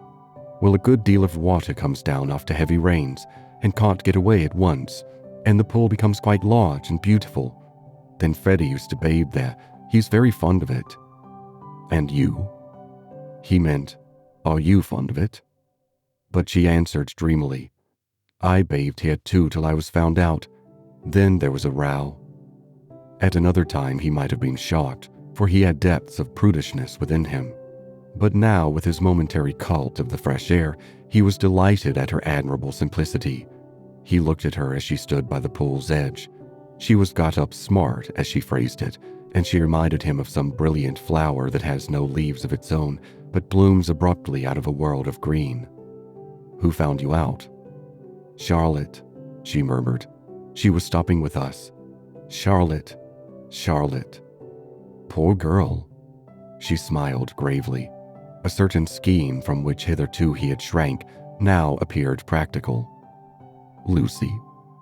Yes, I suppose we ought to be going, was her reply. Lucy, I want to ask something of you that I've never asked before. At the serious note in his voice, she stepped frankly and kindly towards him. What, Cecil? Hitherto, never. Not even that day on the lawn when you agreed to marry me. He became self-conscious and kept glancing round to see if they were observed. His courage had gone. Yes? Up to now, I have never kissed you. She was as scarlet as if he had put the thing most indelicately. No, more have you, she stammered. Then I ask now. May I now? Of course you may, Cecil. You might before. I can't run at you, you know. At that supreme moment, he was conscious of nothing but absurdities. Her reply was inadequate. She gave such a businesslike lift to her veil. As he approached her, he found time to wish that he could recoil. As he touched her, his gold pince-nez became dislodged and was flattened between them. Such was the embrace. He considered with truth that it had been a failure. Passion should believe itself irresistible. It should forget civility and consideration and all other curses of a refined nature. Above all, it should never ask for leave where there is a right of way. Why could he not do as any laborer or navvy, nay, as any young man behind the counter would have done? He recast the scene. Lucy was standing flower-like by the water. He rushed up and took her in his arms. She rebuked him, permitted him, and revered him ever after for his manliness, for he believed that women revere men for their manliness. They left the pool in silence after this one salutation. He waited for her to make some remark which should show him her inmost thoughts. At last she spoke, and with fitting gravity. Emerson the name was, not Harris. What name? The old man's. What old man's? That old man I told you about, the one Mr. Eager was so unkind to. He could not know that this was the most intimate conversation they had ever had. End of Chapter 9. Chapter 10. Cecil as a Humorist. The society out of which Cecil proposed to rescue Lucy was perhaps no very splendid affair, yet it was more splendid than her antecedents entitled her to. Her father, a prosperous local solicitor, had built Windy Corner as a speculation at the time the district was opening up, and falling in love with his own creation, had ended by living there himself. Soon after his marriage, the social atmosphere began to alter. Other houses were built on the brow of that steep southern slope, and others again among the pine trees behind, and northward on the chalk barrier of the downs. Most of these houses were larger than Windy Corner, and were filled by people who came not from the district, but from London, and who mistook the Honeychurches for the remnants of an indigenous aristocracy. He was inclined to be frightened, but his wife accepted the situation without either pride or humility. I cannot think what people are doing, she would say, but it is extremely fortunate for the children. She called everywhere. Her calls were returned with enthusiasm, and by the time people found out that she was not exactly of their milieu, they liked her, and it did not seem to matter. When Mr. Honeychurch died, he had the satisfaction, which few honest solicitors despise, of leading his family rooted in the best society obtainable. The best obtainable. Certainly many of the immigrants were rather dull, and Lucy realized this more vividly since her return from Italy. Hitherto she had accepted their ideals without questioning, their kindly affluence, their inexplosive religion, their dislike of paper bags, orange peel, and broken bottles. A radical out and out, she learned to speak with horror of suburbia. Life, so far as she troubled to conceive it, was a circle of rich, pleasant people with identical interests and identical foes. In this circle, one thought, married, and died. Outside it were poverty and vulgarity, forever trying to enter, just as the London fog tries to enter the pine woods, pouring through the gaps in the northern hills. But in Italy, where anyone who chooses may warm himself in equality, as in the sun, this conception of life vanished. Her senses expanded, She felt that there was no one whom she might not get to like, that social barriers were irremovable, doubtless, but not particularly high. You jump over them just as you jump into a peasant's olive yard in the Apennines, and he is glad to see you. She returned with new eyes. So did Cecil, but Italy had quickened Cecil, not to tolerance, but to irritation. He saw that the local society was narrow, but instead of saying, "Does this very much matter?" he rebelled and tried to substitute for it the society he called broad. He did not realize that Lucy had consecrated her environment by the 1,000 little civilities that created tenderness and time, and that though her eyes saw its defects, her heart refused to despise it entirely. Nor did he realize a more important point, that if she was too great for this society, she was too great for all society, and had reached the stage where personal intercourse would alone satisfy her. A rebel she was, but not of the kind he understood. A rebel who desired, not a wider dwelling room, but equality beside the man she loved. For Italy was offering her the most priceless of all possessions, her own soul. Playing bumble puppy with Minnie Bebe, niece to the rector and aged 13, an ancient and most honorable game, which consists in striking tennis balls high into the air so that they fall over the net and immoderately bounce. Some hit Mrs. Honeychurch, others are lost. The sentence is confused, but the better illustrates Lucy's state of mind, for she was trying to talk to Mr. Bebe at the same time. "Oh, it has been such a nuisance. First he, then they, no one knowing what they wanted, and everyone so tiresome." "But they really are coming now," said Mr. Bebe.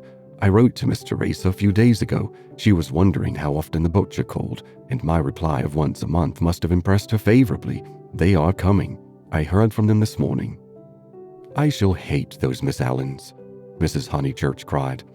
"Just because they're old and silly, one's expected to say, 'How sweet.' I hate their ifing and butting and anding. And poor Lucy, serve her right, won to a shadow." Mr. Bede watched the shadow springing and shouting over the tennis court. Cecil was absent. One did not play bumble puppy when he was there. "Well, if they are coming—" "No, Minnie, not Saturn." Saturn was a tennis ball whose skin was partially unsewn. When in motion, his orb was encircled by a ring. "If they are coming, Sir Harry will let them move in before the 29th, and he will cross out the clause about whitewashing the ceilings because it made them nervous, and put in the fair wear and tear one. That doesn't count. I told you not Saturn." "Saturn's all right for bumble puppy," cried Freddy, joining them. "Minnie, don't you listen to her." "Saturn doesn't bounce." "Saturn bounces enough." "No, he doesn't." "Well, he bounces better than the beautiful white devil." "Hush, dear," said Mrs. Honeychurch. "But look at Lucy, complaining of Saturn, and all the time's got the beautiful white devil in her hand ready to plug it in. That's right, Minnie, go for her. Get her over the shins with a racket. Get her over the shins." Lucy fell. The beautiful white devil rolled from her hand. Mr. Bebe picked it up and said, "The name of this bowl is Victoria Corimbona, please." But his correction passed unheeded. Freddy possessed to a high degree the power of lashing little girls to fury, and in half a minute he had transformed Minnie from a well-mannered child into a howling wilderness. Up in the house, Cecil heard them, and though he was full of entertaining news, he did not come down to impart it, in case he got hurt. He was not a coward, and bore necessary pain as well as any man, but he hated the physical violence of the young. How right it was. Sure enough, it ended in a cry. "I wish the Miss Allens could see this," observed Mr. Bede, just as Lucy, who was nursing the injured Minnie, was in turn lifted off her feet by her brother. "Who are the Miss Allens?" Freddy panted. "They have taken Sissy Villa." "That wasn't the name." Here his foot slipped, and they all fell most agreeably onto the grass. An interval elapses. "Was it what name?" asked Lucy, with her brother's head in her lap. "Allen wasn't. The name of the people Sir Harry's let to." "Nonsense, Freddy, you know nothing about it." "Nonsense yourself. I've this minute seen him. He said to me, Honeychurch." Freddy was an indifferent mimic. I have at last procured really desirable tenants." I said, "Hooray, old boy," and slapped him on the back. "Exactly. The Miss Allens?" "Rather not. More like Anderson. Oh, good gracious, there isn't going to be another muddle, Mrs. Honeychurch exclaimed. Do you notice, Lucy, I am always right. I said don't interfere with Sissy Billa. I am always right. I'm quite uneasy at being always so often right. It's only another muddle of Freddy's. Freddy doesn't even know the name of the people he pretends taken it instead. Yes, I do. I've got it. Emerson. What name? Emerson. I'll bet you anything you like. What a weathercock Sir Harry is, said Lucy quietly. I wish I had never bothered over it at all. Then she lay on her back and gazed at the cloudless sky. Mr. Bede, whose opinion of her rose daily, whispered to his niece that that was the proper way to behave if any little thing went wrong. Meanwhile, the name of the new tenants had diverted Mrs. Honeychurch from the contemplation of her own abilities. Emerson, Freddy? Do you know what Emersons they are? I don't know whether they're any Emersons, retorted Freddy, who was democratic. Like his sister and like most young people, he was naturally attracted by the idea of equality, and the undeniable fact that there are different kinds of Emersons annoyed him beyond due measure. I trust they are the right sort of person. All right, Lucy. She was sitting up again. I see you looking down your nose and thinking your mother's a snob, but there is a right sort and a wrong sort, and it's affectation to pretend there isn't. Emerson's a common enough name, Lucy remarked. She was gazing sideways. Seated on a promontory herself, she could see the pine-clad promontories descending one beyond another into the Weald. The farther one descended the garden, the more glorious was this lateral view. I was merely going to remark, Freddy, that I trusted they were no relations of Emerson the philosopher, a most trying man. Pray, does that satisfy you? Oh, yes, he grumbled, and you will be satisfied too, for the friends of Cecil, so, with elaborate irony, you and the other county families will be able to call in perfect safety. Cecil? Exclaimed Lucy. Don't be rude, dear, said his mother placidly. Lucy, don't screech. It's a new bad habit you're getting into. But is Cecil, friends of Cecil's, he repeated, and so really desirable. Honeychurch, I've just telegraphed to them. She got up from the grass. It was hard on Lucy. Mr. Beebe sympathized with her very much. While she believed that her snub about the Miss Allens came from Sir Harry Otway, she had borne it like a good girl. She might well screech when she heard that it came partly from her lover. Mr. Vyse was a tease, something worse than a tease. He took a malicious pleasure in thwarting people. The clergyman, knowing this, looked at Miss Honeychurch with more than his usual kindness. When she exclaimed, "But Cecil's Emersons, they can't possibly be the same ones. There is that."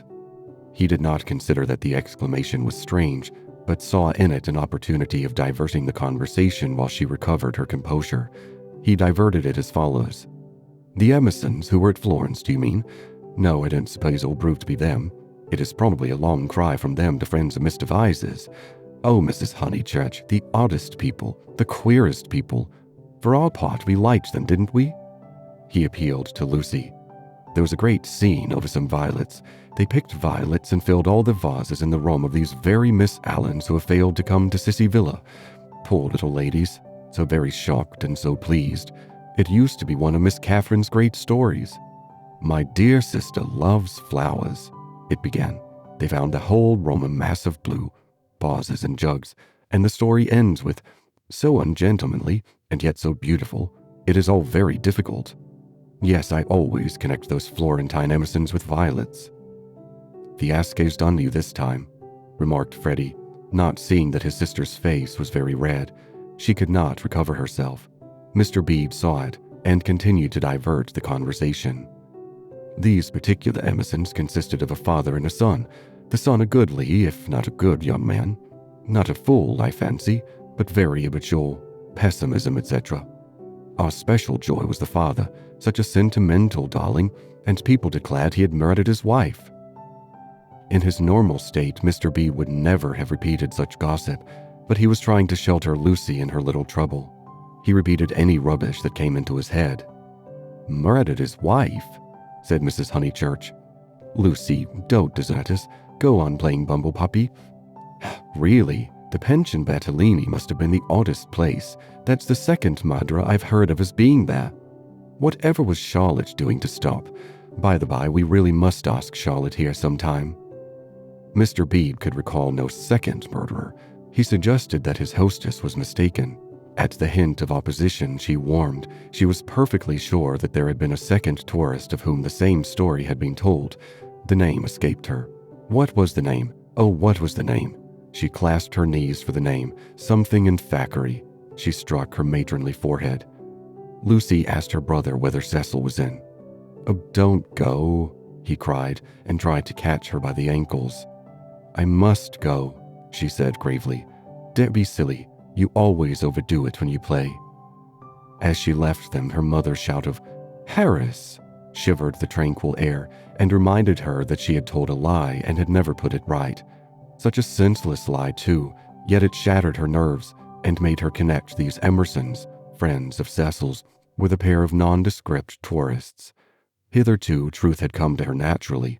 She saw that for the future she must be more vigilant and be absolutely truthful. Well, at all events, she must not tell lies. She hurried up the garden, still flushed with shame. A word from Cecil would soothe her, she was sure. Cecil? Hello? He called, and leant out of the smoking room window. He seemed in high spirits. I was hoping you'd come. I heard you all bear gardening, but there's better fun up here. Even I, have won a great victory for the comic muse. George Meredith's right. The cause of comedy and the cause of truth are really the same. And even I, have found tenants for the distressful Sibylla. Don't be angry. Don't be angry. You'll forgive me when you hear it all. He looked very attractive when his face was bright, and he dispelled her ridiculous forebodings at once. I have heard, she said. Freddy told me. Naughty Cecil. I suppose I must forgive you. Just think of all the trouble I took for nothing. Certainly the Miss Allens are a little tiresome, and I'd rather have nice friends for yours, but you oughtn't to tease one so. Friends of mine? He laughed. Mutt Lucy, the whole joke is to come. Come here. But she remained standing where she was. Do you know where I met these desirable tenants? In the National Gallery, when I was up to see my mother last week. What an odd place to meet people, she said nervously. I don't quite understand. In the Umbrian room, absolute strangers. They were admiring Lucas and Yorelli, of course quite stupidly. However, we got to talking and they refreshed me not a little. They had been to Italy. But Cecil, he proceeded hilariously. In the course of conversation, they said that they wanted a country cottage, the father to live there, the son to run down for weekends. I thought, what a chance of scoring off Sir Harry, and I took their address and a London reference, found they were actual blackguards. It was great sport, and wrote to him, making out. Cecil, no, it's not fair. I've probably met them before. He bore her down.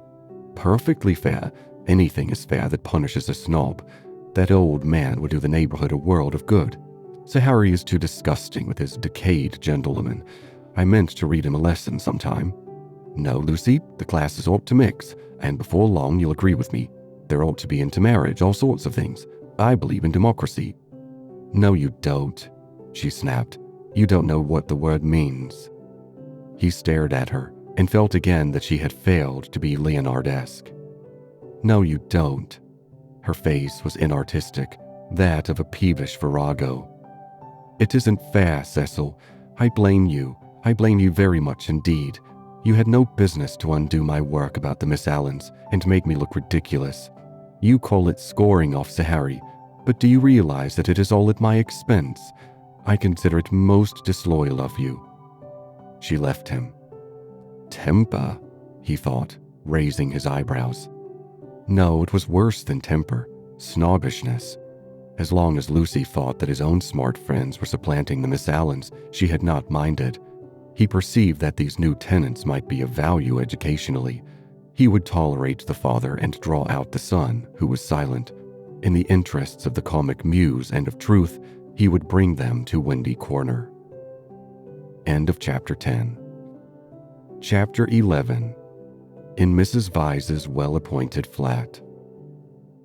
The comic muse, though able to look after her own interests, did not disdain the assistance of Mr. Vyse. His idea of bringing the Emersons to Windy Corner struck her as decidedly good, and she carried through the negotiations without a hitch. Sir Harry Otway signed the agreement, met Mr. Emerson, who was duly disillusioned. The Miss Allens were duly offended and wrote a dignified letter to Lucy, whom they held responsible for the failure. Mr. Bede planned pleasant moments for the newcomers and told Mrs. Honeychurch that Freddy must call on them as soon as they arrived. Indeed, so ample was the muse's equipment that she permitted Mr. Harris, never a very robust criminal, to droop his head, to be forgotten, and to die. Lucy, to descend from bright heaven to earth, whereon there are shadows because there are hills. Lucy was at first plunged into despair, but settled after a little thought that it did not matter the very least. Now that she was engaged, the Emersons would scarcely insult her and were welcome into the neighborhood, and Cecil was welcome to bring whom he would into the neighborhood. Therefore, Cecil was welcome to bring the Emersons into the neighborhood. But as I say, this took a little thinking, and, so illogical are girls, the event remained rather greater and rather more dreadful than it should have done. She was glad that a visit to Mrs. Vyse now fell due. The tenants moved into Sissy Villa while she was safe in the London flat.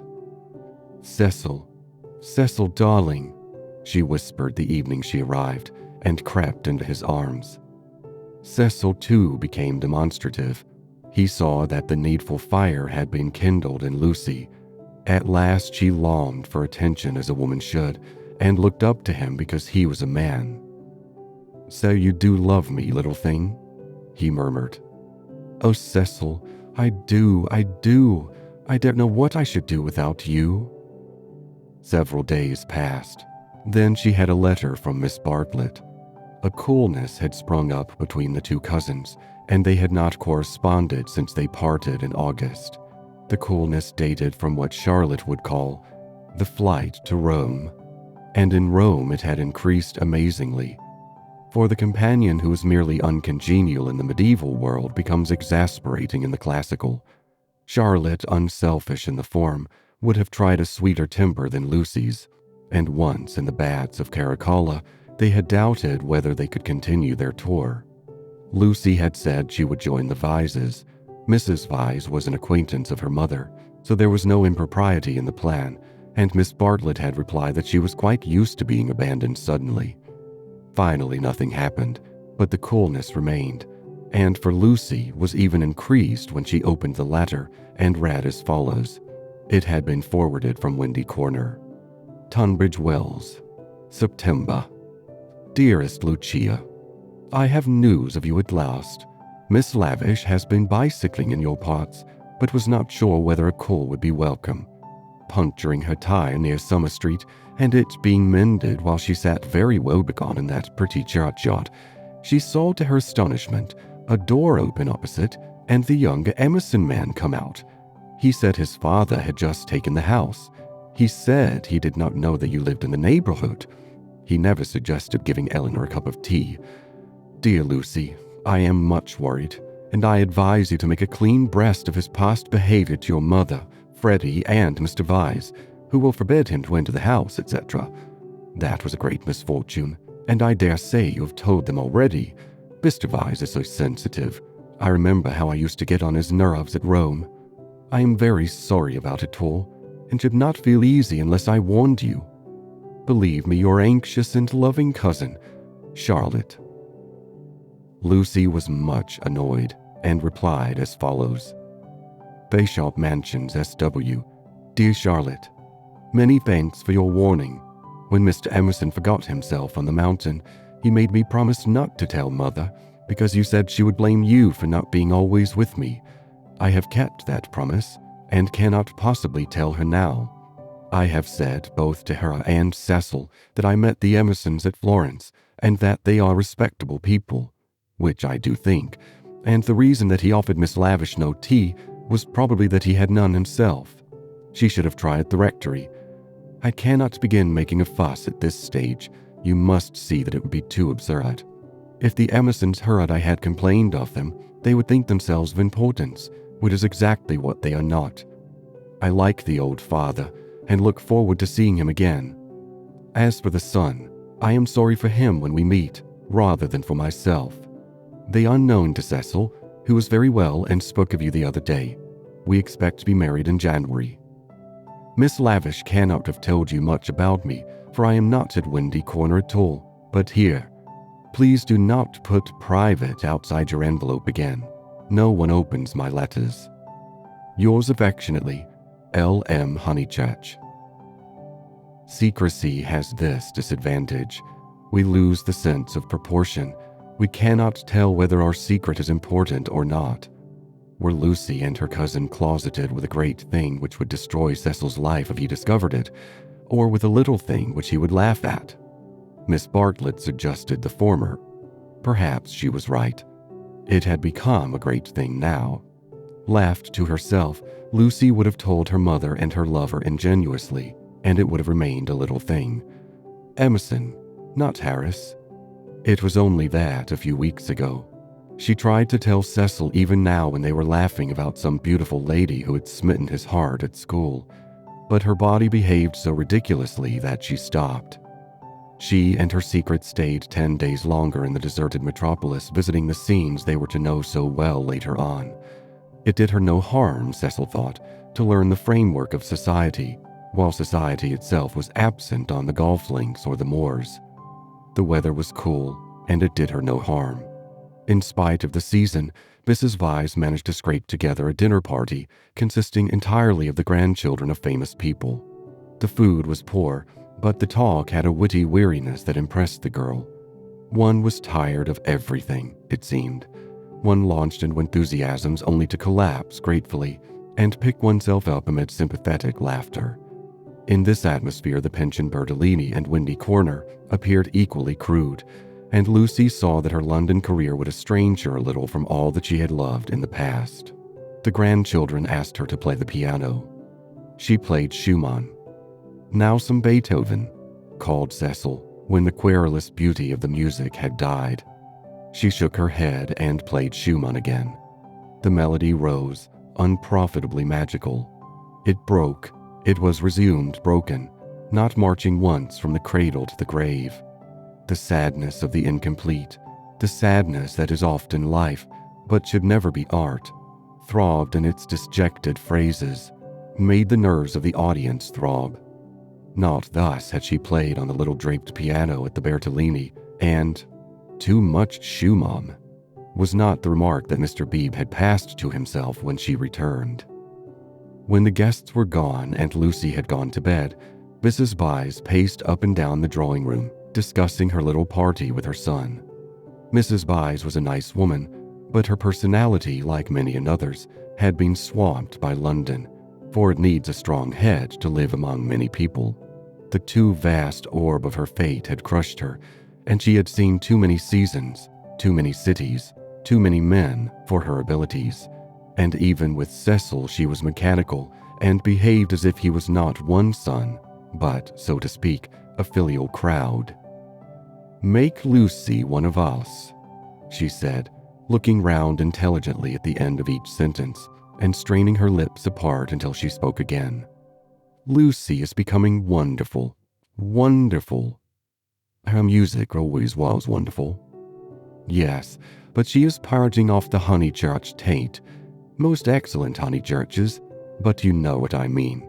She is not always quoting servants or asking one how the pudding is made. Italy has done it." "Perhaps," she murmured, thinking of the museum that represented Italy to her. "It is just possible. Cecil, mind you marry her next January. She is one of us already. But her music," he exclaimed. "The style of her. How she kept to Schumann, when, like an idiot, I wanted Beethoven. Schumann was right for this evening. Schumann was the thing. Do you know, Mother, I shall have our children educated just like Lucy. Bring them up amongst honest country folks for freshness, send them to Italy for subtlety, and then, not till then, let them come to London. I don't believe in these London educations." He broke off, remembering that he had one himself, and concluded, "At all events, not for women." "Make her one of us," repeated Mrs. Vyse, and processed to bed. As she was dozing off, a cry, the cry of nightmare, rang from Lucy's room. Lucy could ring for the maid if she liked, but Mrs. Vyse thought it kind to go herself. She found the girl sitting upright with her hand on her cheek. "I'm so sorry, Mrs. Vyse. It is these dreams." "Bad dreams." "Just dreams."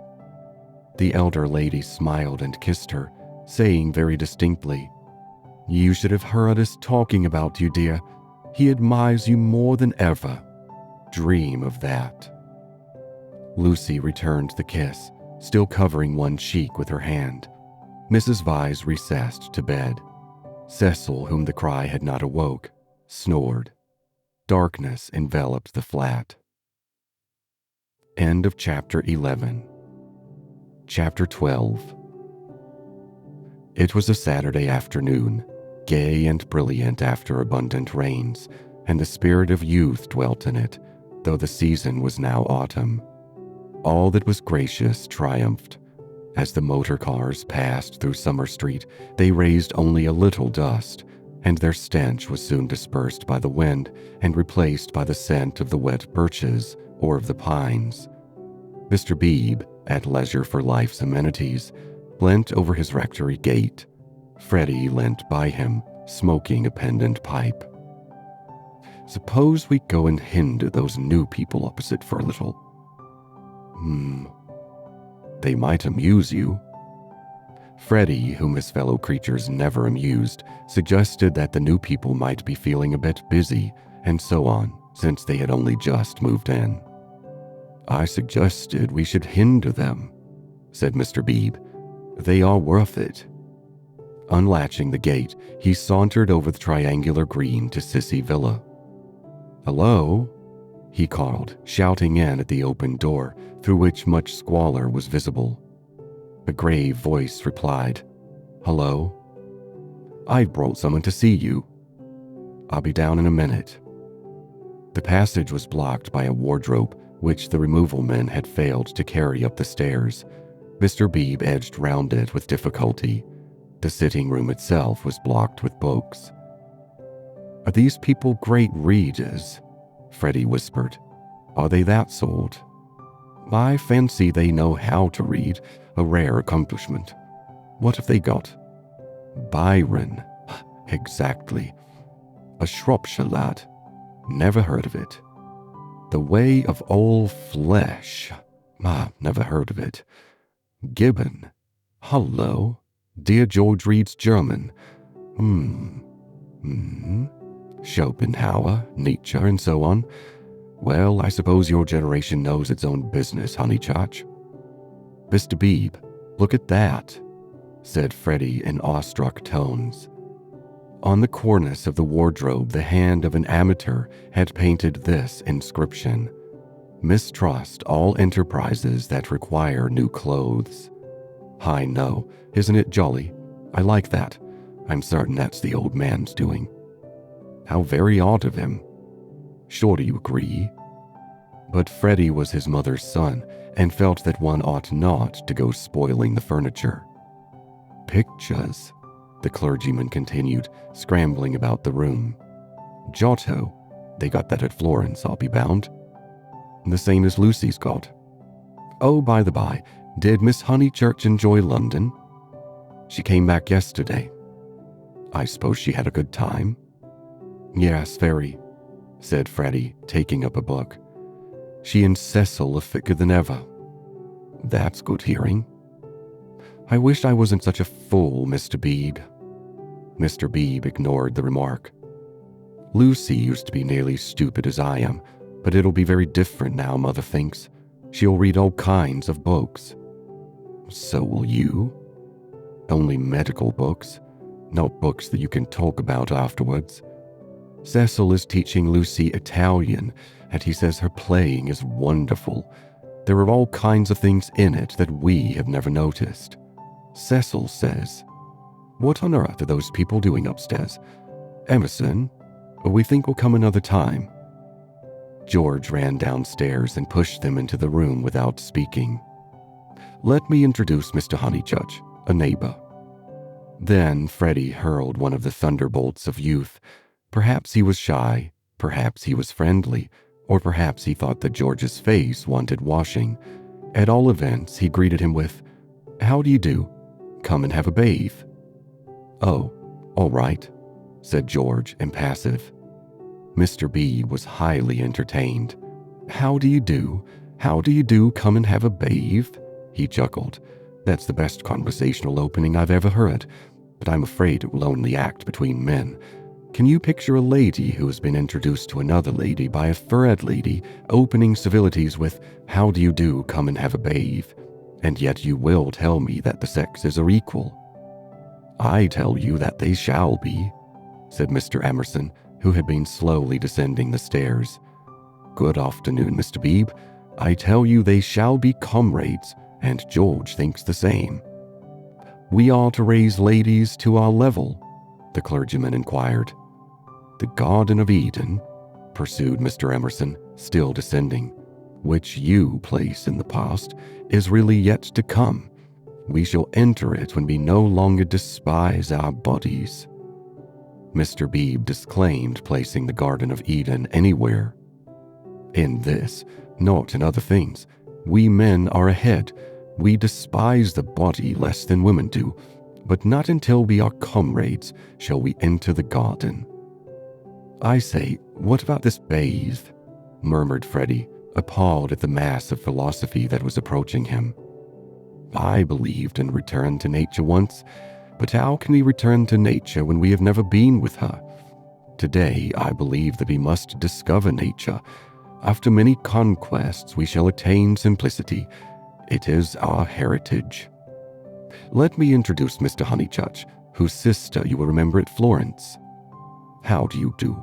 Very glad to see you, and that you are taking George for a bathe. Very glad to hear that your sister is going to marry. Marriage is a duty. I'm sure that you would be happy, for we know Mr. Vyse, too. He has been most kind. He met us by chance at the National Gallery and arranged everything about this delightful house, though I hope I have not vexed Sir Harry Otway. I have met so few liberal landowners, and I was anxious to compare his attitude towards the game laws with the conservative attitude. This wind. You do well to bathe. Yours is a glorious country, Honeychurch." "Not a bit," mumbled Freddy. "I must, that is to say, I have to, have the pleasure of calling on you later on, my mother says, I hope." "Call, my lad? Who taught us that drawing-room twaddle? Called on your grandmother. Listen to the wind among the pines. Yours is a glorious country." Mr. Beebe came to the rescue. "Mr. Emerson, he will call, I shall call. You, your son, will return our calls before 10 days have elapsed. I trust that you have realized about the 10 days interval. It does not count that I helped you with the stare eyes yesterday. It does not count that they are going to bathe this afternoon. Yes, go and bathe, George. Why do you dawdle talking? Bring them back to tea. Bring back some milk, cakes, honey. The change will do you good. George has been working very hard at his office. I can't believe he's well." George bowed his head, dusty and somber, exhaling the peculiar smell of one who has handled furniture. "Do you really want this bathe?" Freddy asked him. "It is only a pond, don't you know? I dare say you were used to something much better." "Yes, I have said yes already." Mr. Beebe felt bound to assist his young friend and led the way out of the house and into the pine woods. How glorious it was! For a little time the voice of old Mr. Emerson pursued them, dispensing good wishes and philosophy. It ceased, and they only heard the fair wind blowing the bracken and the trees. Mr. Beebe, who could be silent, but who could not bear silence, was compelled to chatter, since the expedition looked like a failure, and neither of his companions would utter a word. He spoke of Florence. George attended gravely, assenting or dissenting with slight but determined gestures that were as inexplicable as the motions of the treetops above their heads. And what a coincidence that you should meet Mr. Vyse. Did you realize that you would find all the pension Bertonlini down here? I did not. Miss Lavish told me. When I was a young man, I always meant to write a history of coincidence. No enthusiasm. Though, as a matter of fact, coincidences are much rarer than we suppose. For example, it isn't pure coincidentality that you are here now when one comes to reflect.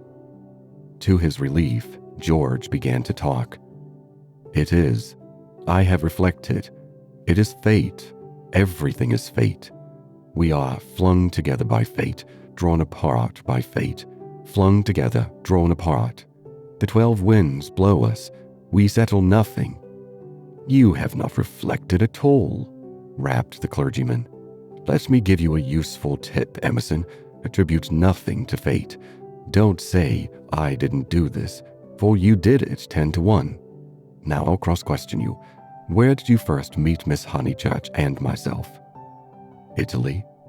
And where did you meet Mr. Vyse, who was going to marry Miss Honeychurch? National Gallery. Looking at Italian art. There you are. And yet you talk of coincidence and fate. You naturally seek out things Italian, and so do we and our friends. This narrows the field immeasurably, and we meet again in it. It is fate that I'm here, persisted George, but you can call it Italy if it makes you less unhappy. Mr. Bede slid away from such heavy treatment of the subject, but he was infinitely tolerant of the young and had no desire to snub George. And so for this and for other reasons, my history of coincidence is still to write. Silence. Wishing to round off the episode, he added, We're all so glad that you have come. Silence. Here we are, called Freddy. Oh, good, exclaimed Mr. Bebe, mopping his brow. In there's the pond. I wish it was bigger, he added apologetically. They climbed down a slippery bank of pine needles. There lay the pond set in its little alp of green, only a pond, but large enough to contain the human body and pure enough to reflect the sky. On account of the rains, the waters had flooded the surrounding grass, which showed like a beautiful emerald path, tempting the feet towards the central pool. It's distinctly successful as ponds go, said Mr. Bebe. No apologies are necessary for the pond. George sat down where the ground was dry and drearily unlaced his boots. Aren't those masses of willow herb splendid? I love willow herb and seed. What's the name of this aromatic plant? No one knew or seemed to care. These abrupt changes of vegetation, this little spongious tract of water plants, and on either side of it all the groves of tuff or bristle, heather, bracken, hearts, pines. Very charming, very charming. Mr. Bebe, aren't you bathing? Called Freddy as he stripped himself. Mr. Bebe thought he was not. What is wonderful, cried Freddy, prancing in. What is water? Murmured George. Wetting his hair first, a sure sign of apathy, he followed Freddy into the divine, as indifferent as if he were a statue and the pond a pail of soapsuds. It was necessary to use his muscles. It was necessary to keep clean. Mr. Bebe watched them and watched the seeds of the willow herb dance chorically above their heads. Apushu, apushu, apushu, went Freddy, swimming for 2 strokes in either direction, and then becoming involved in reeds or mud. Is it worth it? Asked the other, Michelangelesque on the flooded margin. The bank broke away, and he fell into the pool before he had weighed the question properly. Here, poof, I've swallowed a pollywog. Mr. Bebe, what is wonderful, what is simply ripping. What is not so bad, said George, reappearing from his plunge and spluttering at the sun. What is wonderful, Mr. Bebe, do. Apushu, koof. Mr. Bebe, who was hot and who always acquiesced where possible, looked around him.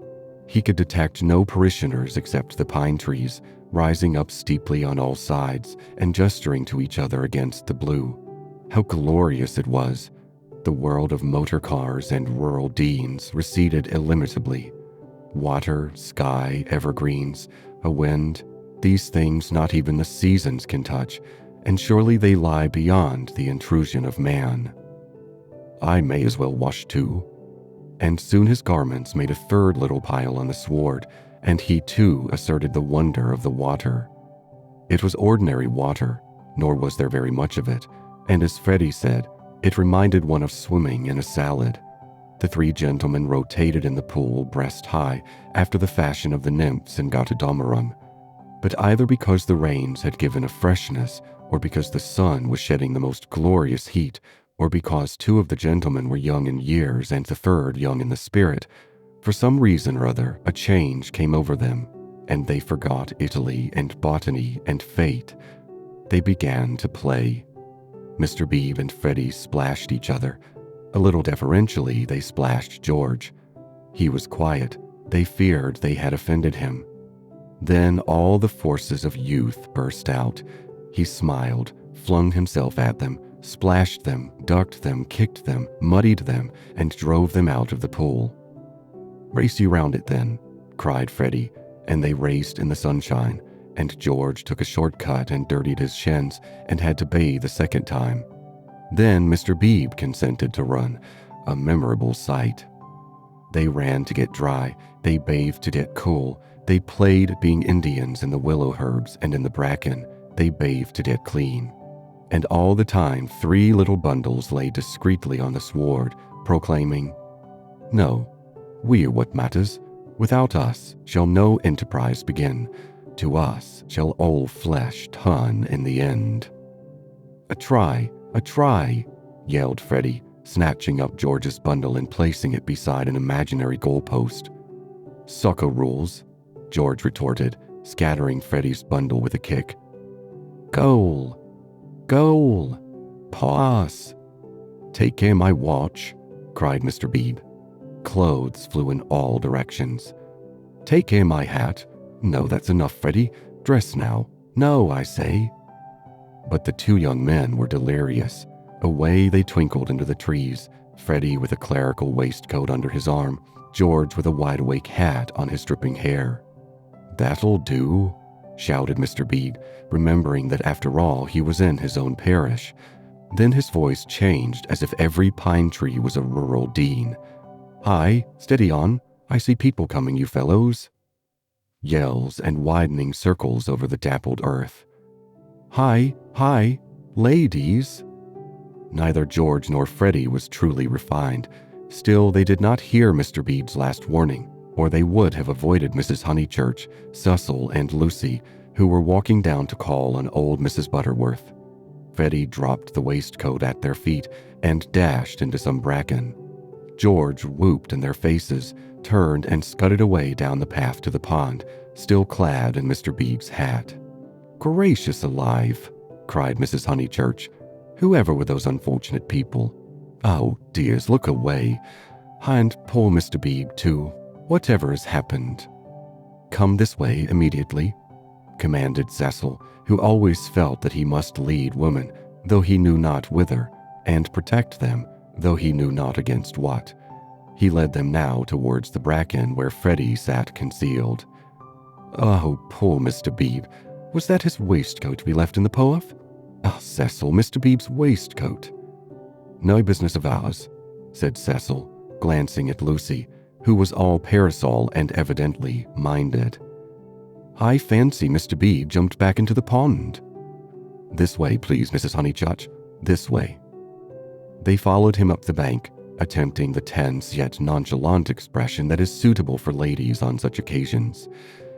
"Well, I can't help it," said a voice close ahead, and Freddy reared a freckled face and a pair of snowy shoulders out of the fronds. "I can't be trodden on, can I?" "Ah, good gracious me, dear. So it's you. What miserable management. Why not have a comfortable berth at home, with hot and cold laid on? Look here, mother, a fellow must wash, and a fellow's got to dry, and if another fellow— Dear, no doubt you're right as usual, but you are in no position to argue. Come, Lucy." They turned. "Oh, look. Oh, don't look. Oh, poor Mr. Bede. How unfortunate again. For Mr. B was just crawling out of the pond, on whose surface garments of an intimate nature did float, while George, the world-weary George, shouted to Freddy that he had hooked a fish. "And me, I've swallowed one," answered he of the bracken. "I've swallowed a pollywog. It wriggleth in my tummy. I shall die. Emerson, you beast, you've got on my bags." "Hush, dears," said Mrs. Honeychurch, who found it impossible to remain shocked. "And do be sure you dry yourselves thoroughly first. All these colds come of not drying thoroughly." "Mother, do come away," said Lucy. "For goodness sake, do come." "Hello," cried George, so that again the ladies stopped. He regarded himself as dressed, barefoot, bare-chested, radiant and personable against the shadowy woods. He called, "Hello, Miss Honeychurch, hello?" "Bow, Lucy, better bow. Whoever is it, I shall bow." Miss Honeychurch bowed. That evening and all that night the water ran away. On the morrow the pool had shrunk to its old size and lost its glory. It had been a call to the blood and to the relaxed will, a passing benediction whose influence did not pass, a holiness, a spell, a momentary chalice for youth.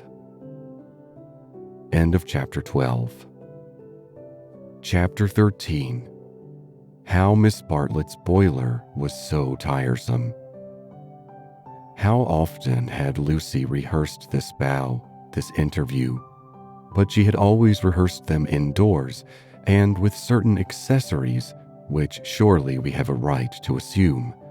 Who could foretell that she and George would meet in the rout of a civilization, amidst an army of coats and collars and boots that lay wounded over the sunlit earth?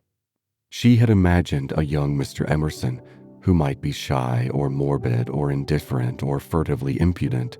She was prepared for all of these. But she had never imagined one who would be happy and greet her with the shout of the morning star. Indoors herself, partaking of tea with old Mrs. Butterworth, she reflected that it is impossible to foretell the future with any degree of accuracy, that it is impossible to rehearse life. A fault in the scenery, a face in the audience, an eruption of the audience onto the stage, and all our carefully planned gestures mean nothing, or mean too much. "I will bow," she had thought. "I will not shake hands with him. That would be just the proper thing." She had bowed, but to whom? To gods, to heroes, to the nonsense of schoolgirls. She had bowed across the rubbish that cumbers the world. So ran her thoughts, while her faculties were busy with Cecil. It was another of those dreadful engagement calls. Mrs. Butterworth had wanted to see him, and he did not want to be seen. He did not want to hear about hydrangeas, why they changed their color at the seaside. He did not want to join the COS. When cross, he was always elaborate and made long, clever answers where yes or no would have done. Lucy soothed him and tinkered at the conversation in a way that promised well for their married peace. No one is perfect, and surely it is wiser to discover the imperfections before wedlock.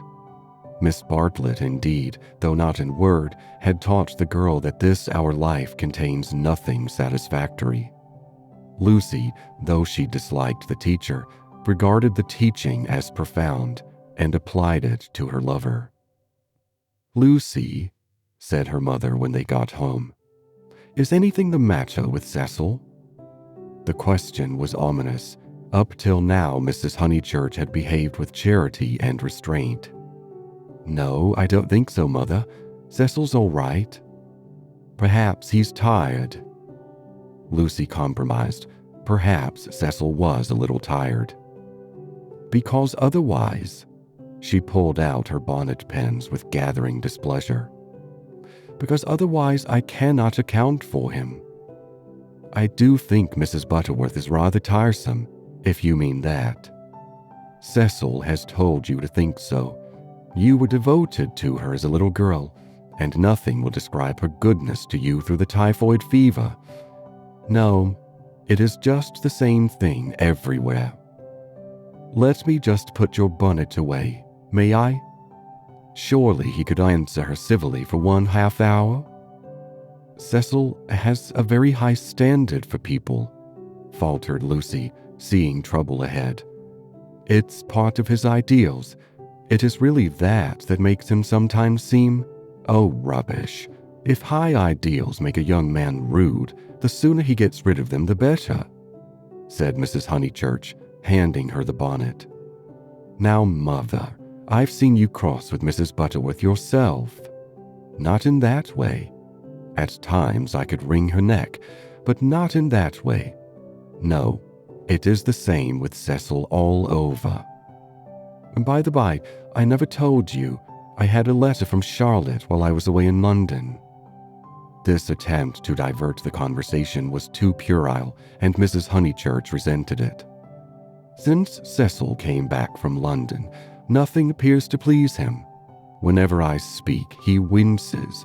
I see him, Lucy. It is useless to contradict me. No doubt I am neither artistic, nor literary, nor intellectual, nor musical. But I cannot help the drawing-room furniture. Your father bought it, and we must put up with it. Will Cecil kindly remember? I see what you mean, and certainly Cecil oughtn't to.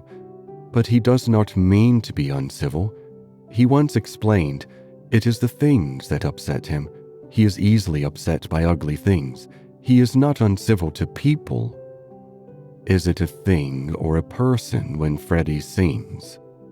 You can't expect a really musical person to enjoy comic songs as we do. Then why didn't he leave the room? Why sit wriggling and sneering and spoiling everyone's pleasure? We mustn't be unjust to people, faltered Lucy. Something had enfeebled her, and the case for Cecil, which she had mastered so perfectly in London, would not come forth in an effective form. The two civilizations had clashed. Cecil had hinted that they might, and she was dazzled and bewildered, as though the radiance that lies behind all civilization had blinded her eyes. Good taste and bad taste were only catchwords, garments of diverse cut, and music itself dissolved to a whisper through pine trees, where the song is not distinguishable from the comic song. She remained in much embarrassment while Mrs. Honeychurch changed her frock for dinner, and every now and then she said a word and made things no better. There was no concealing the fact. Cecil had meant to be supercilious, and he had succeeded. And Lucy, she knew not why, wished that the trouble could have come at any other time. Go and dress, dear. You'll be late. All right, Mother. Don't say all right and stop. Go. She obeyed, but loitered disconsolately at the landing window. It faced north, so there was little view, and no view of the sky. Now, as in the winter, the pine trees hung close to her eyes. One connected the landing window with depression. No definite problem menaced her, but she sighed to herself. Oh dear, what shall I do? What shall I do? It seemed to her that everyone else was behaving very badly, and she ought not to have mentioned Miss Bartlett's letter. She must be more careful. Her mother was rather inquisitive and might have asked what it was about. Oh dear, what should she do? And then Freddy came bounding upstairs and joined the ranks of the ill-behaved. I say, those are topping people. My dear baby, how tiresome you've been. You had no business to take them bathing in the sacred lake. It's much too public. It was all right for you, but most awkward for everyone else. Do be more careful. You forget the place is growing half suburban. I say, is anything on tomorrow week? Not that I know of. Then I want to ask the Emersons up to Sunday tennis. Oh, I wouldn't do that, Freddy. I wouldn't do that with all this muddle. What's wrong with the court? They won't mind a bump or two, and I've ordered new balls. I mean it's better not. I really mean it. He seized her by the elbows and humorously danced her up and down the passage. She pretended not to mind, but she could have screamed with temper. Cecil glanced at them as he proceeded to his toilet, and they impeded Mary with her brood of hot water cans. Then Mrs. Honeychurch opened her door and said, "Lucy, what a noise you're making. I have something to say to you. Did you say you had a letter from Charlotte?" And Freddy ran away. "Yes, I really can't stop. I must dress too." "How's Charlotte?" "All right." "Lucy?" The unfortunate girl returned. "You've a bad habit of hurrying away in the middle of one's sentences. Did Charlotte mention her boiler?" "Her what?" "Don't you remember that her boiler was to be had out in October, and her bath cistern cleaned out, and all kinds of terrible to-doing?" "I can't remember all Charlotte's worries," said Lucy bitterly. "I shall have enough of my own, now that you are not pleased with Cecil." Mrs. Honeychurch might have flamed out. She did not. She said, "Come here, old lady. Thank you for putting away my bonnet. Kiss me." And though nothing is perfect, Lucy felt for the moment that her mother and Windy Corner and the Weald in the declining sun were perfect. So the grittiness went out of life. It generally did at Windy Corner. At the last minute, when the social machine was clogged hopelessly, one member or other of the family poured in a drop of oil. Cecil despised their methods, perhaps rightly. At all events, they were not his own. Dinner was at 7:30. Freddy gabbled a grace, and they drew up their heavy chairs and fell to. Fortunately, the men were hungry. Nothing untoward occurred until the pudding. Then Freddy said, "Lucy, what's Emerson like?" "I saw him in Florence," said Lucy, hoping that this would pass for a reply. "Is he the clever sort, or is he a decent chap?" "Ask Cecil. It is Cecil who brought him here." "He is the clever sort, like myself," said Cecil. Freddy looked at him doubtfully. "How well did you know them at the Bertonlini?" asked Mrs. Honeychurch. "Oh, very slightly. I mean, Charlotte knew them even less than I did." "Oh, that reminds me. You never told me what Charlotte said in her letter." "One thing and another," said Lucy, wondering whether she would get through the meal without a lie. "Among other things, that an awful friend of hers had been bicycling through Summer Street, wondered if she'd come up and see us, and mercifully didn't." "Lucy, I do call the way you talk unkind." "She was a novelist," said Lucy craftily. The remark was a happy one, for nothing roused Mrs. Honeychurch so much as literature in the hands of females. She would abandon every topic to inveigh against those women who, instead of minding their houses and their children, seek notoriety by print. Her attitude was, if books must be written, let them be written by men. And she developed it at great length, while Cecil yawned and Freddy played at this year, next year, now, never, with his plumstones, and Lucy artfully fed the flames of her mother's wrath. But soon the conflagration died down, and the ghosts began to gather in the darkness. There were too many ghosts about. The original ghost, that touch of lips on her cheek, had surely been laid long ago. It could be nothing to her that a man had kissed her on a mountain once, but it had begotten a spectral family. Mr. Harris, Miss Bartlett's letter, Mr. Beebe's memories of violets, and one or other of these was bound to haunt her before Cecil's very eyes. It was Miss Bartlett who returned now, and with appalling vividness. "I've been thinking, Lucy, of that letter of Charlotte's. How is she?" "I tore the thing up." "Didn't she say how she was? How does she sound? Cheerful?" "Oh, yes, I suppose so. No, not very cheerful, I suppose." "Then depend upon it, it is the boiler. I know myself how water preys upon one's mind. I would rather anything else, even a misfortune with the meat." Cecil laid his hand over his eyes. "So would I," asserted Freddy, backing his mother up, backing up the spirit of her remark rather than its substance. "And I have been thinking," she added rather nervously, "surely we could squeeze Charlotte in here next week and give her a nice holiday while the plumbers at Tunbridge Wells finish. I have not seen poor Charlotte for so long." It was more than her nerves could stand, and yet she could not protest violently after her mother's goodness to her upstairs. "Mother, no," she pleaded. "It's impossible. We can't have Charlotte on top of the other things. We're squeezed to death as it is. Freddy's got a friend coming Tuesday.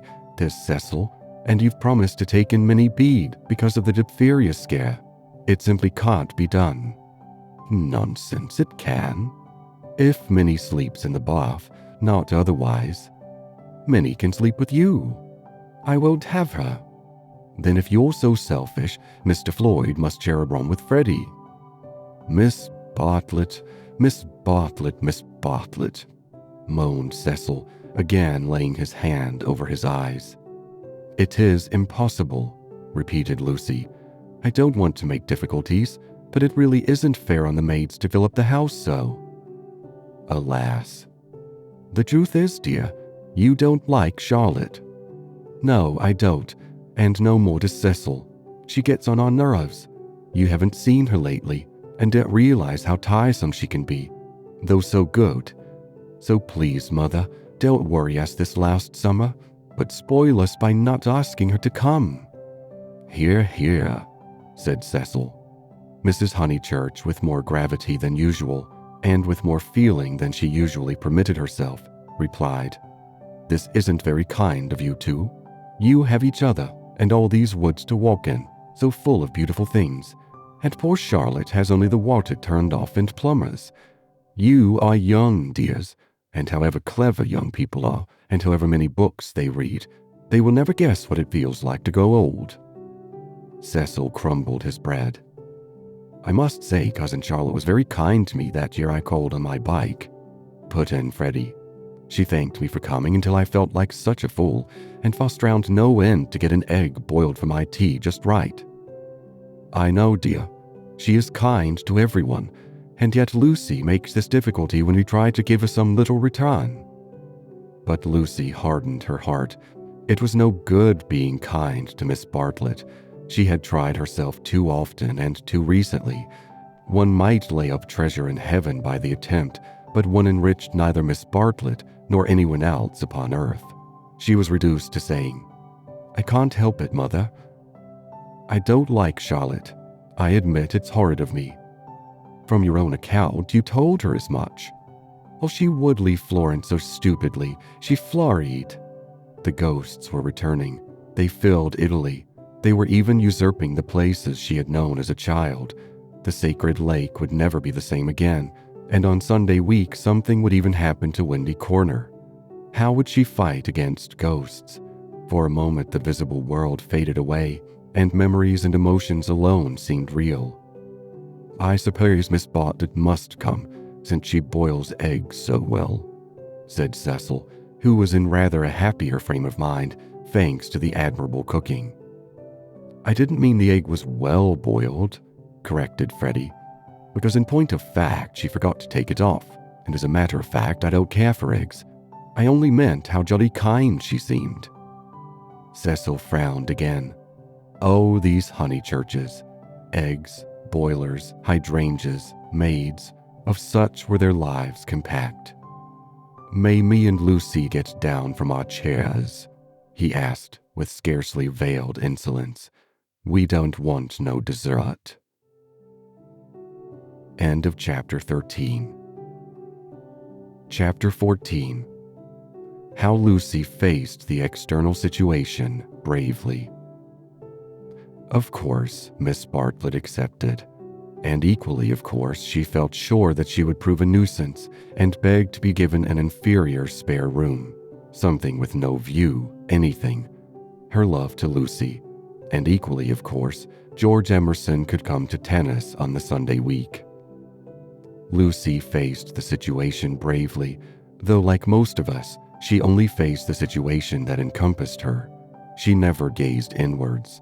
If at times strange images rose from the depths, she put them down to nerves. When Cecil brought the Emersons to Summer Street, it had upset her nerves. Charlotte would burn a shop past foolishness, and this might upset her nerves. She was nervous at night. When she talked to George, they met again almost immediately at the rectory. His voice moved her deeply, and she wished to remain near him. How dreadful if she really wished to remain near him. Of course, the wish was due to nerves, which love to play such perverse tricks upon us. Once she had suffered from things that came out of nothing and meant she didn't know what. Now Cecil had explained psychology to her one wet afternoon, and all the troubles of youth in an unknown world could be dismissed. It is obvious enough for the reader to conclude she loves young Emerson. A reader in Lucy's place would not find it obvious. Life is easy to chronicle, but bewildering to practice, and we welcome nerves or any other shibboleth that will cloak our personal desire. She loved Cecil. George made her nervous. Will the reader explain to her that the phrases should have been reversed? But the external situation, she will face that bravely. The meeting at the rectory had passed off well enough. Standing between Mr. Bebe and Cecil, she had made a few temperate allusions to Italy, and George had replied. She was anxious to show that she was not shy, and was glad that he did not seem shy either. "A nice fellow," said Mr. Bebe afterwards. "He will work off his crudities in time. I rather mistrust young men who slip into life gracefully." Lucy said, "He seems in better spirits. He laughs more." "Yes," replied the clergyman. "He is waking up." That was all. But as the week wore on, more of her defenses fell, and she entertained an image that had physical beauty. In spite of the clearest directions, Miss Bartlett contrived to bungle her arrival. She was due at the southeastern station at Dorking, whither Mrs. Honeychurch drove to meet her. She arrived at the London and Brighton station and had to hire a cab up. No one was at home except Freddy and his friend, who had to stop their tennis and to entertain her for a solid hour. Cecil and Lucy turned up at 4 o'clock, and these, with little Minnie Bede, made a somewhat lugubrious sextet upon the upper lawn for tea. "I shall never forgive myself," said Miss Bartlett, who kept on rising from her seat and had to be begged by the United Company to remain. "I have upset everything, busting in on young people, but I insist on paying for my cab up. Grant me that at any rate." "Our visitors never do such a dreadful thing," said Lucy, while her brother, in whose memory the boiled egg had already grown unsubstantial, exclaimed in irritable tones, "Just what I've been trying to convince Cousin Charlotte of, Lucy, for the last half hour." "I do not feel myself an ordinary visitor," said Miss Bartlett, and looked at her frayed gloves. "All right, if you'd really rather. 5 shillings, and I give a bob to the driver."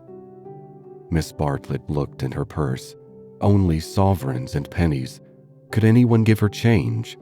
Freddy had half a quid, and his friend had 4 half-crowns. Miss Bartlett accepted their monies and then said, "But who am I to give the sovereign to?" "Let's leave it all till Mother comes back," suggested Lucy. "No, dear, your mother may take quite a long drive now that she is not hampered with me. We all have our little foibles, and mine is the promptly settling of accounts." Here Freddy's friend, Mr. Floyd, made the one remark of his that need be quoted. He offered to toss Freddy for Miss Bartlett's quid. A solution seemed in sight, and even Cecil, who had been ostentatiously drinking tea at the View, felt the eternal attraction of chance and turned round. But this did not do either. Please, please, I know I am a sad spoilsport, but it would make me wretched. I should practically be robbing the one who lost." "Freddy owes me 15 shillings, interposed Cecil, "so it will work out right if you give the pound to me." 15 shillings, said Miss Bartlett dubiously. "How is that, Mr. Vyse?" "Because, don't you see, Freddy paid your cab. Give me the pound, and we shall avoid this deplorable gambling."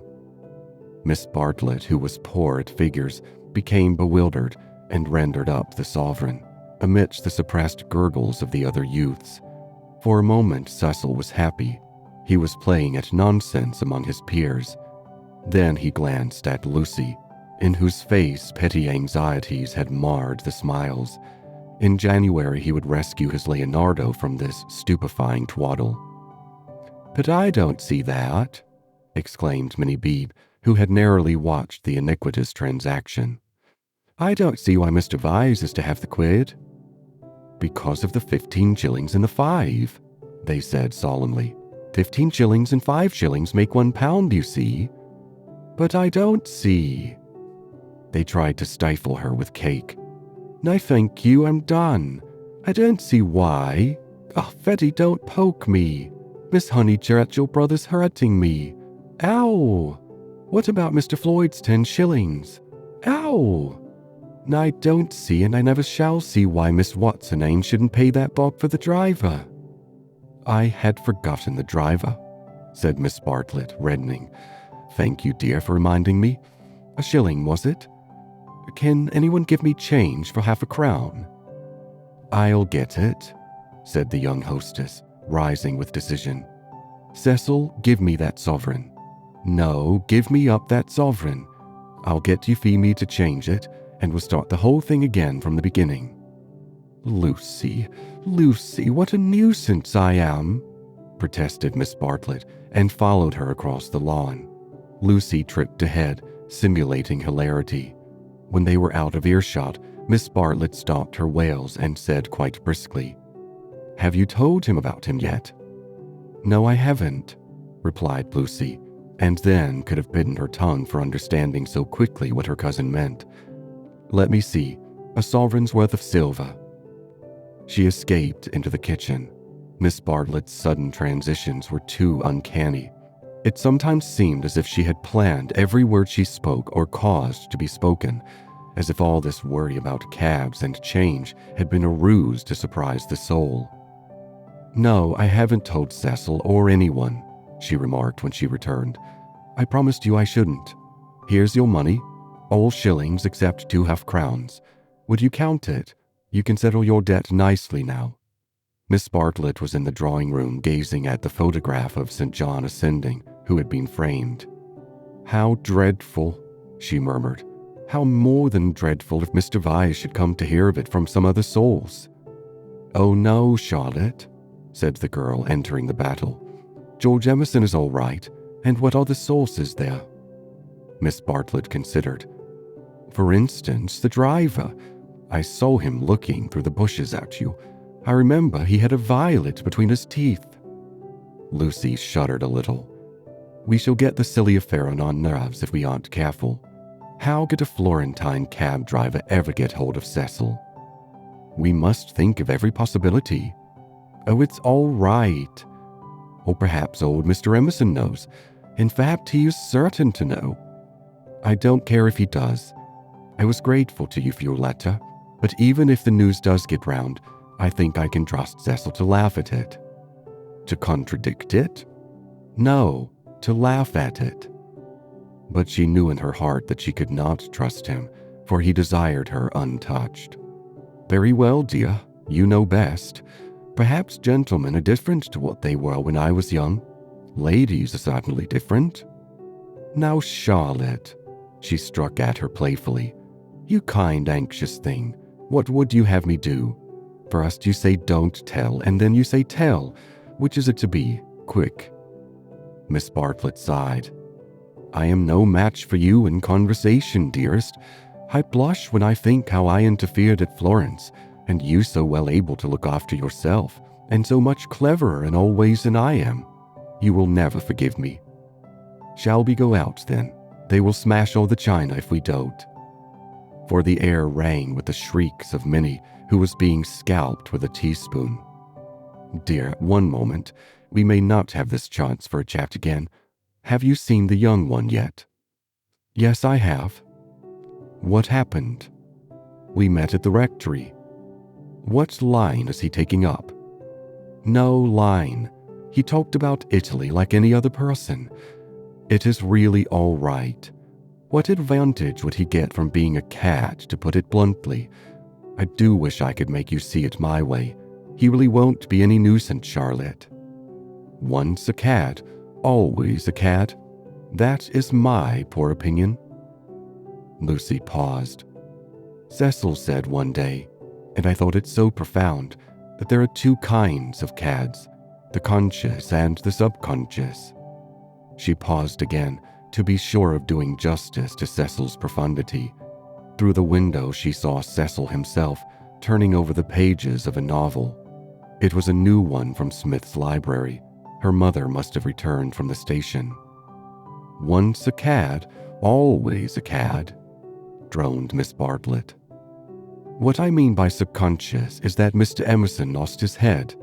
I fell into all those violets and he was silly and surprised. I don't think we ought to blame him very much. It makes such a difference when you see a person with beautiful things behind him unexpectedly. It really does. It makes an enormous difference. And he lost his head. He doesn't admire me or any of that nonsense one stroll. Freddy rather likes him and has asked him up here on Sunday, so you can judge for yourself. He has improved. He doesn't always look as if he is going to burst into tears. He is a clerk in the general manager's office at one of the big railways, not a porter, and runs down to his father for weekends. Papa was to do with journalism, but is rheumatic and has retired. There, now for the garden." She took hold of her guest by the arm. "Suppose we don't talk about this silly Italian business anymore. We want you to have a nice, restful visit at Windy Corner, with no worriting." Lucy thought this rather a good speech. The reader may have detected an unfortunate slip in it. Whether Miss Bartlett detected the slip, one cannot say, for it is impossible to penetrate into the minds of elderly people. She might have spoken further, but they were interrupted by the entrance of her hostess. Explanations took place, and in the midst of them Lucy escaped, the images throbbing a little more vividly in her brain. End of chapter 14. Chapter 15. The Disaster Within. The Sunday after Miss Bartlett's arrival was a glorious day, like most of the days of that year. In the Weald, autumn approached, breaking up the green monotony of summer, touching the parks with the gray bloom of mist, the beech trees with russet, the oak trees with gold. Up on the heights, battalions of black pines witnessed the change, themselves unchangeable. Either country was spanned by a cloudless sky, and in either arose the tinkle of church bells. The garden of Windy Corner was deserted except for a red book, which lay sunning itself upon the gravel path. From the house came incoherent sounds, as of females preparing for worship. "The men say they won't go." "Well, I don't blame them." "Minnie says, need she go?" "Tell her no nonsense." "Anne, Mary, hook me behind." "Dearest Lucia, may I trespass upon you for a pin?" For Miss Bartlett had announced that she, at all events, was one for church. The sun rose higher on its journey, guided not by Phaeton but by Apollo, competent, unswerving, divine. Its rays fell on the ladies whenever they advanced towards the bedroom windows, on Mr. Bebe down at Summer Street as he smiled over a letter from Miss Catherine Allen, on George Emerson cleaning his father's boots, and lastly, to complete the catalogue of memorable things, on the red book mentioned above. The ladies move, Mr. Bebe moves, George moves, and movement may engender shadow. But this book lies motionless, to be caressed all the morning by the sun, and to raise its covers slightly, as though acknowledging the caress. Presently Lucy steps out of the drawing-room window. Her new cerise dress has been a failure, and makes her look tawdry and wan. At her throat is a garnet brooch, on her finger a ring set with rubies, an engagement ring. Her eyes are bent to the Weald. She frowns a little, not in anger, but as a brave child frowns when he is trying not to cry. In all that expanse no human eye is looking at her, and she may frown unrebuked and measure the spaces that yet survive between Apollo and the western hills. "Lucy, Lucy, what's that book? Who's been taking a book out of the shelf and leaving it about to spoil?" It's only the library book that Cecil's been reading. But pick it up, and don't stand there idling like a flamingo." Lucy picked up the book and glanced at the title listlessly, Under a Loggia. She no longer read novels herself, devoting all her spare time to solid literature in the hope of catching Cecil up. It was dreadful how little she knew, and even when she thought she knew a thing, like the Italian painters, she found she had forgotten it. Only this morning she had confused Francesco Francia with Piero della Francesca, and Cecil had said, "What? You aren't forgetting our Italy already?" And this too had lent anxiety to her eyes when she saluted the dear view and the dear garden in the foreground, and above them, scarce conceivable elsewhere, the dear sun. "Lucy, have you a sixpence for Minnie and a shilling for yourself?" She hastened in to her mother, who was rapidly working herself into a Sunday fluster. "It's a special collection. I forget what for. I do beg no vulgar clinking in the plate with halfpennies. See that Minnie has a nice bright sixpence. Where is the child? Minnie? Ah, that book's all warped. Gracious, how plain you look. Put it under the Atlas to press. Minnie? Oh, Mrs. Honeychurch," from the upper regions. "Minnie, don't be late. Here comes the horse." It was always the horse, never the carriage. "Where's Charlotte? Run up and hurry her. Ah, why is she so long? She had nothing to do. She never brings anything but blouses. Poor Charlotte, how I do detest blouses. Minnie?" Paganism is infectious, more infectious than diphtheria or piety, and the rector's niece was taken to church protesting. As usual, she didn't see why. Why shouldn't she sit in the sun with the young men? The young men who had now appeared mocked her with ungenerous words. Mrs. Honeychurch defended orthodoxy, and in the midst of the confusion, Miss Bartlett, dressed in the very height of fashion, came strolling down the stairs. "Dear Marian, I am very sorry, but I have no small change, nothing but sovereigns and half-crowns. Could anyone give me—" "Yes, easily. Jump in. Gracious me, how smart you look. What a lovely frock. You put us all to shame." "If I did not wear my best rags and tatters now, when should I wear them?" said Miss Bartlett reproachfully. She got into the Victoria and placed herself with her back to the horse. The necessary uproar ensued, and then they drove off. "Goodbye. Be good," called out Cecil. Lucy bit her lip, for the tone was sneering. On the subject of church and so on, they had had rather an unsatisfactory conversation. He had said that people ought to overhaul themselves, and she did not want to overhaul herself. She did not know how it was done. Honest orthodoxy Cecil respected, but he always assumed that honesty is the result of a spiritual crisis. He could not imagine it as a natural birthright that might grow heavenward like the flowers. All that he said on this subject pained her, though he exuded tolerance from every pore. Somehow the Emersons were different. She saw the Emersons after church. There was a line of carriages down the road, and the Honeychurch vehicle happened to be opposite Sissy Villa. To save time, they walked over the green to it and found father and son smoking in the garden. "Introduce me," said her mother, "unless the young man considers that he knows me already." He probably did, but Lucy ignored the sacred lake and introduced them formally. Old Mr. Emerson claimed her with much warmth and said how glad he was that she was going to be married. She said yes, she was glad too. And then, as Miss Bartlett and Minnie were lingering behind with Mr. Bebe, she turned the conversation to a less disturbing topic and asked him how he liked his new house. "Very much," he replied, but there was a note of offense in his voice. She had never known him offended before. He added, "We find, though, that the Miss Allens were coming and that we have turned them out. Women mind such a thing.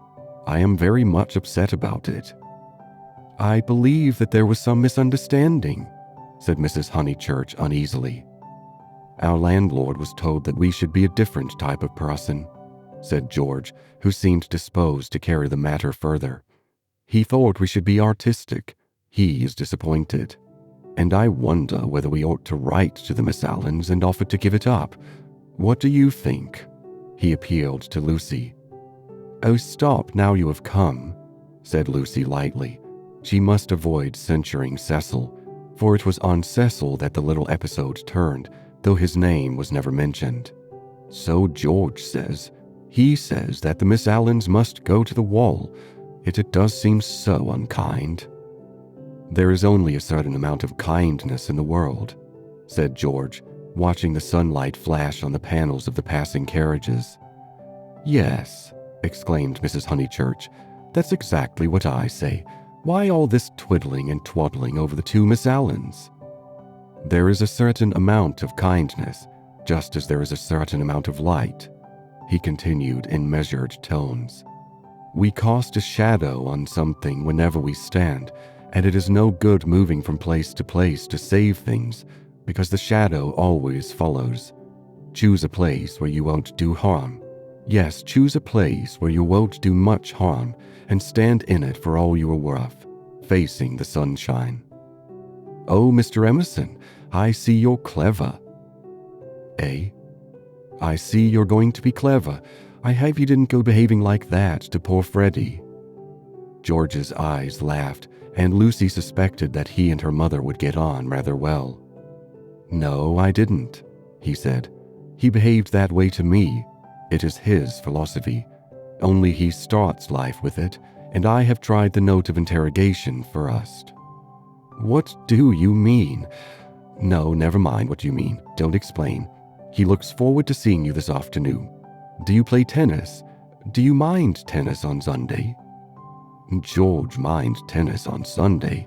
George, after his education, distinguish between Sunday? Very well, George doesn't mind tennis on Sunday. No more do I.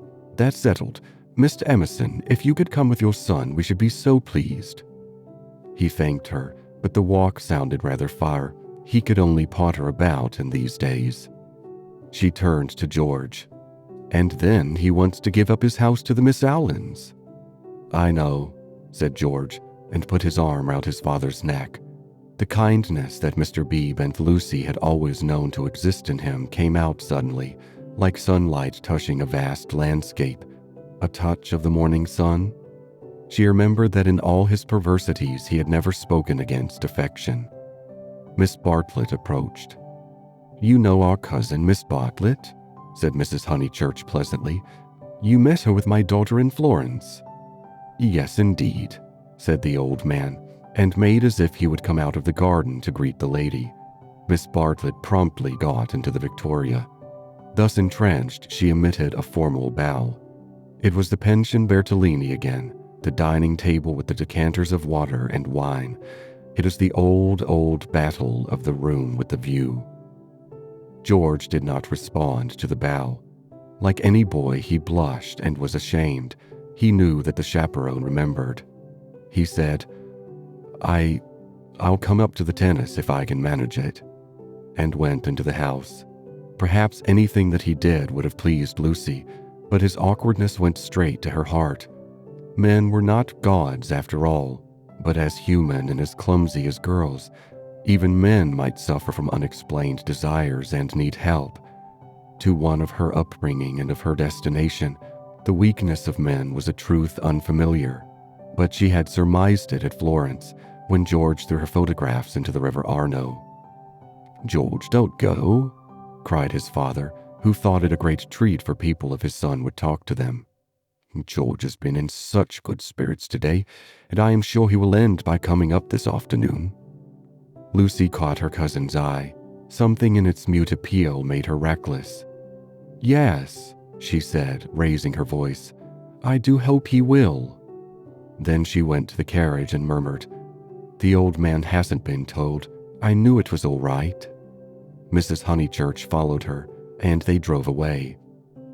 Satisfactory that Mr. Emerson had not been told of the Florence escapade, yet Lucy's spirit should not have leapt up as if she had sighted the ramparts of heaven. Satisfactory, yet surely she greeted it with disproportionate joy. All the way home the horse's hoofs sang a tune to her. "He has not told, He has not told. Her brain expanded the melody. He has not told his father, to whom he tells all things. It was not an exploit. He did not laugh at me when I had gone. She raised her hand to her cheek. He does not love me. No, how terrible if he did. But he has not told. He will not tell. She longed to shout the words. It is all right. It's a secret between us two forever. Cecil will never hear. She was even glad that Miss Bartlett had made her promise secrecy that last dark evening at Florence when they had knelt packing in his room. The secret, big or little, was guarded. Only 3 English people knew of it in the world. Thus she interpreted her joy. She greeted Cecil with unusual radiance because she felt so safe. As he helped her out of the carriage, she said, "The Emersons have been so nice. George Emerson has improved enormously." "No. How are my protégés?" asked Cecil, who took no real interest in them and had long since forgotten his resolution to bring them to Windy Corner for educational purposes. "Protégés," she exclaimed with some warmth. For the only relationship which Cecil conceived was feudal, that of protector and protected. He had no glimpse of the comradeship after which the girl's soul yearned. "You shall see for yourself how your protégés are. George Emerson is coming up this afternoon. He's a most interesting man to talk to. Only don't," she nearly said, "don't protect him." But the bell was ringing for lunch, and as often happens, Cecil had paid no great attention to her remarks. Charm, not argument, was to be her forte. Lunch was a cheerful meal. Generally, Lucy was depressed at meals. Someone had to be soothed, either Cecil or Miss Bartlett, or a being not visible to the mortal eye, a being who whispered to her soul, "It will not last, this cheerfulness. In January you must go to London to entertain the grandchildren of celebrated men." But today she felt she had received a guarantee. Her mother would always sit there, her brother here. The sun, though it had moved a little since the morning, would never be hidden behind the western hills. After luncheon, they asked her to play. She had seen Gluck's Armide that year and played from memory the music of the Enchanted Garden, the music to which Renaud approaches beneath the light of an eternal dawn, the music that never gains, never wanes, but ripples forever like the tideless seas of fairyland.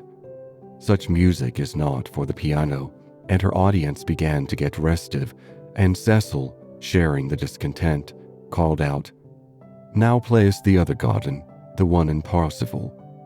She closed the instrument. "Not very dutiful," said her mother's voice.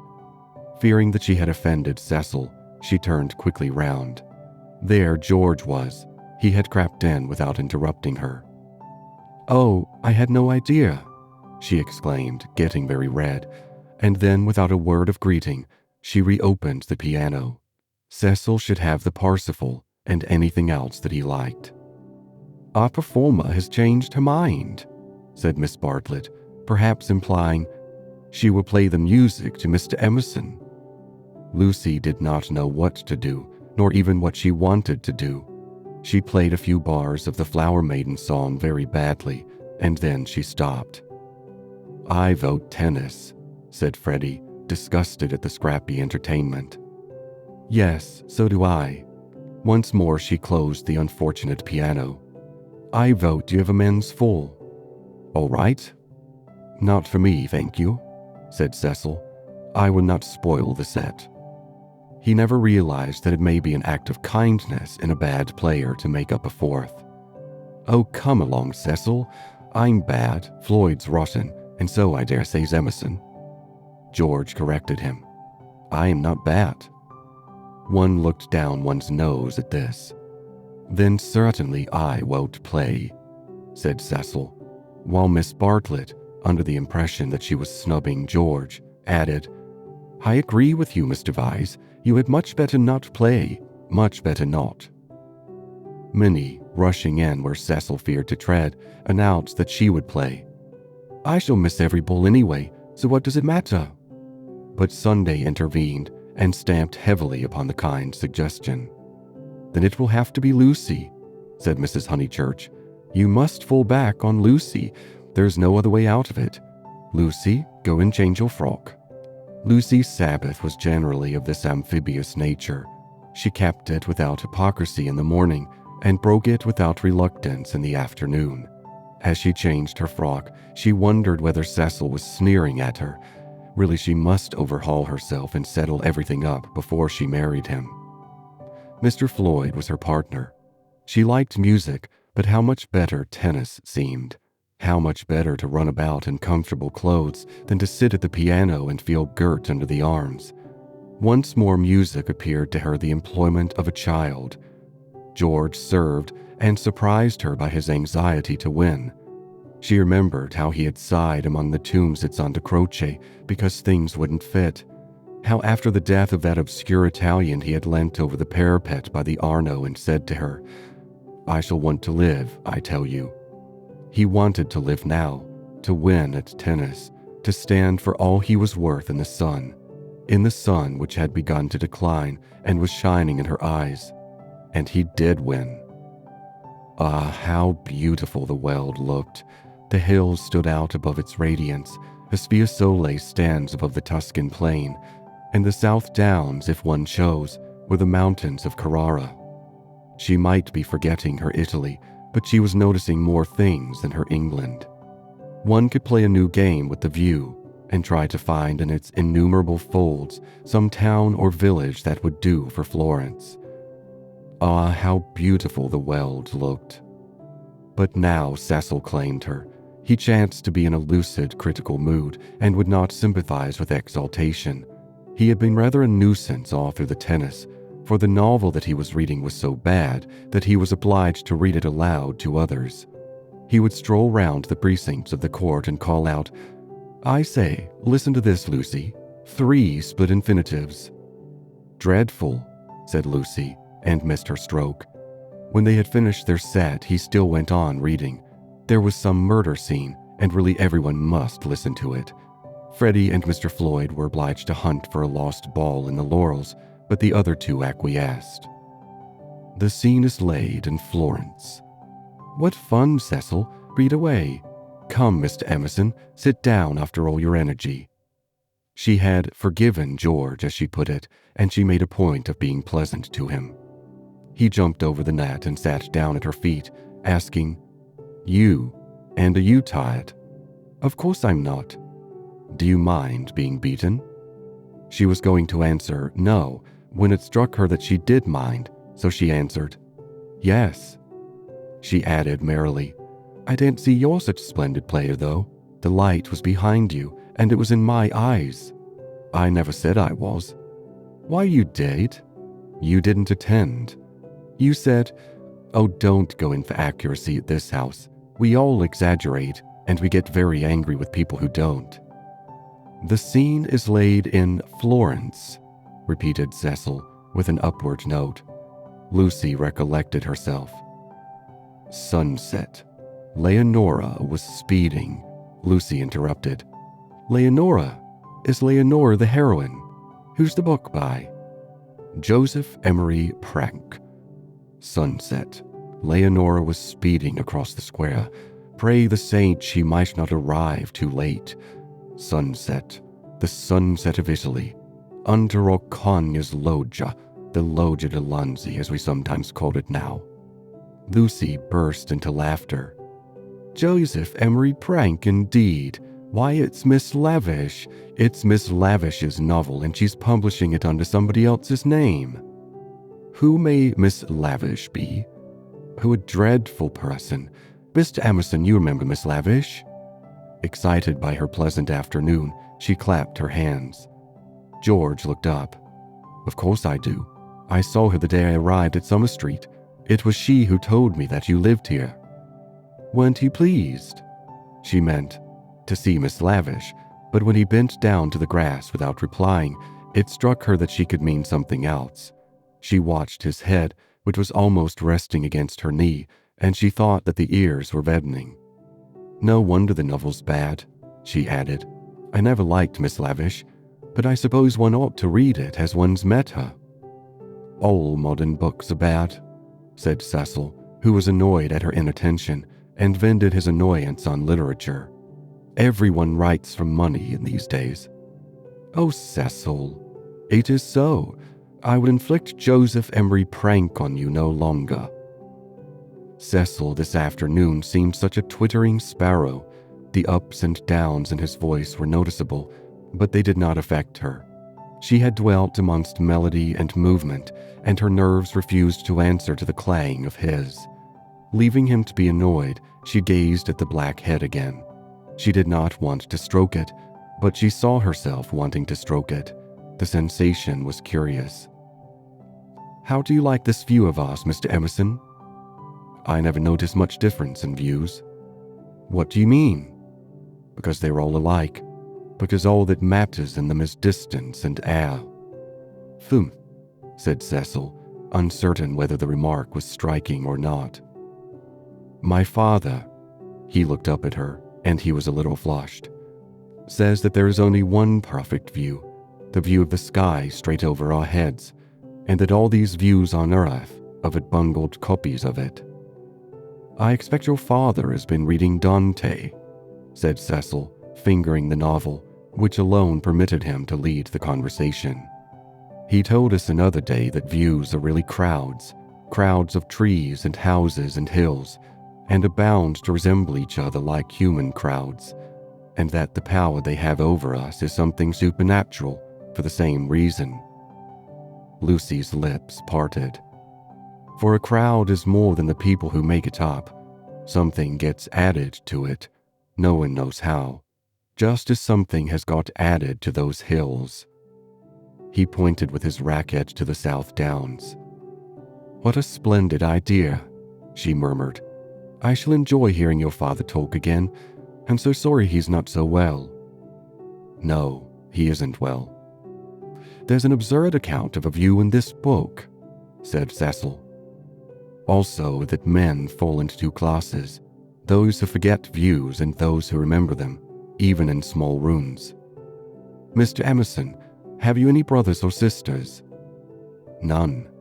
"Why?" "You spoke of us." "My mother, I was meaning." Cecil closed the novel with a bang. "Oh, Cecil, how you make me jump. I will inflict Joseph Emery prank on you no longer. I can just remember us all three going into the country for the day and seeing as far as Hindhead. It is the first thing that I remember." Cecil got up. The man was ill-bred. He hadn't put on his coat after tennis. He didn't do. He would have strolled away if Lucy had not stopped him. "Cecil, do read the thing about the view." "Not while Mr. Emerson is here to entertain us." "No, read away. I think nothing's funnier than to hear silly things read out loud. If Mr. Emerson thinks it's frivolous, he can go." This struck Cecil as subtle and pleased him. It put their visitor in the position of a prig. Somewhat mollified, he sat down again. "Mr. Emerson, go and find tennis balls." She opened the book. Cecil must have his reading and anything else that he liked. But her attention wandered to George's mother, who, according to Mr. Eager, had been murdered in the sight of God, and according to her son, had seen as far as Hindhead. "Am I really to go?" asked George. "No, of course not really," she answered. "Chapter 2, said Cecil, yawning. "Find me Chapter 2 if it isn't bothering you." Chapter 2 was found, and she glanced at its opening sentences. She thought she had gone mad. "Yeah, hand me the book." She heard her voice saying, "It isn't worth reading. It's too silly to read. I never saw such rubbish. It oughtn't to be allowed to be printed." He took the book from her. "Leonora," he read, "sat pensive and alone. Before her lay the rich champaign of Tuscany, dotted over with many a smiling village. The season was spring." Miss Lavish knew somehow, and had printed the past in draggled prose for Cecil to read and for George to hear. "A golden haze," he read. He read, "Afar off the towers of Florence, while the bank on which she sat was carpeted with violets. All unobserved, Antonio stole up behind her." Lest Cecil should see her face, she turned to George, and she saw his face. He read. There came from his lips no wordy protestation such as formal lovers use. No eloquence was his, nor did he suffer from the lack of it. He simply enfolded her in his manly arms. There was a silence. This isn't the passage I was wanting, he informed them. There's another, much funnier, further on. He turned over the leaves. Should we go into tea? Said Lucy, whose voice remained steady. She led the way up the garden, Cecil following her, George last. She thought a disaster was averted. But when they entered the shrubbery, it came. The book, as if it had not worked mischief enough, had been forgotten, and Cecil must go back for it. And George, who loved passionately, must blunder against her in the narrow path. No, she gasped, and for the second time was kissed by him. As if no more was possible, he slipped back. Cecil rejoined her, and they reached the upper lawn alone. End of chapter 15. Chapter 16. Lying to George. But Lucy had developed since the spring. That is to say, she was now better able to stifle the emotions of which the conventions and the world disapprove. Though the danger was greater, she was not shaken by deep sobs. She said to Cecil, I am not coming into tea. Tell Mother. I must write some letters. And went up to her room. There she prepared for action. Love felt and returned, love which our bodies exact and our hearts have transfigured, love which is the most real thing that we shall ever meet, reappeared now as the world's enemy, and she must stifle it. She sent for Miss Bartlett. The contest lay not between love and duty.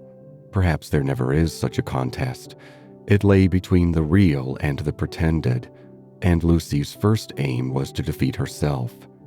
As her brain clouded over, as the memory of the views grew dim and the words of the book died away, she returned to her old shibboleth of nerves.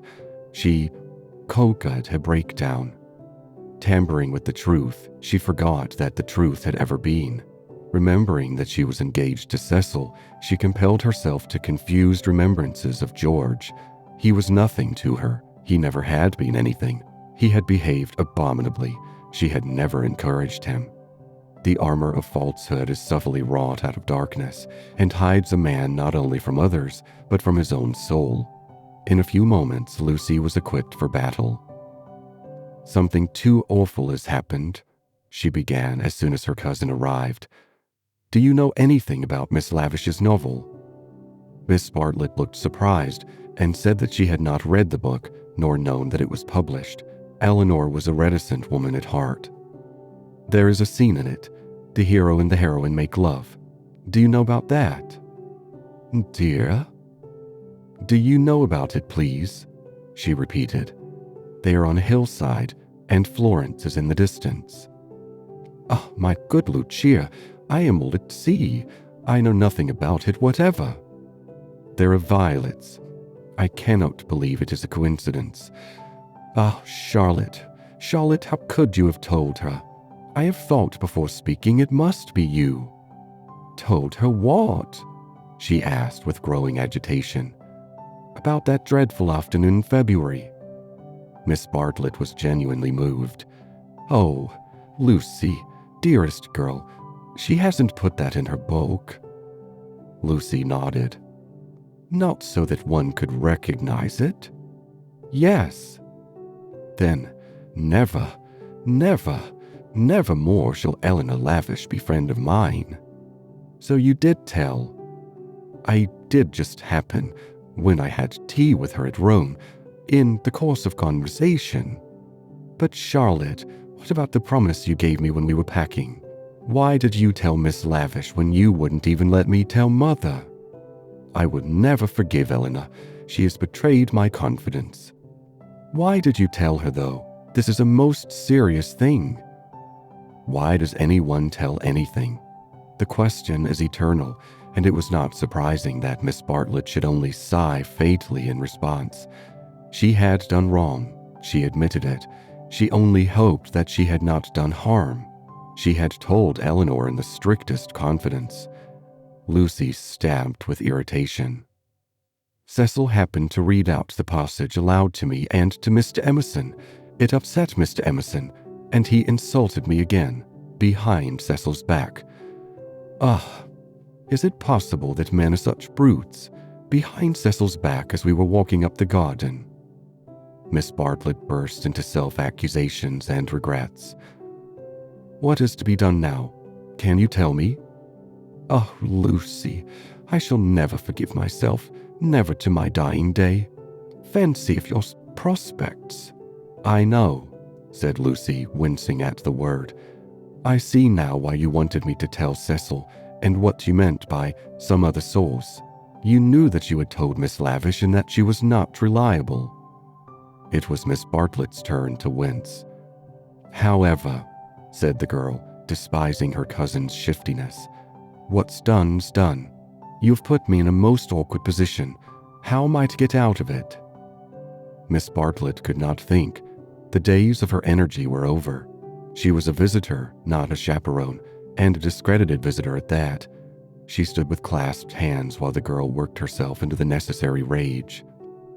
He must. That man must have such setting down thee won't forget. And who's to give it to him? I can't tell Mother now, owing to you. Nor Cecil, Charlotte, owing to you. I am caught up every way. I think I shall go mad. I have no one to help me. That's why I've sent for you. What's wanted is a man with a whip. Miss Bartlett agreed. One wanted a man with a whip.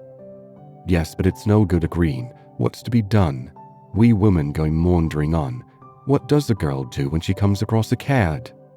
I always said he was a cad, dear. Give me credit for that at all events. From the very first moment, when he said his father was having a bath. Oh, bother the credit and who's been right or wrong. We've both made a muddle of it. George Emerson is still down the garden there. And is he to be left unpunished or isn't he? I want to know. Miss Bartlett was absolutely helpless. Her own exposure had unnerved her, and thoughts were colliding painfully in her brain. She moved feebly to the window and tried to detect the cad's white flannels among the laurels. You were ready enough at the Bertonlini when you rushed me off to Rome. Can't you speak again to him now? Willingly, I would move heaven and earth. I want something more definite, said Lucy contemptuously. Will you speak to him? It is the least you can do, surely, considering it all happened because you broke your word. Never again shall Eleanor Lavish be friend of mine. Really, Charlotte was outdoing herself. Yes or no, please. Yes or no. It is the kind of thing that only a gentleman can settle. George Emerson was coming up the garden with a tennis ball in his hand. Very well, said Lucy with an angry gesture. No one will help me.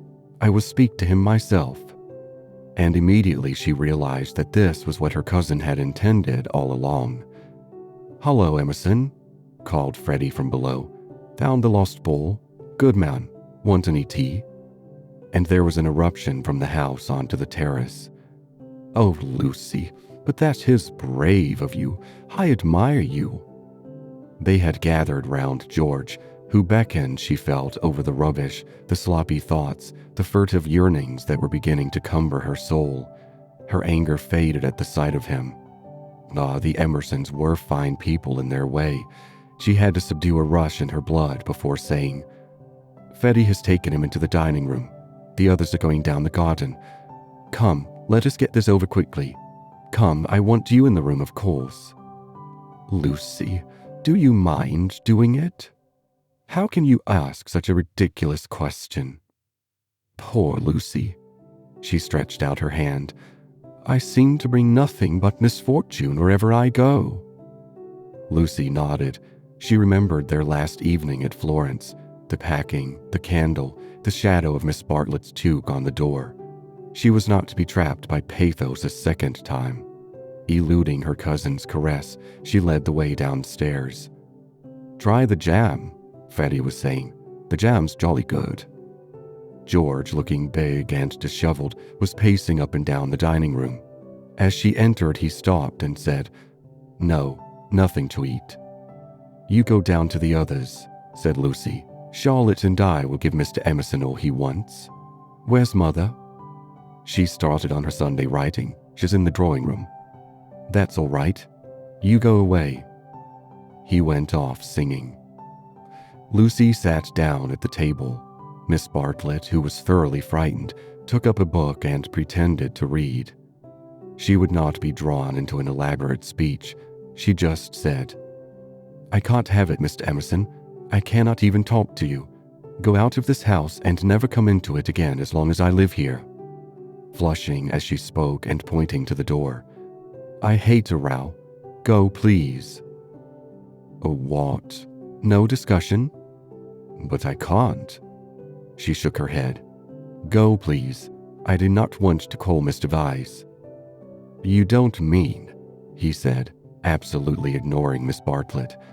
"You don't mean that you were going to marry that man?"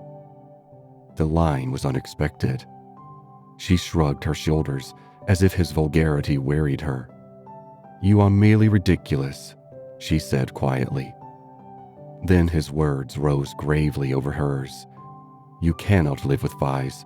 He's only for an acquaintance. He is for society and cultivated talk. He should know no one intimately, least of all a woman." It was a new light on Cecil's character. "Have you ever talked to Vyse without feeling tired?" "I can scarcely discuss." "No, but have you ever? He is the sort who are all right so long as they keep to things, books, pictures, but kill when they come to people. That's why I'll speak out through all this muddle even now. It's shocking enough to lose you in any case, but generally a man must deny himself joy. What I would have held back if your Cecil had been a different person. I would never have let myself go. But I saw him first in the National Gallery, when he winced because my father mispronounced the names of great painters. Then he brings us here, and we find it is to play some silly trick on a kind neighbor. That is the man all over, playing tricks on people, on the most sacred form of life that he can find. Next, I meet you together, and find him protecting and teaching you and your mother to be shocked, when it was for you to settle whether you were shocked or no. Cecil all over again. He daren't let a woman decide. He's the type who's kept Europe back for 1,000 years. Every moment of his life he's forming you, telling you what's charming or amusing or ladylike, telling you what a man thinks womanly. And you of all women, listen to his voice instead of to your own. So it was at the rectory, when I met you both again. So it has been the whole of this afternoon. Not therefore I kissed you, because the book made me do that, and I wish to goodness I had more self-control. I'm not ashamed, I don't apologize, but it has frightened you, and you may not have noticed that I love you. Or would you have told me to go, and dealt with tremendous things so lightly? But therefore I settled to fight him." Lucy thought of a very good remark. "You say Mr. Vyse wants me to listen to him, Mr. Emerson. Pardon me for suggesting that you have caught the habit." And he took the shoddy reproof and touched it into immortality. He said, "Yes, I have," and sank down as if suddenly weary. "I'm the same kind of brute at bottom. This desire to govern a woman, it lies very deep, and men and women must fight it together before they shall enter the garden. But I do love you, surely in a better way than he does." He thought, "Yes, really in a better way. I want you to have your own thoughts even when I hold you in my arms." He stretched them towards her. "Lucy, be quick. There's no time for us to talk now. Come to me as you came in the spring, and afterwards I will be gentle and explain. I have cared for you since that man died. I cannot live without you. No good, I thought, she is marrying someone else. But I meet you again when all the world is glorious water and sun. As you came through the wood, I saw that nothing else mattered. I called. I wanted to live and have my chance of joy." "And Mr. Vyse," said Lucy, who kept commendably calm. "Does he not matter, that I love Cecil and shall be his wife shortly? A detail of no importance, I suppose." But he stretched his arms over the table towards her. "May I ask what you intend to gain by this exhibition?" He said, "It is a lost chance. I shall do all that I can." And as if he had done all else, he turned to Miss Bartlett, who sat like some portent against the skies of evening. "You wouldn't stop us this second time if you understood," he said. "I have been into the dark, and I am going back into it, unless you will try to understand." Her long, narrow head drove backwards and forwards, as though demolishing some invisible obstacle. She did not answer. "It is being young," he said quietly, picking up his racket from the floor and preparing to go. "It is being certain that Lucy cares for me, really. It is that love and youth matter intellectually." In silence, the two women watched him. His last remark, they knew, was nonsense, but was he going after it or not? Would not he, the cad, the charlatan, attempt a more dramatic finish? No. He was apparently content. He left them, carefully closing the front door, and when they looked through the hall window, they saw him go up the drive and begin to climb the slopes of withered fern behind the house. Their tongues were loosed, and they burst into stealthy rejoicings. "Oh, Lucia, come back here. Oh, what an awful man." Lucy had no reaction, at least not yet. "Well, he amuses me," she said. "Either I'm mad or else he is, and I'm inclined to think it's the latter. One more fuss through with you, Charlotte. Many thanks. I think, Faye, that this is the last. My admirer will hardly trouble me again." And Miss Bartlett, too, essayed the roguish. "Well, it isn't everyone who could boast such a conquest, dearest, is it? Her one oughtn't to laugh, really. It might have been very serious, but she was so sensible and brave, so unlike the girls of my day. Let's go down to them." But once in the open air, she paused. Some emotion, pity, terror, love, but the emotion was strong, seized her, and she was aware of autumn. Summer was ending, and the evening brought her odors of decay, the more pathetic because they were reminiscent of spring. That something or other mattered intellectually. A leaf, violently agitated, danced past her, while other leaves lay motionless. That the earth was hastening to re-enter darkness, and the shadows of those trees to creep over Windy Corner. "Hello, Lucy. There's still a light enough for another set, if you two will hurry." "Mr. Emerson has had to go." What a nuisance. It spoils the fall. I say, Cecil, do play. Do, there's a good chap. It's Floyd's last day.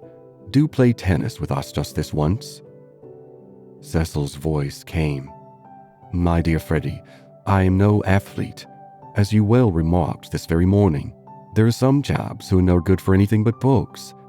I plead guilty to being such a chap, and will not inflict myself on you."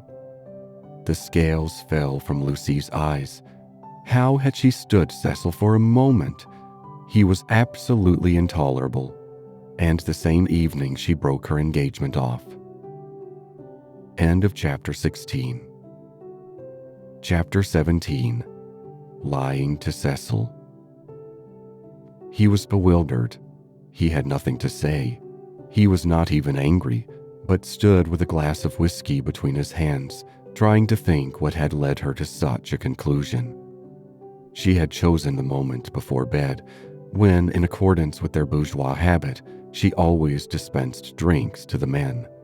Freddy and Mr. Floyd were sure to retire with their glasses, while Cecil invariably lingered, sipping at his while she locked up the sideboard. "I am very sorry about it," she said. "I have carefully thought things over. We are too different.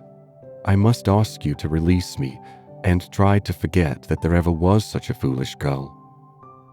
It was a suitable speech, but she was more angry than sorry, and her voice showed it. Different. How? How?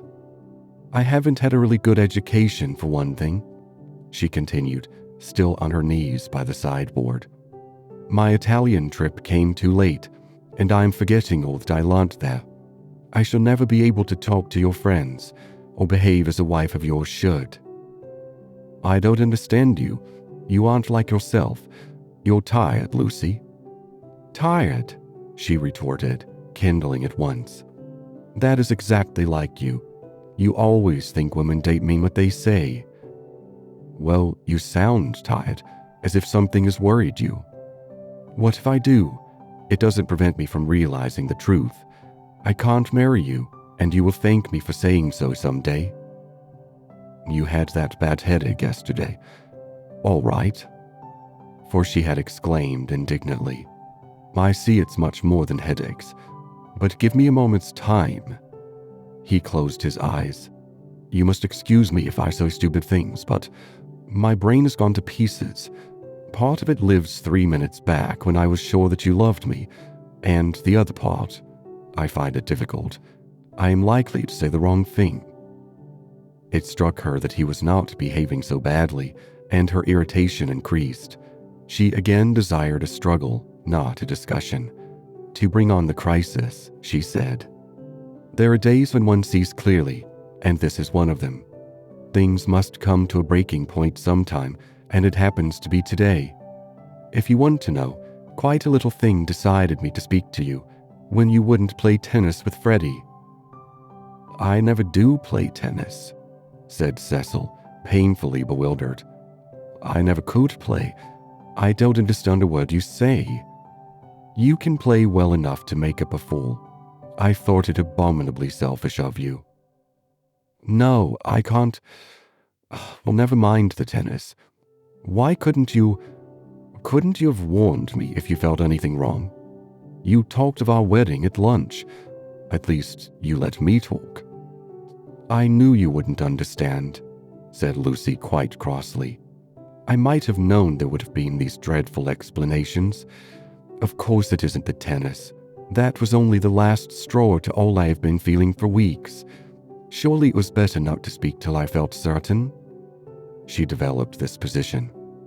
Often before I've wondered if I were fitted for your wife, for instance in London.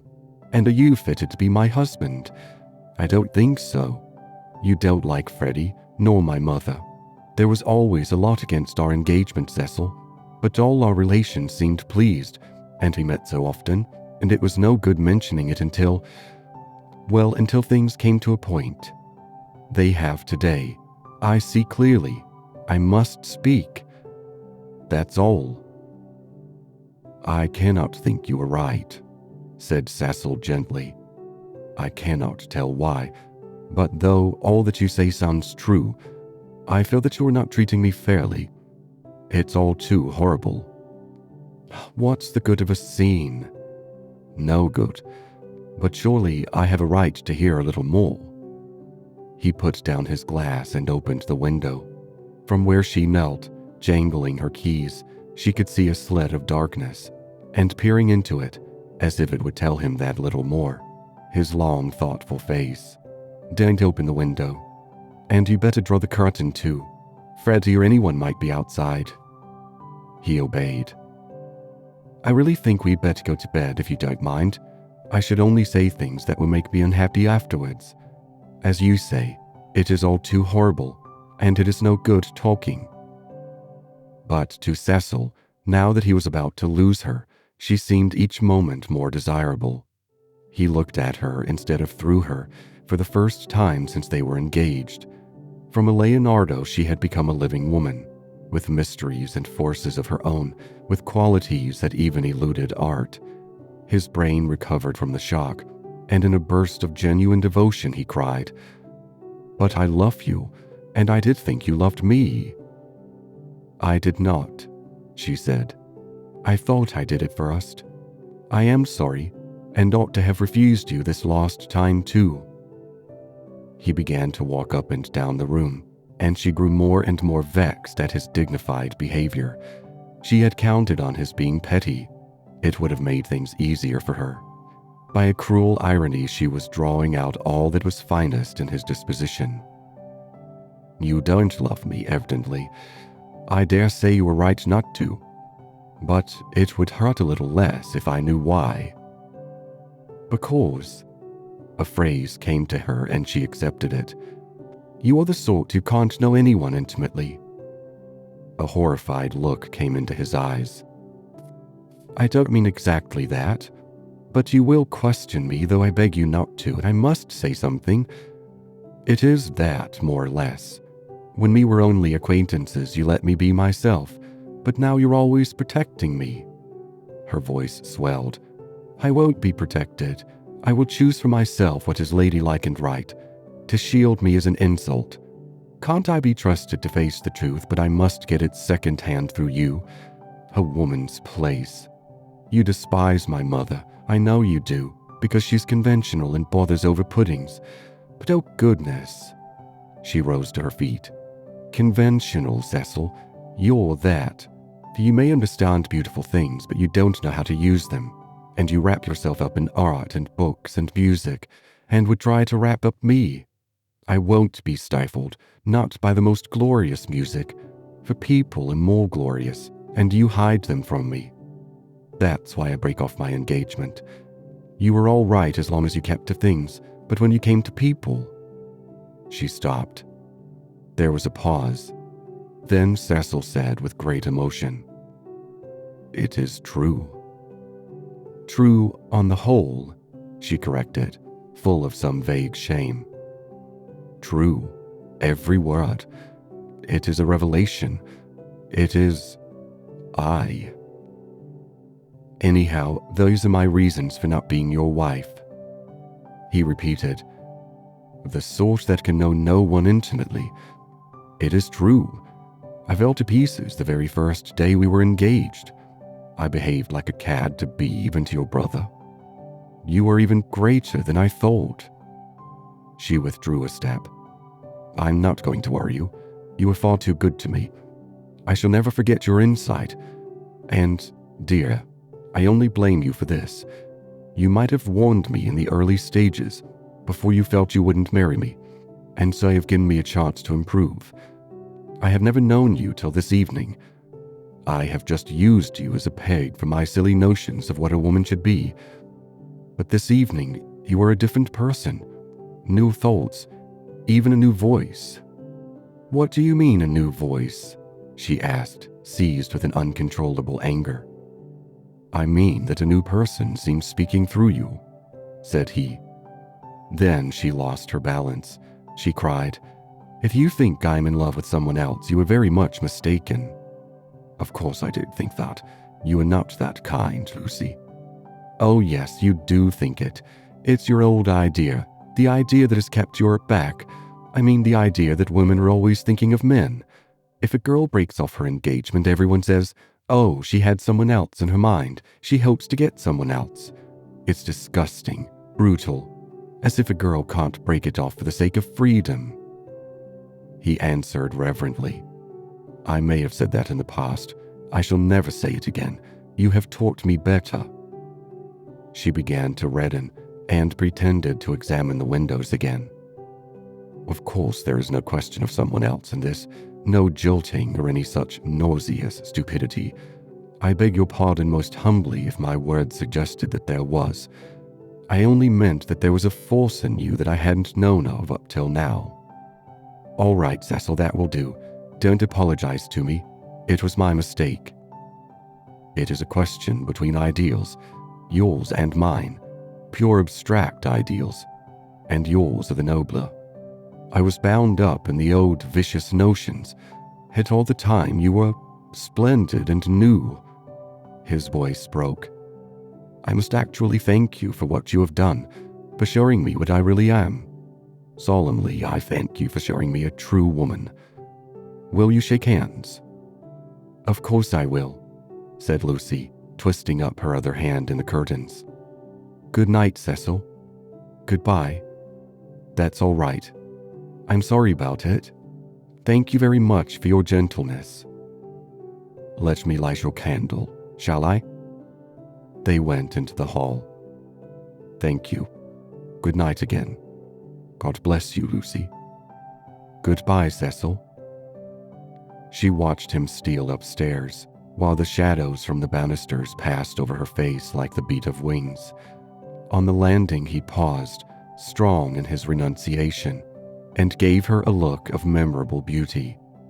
For all his culture, Cecil was an ascetic at heart, and nothing in his love became him like the leaving of it. She could never marry. In the tumult of her soul that stood firm. Cecil believed in her. She must someday believe in herself. She must be one of the women whom she had praised so eloquently, who care for liberty and not for men.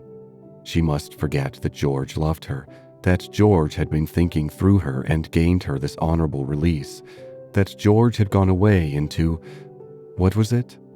The darkness. She put out the lamp. It did not do to think, nor for the matter of that to feel.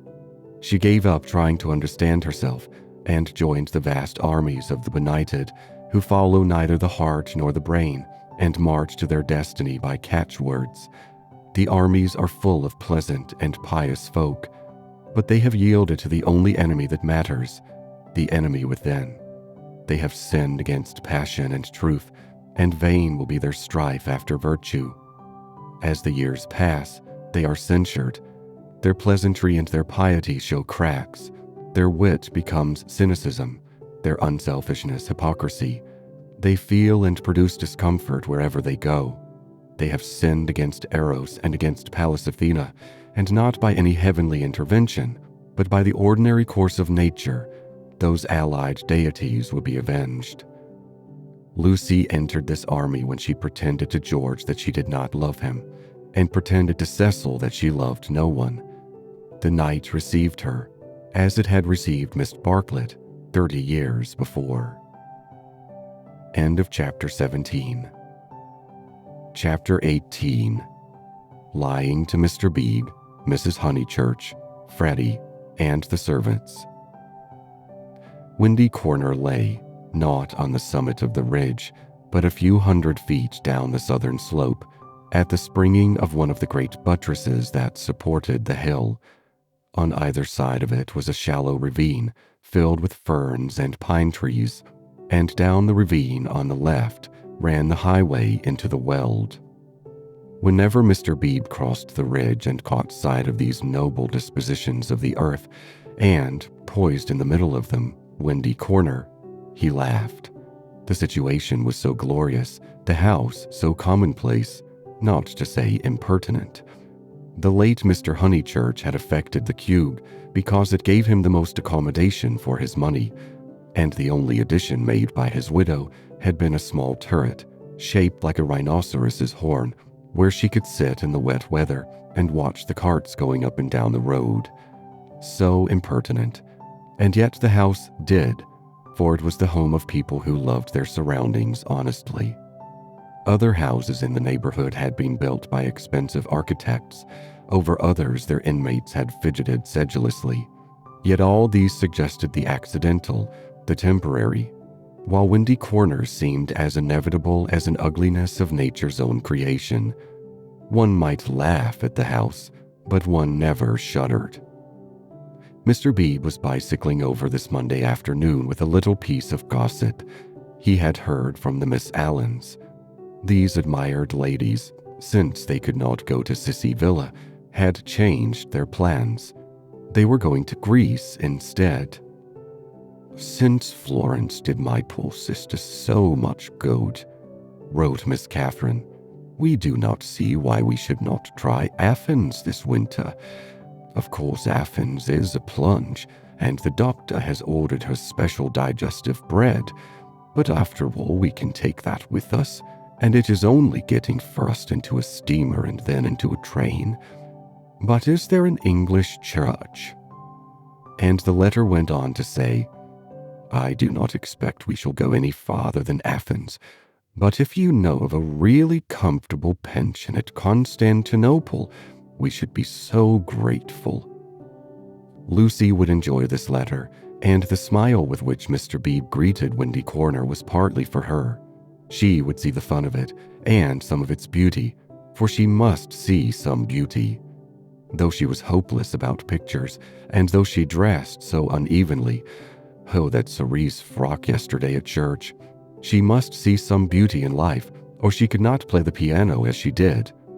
He had a theory that musicians are incredibly complex, and know far less than other artists what they want and what they are, that they puzzle themselves as well as their friends, that their psychology is a modern development and has not yet been understood. This theory, had he known it, had possibly just been illustrated by facts.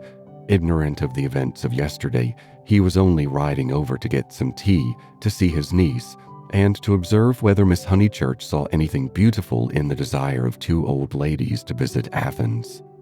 A carriage was drawn up outside Windy Corner, and just as he caught sight of the house, it started, bowled up the drive, and stopped abruptly when it reached the main road. Therefore it must be the horse, who always expected people to walk up the hill in case they tired him. The door opened immediately and two men emerged, whom Mr. B recognized as Cecil and Freddy. They were an odd couple to go driving, but he saw a trunk beside the coachman's legs. Cecil, who wore a bowler, must be going away, while Freddy, a cap, was seeing him to the station. They walked rapidly, taking the shortcuts, and reached the summit while the carriage was still pursuing the windings of the road. They shook hands with the clergyman, but did not speak. "So you're off for a minute, Mr. Vyse?" he asked. Cecil said, "Yes," while Freddy edged away.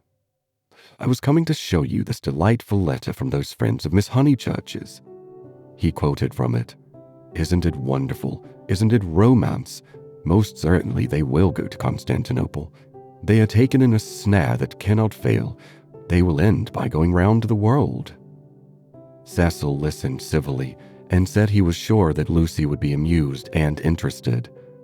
"Isn't romance capricious? I never notice it in you young people.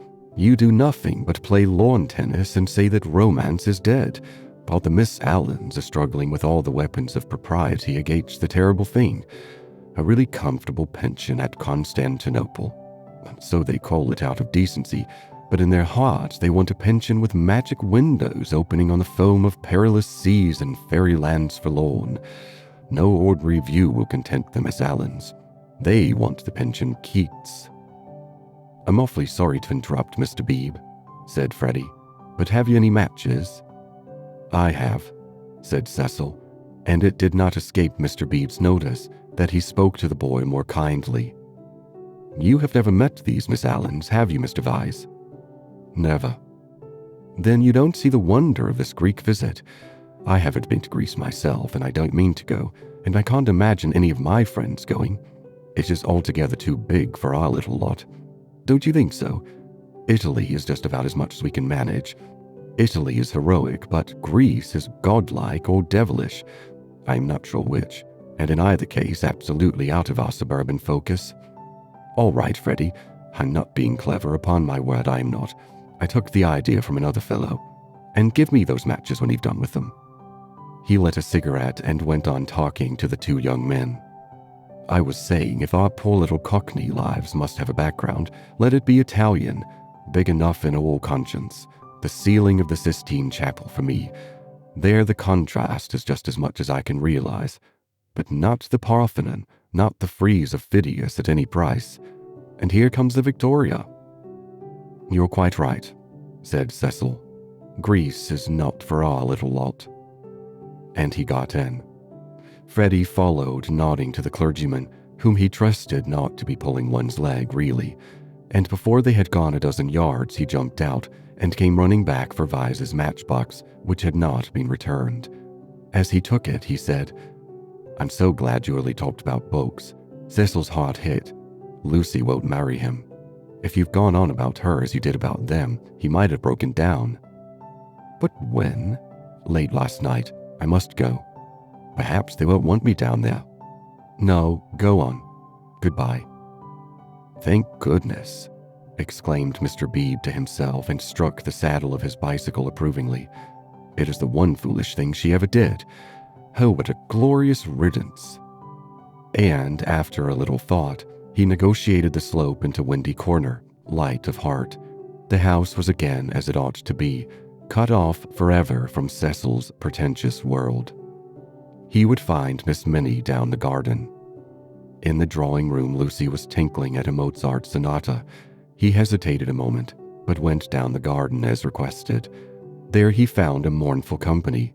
It was a blustering day, and the wind had taken and broken the dahlias.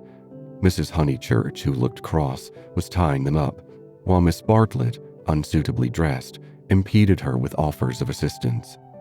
At a little distance stood Minnie and the garden child, a minute importation, each holding either end of a long piece of bass.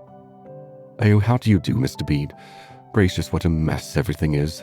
Look at my scarlet pom-poms, and the wind blowing your skirts about, and the ground so hard the nut prop will stick in, and then the carriage having to go out when I had counted on having Powell, who, give everyone their due, does tie up dahlias properly."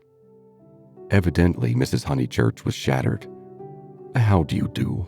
said Miss Bartlett, with a meaning glance, as though conveying that more than dahlias had been broken off by the autumn gales. "Here, Lenny, the bass," cried Mrs. Honeychurch. The garden child, who did not know what bass was, stood rooted to the path with horror. Minnie slipped to her uncle and whispered that everyone was very disagreeable today, and that it was not her fault if dahlia strings would tear long ways instead of across. "Come for a walk with me," he told her. "You have worried them as much as they can stand. Mrs. Honeychurch, I only called in aimlessly. I shall take her up to tea at the Beehive Tavern if I may." "Oh, must you?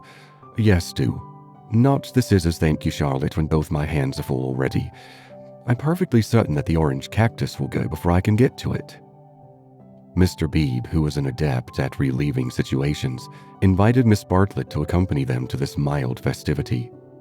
"Yes, Charlotte, I daren't want you. Do go. There's nothing to stop about for, either in the house or out of it." Miss Bartlett said that her duty lay in the dahlia bed, but when she had exasperated everyone, except Minnie, by a refusal, she turned round and exasperated Minnie by an acceptance.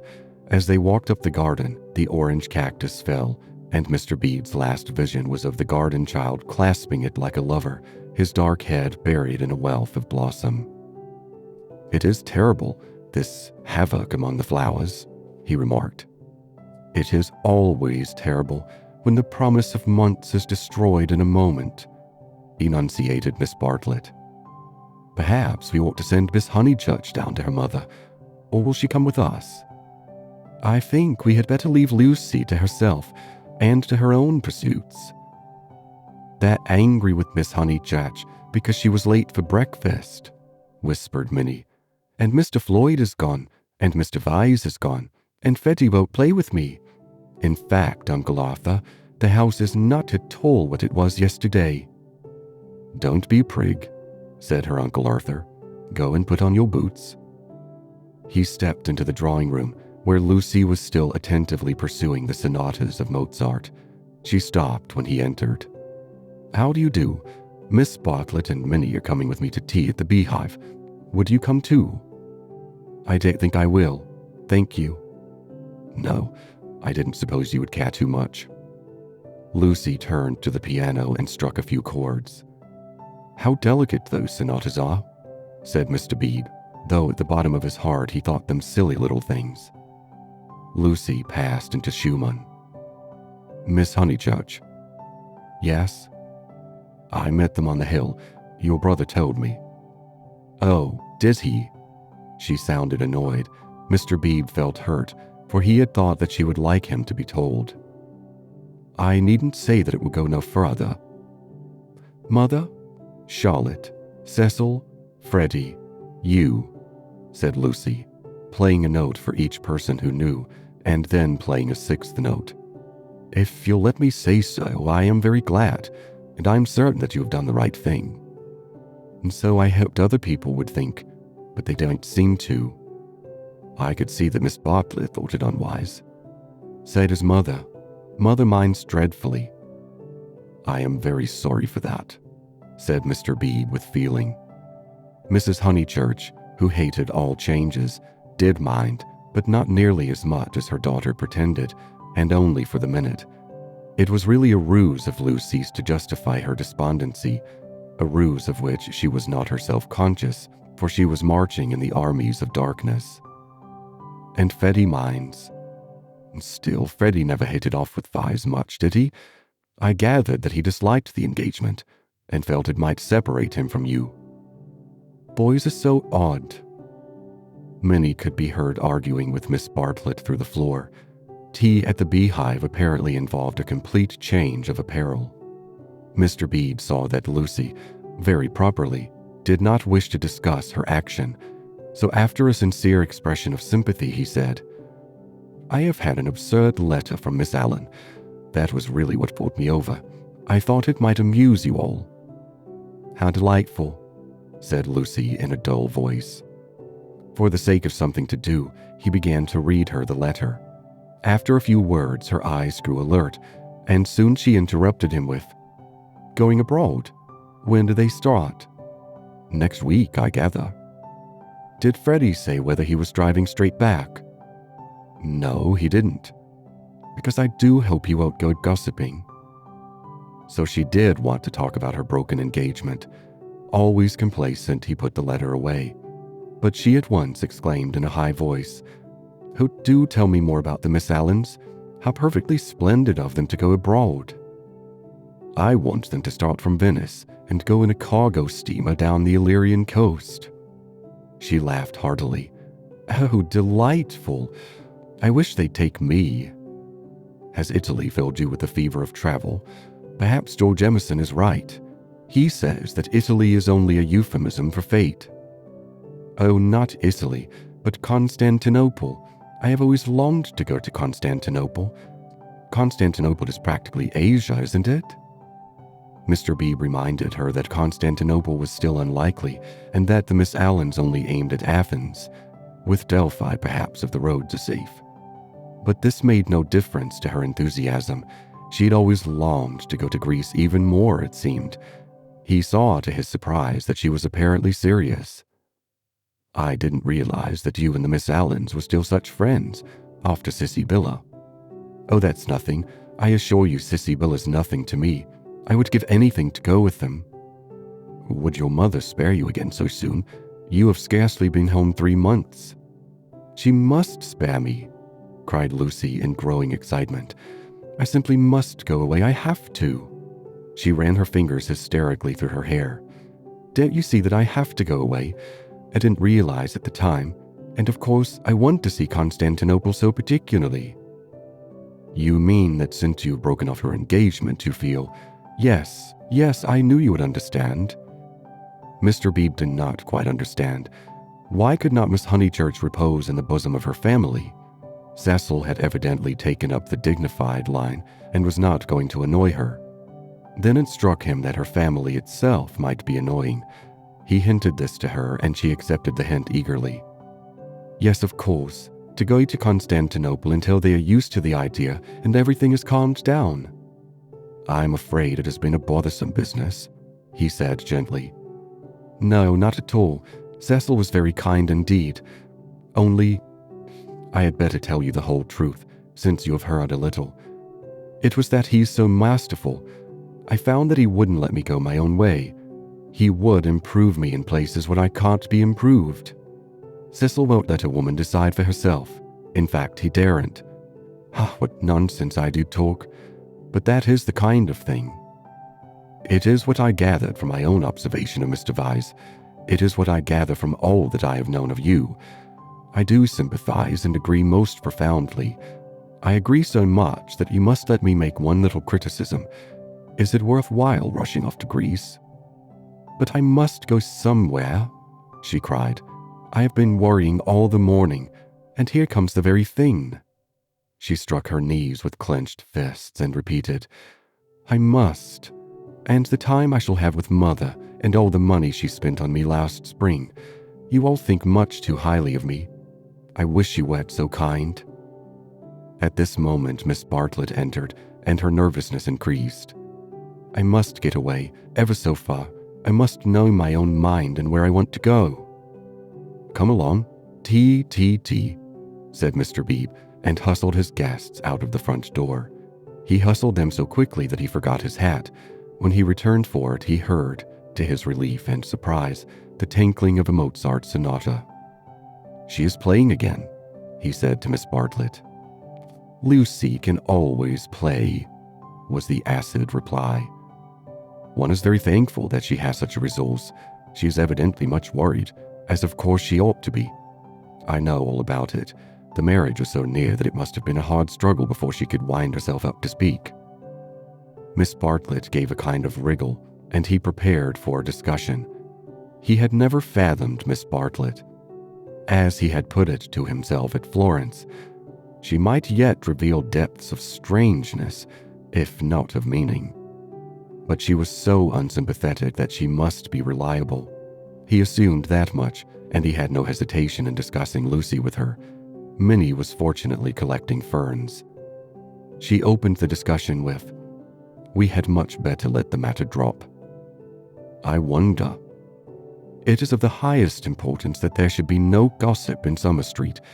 It would be death to gossip about Mr. Vyse's dismissal at the present moment." Mr. Bebe raised his eyebrows. Death is a strong word, surely too strong. There was no question of tragedy.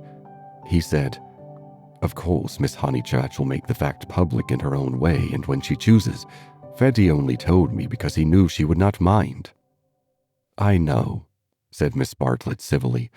"Yet Freddy ought not to have told even you. One cannot be too careful." "Quite so." "I do implore absolute secrecy. A chance word to a chattering friend and—" "Exactly." He was used to these nervous old maids and to the exaggerated importance that they attach to words.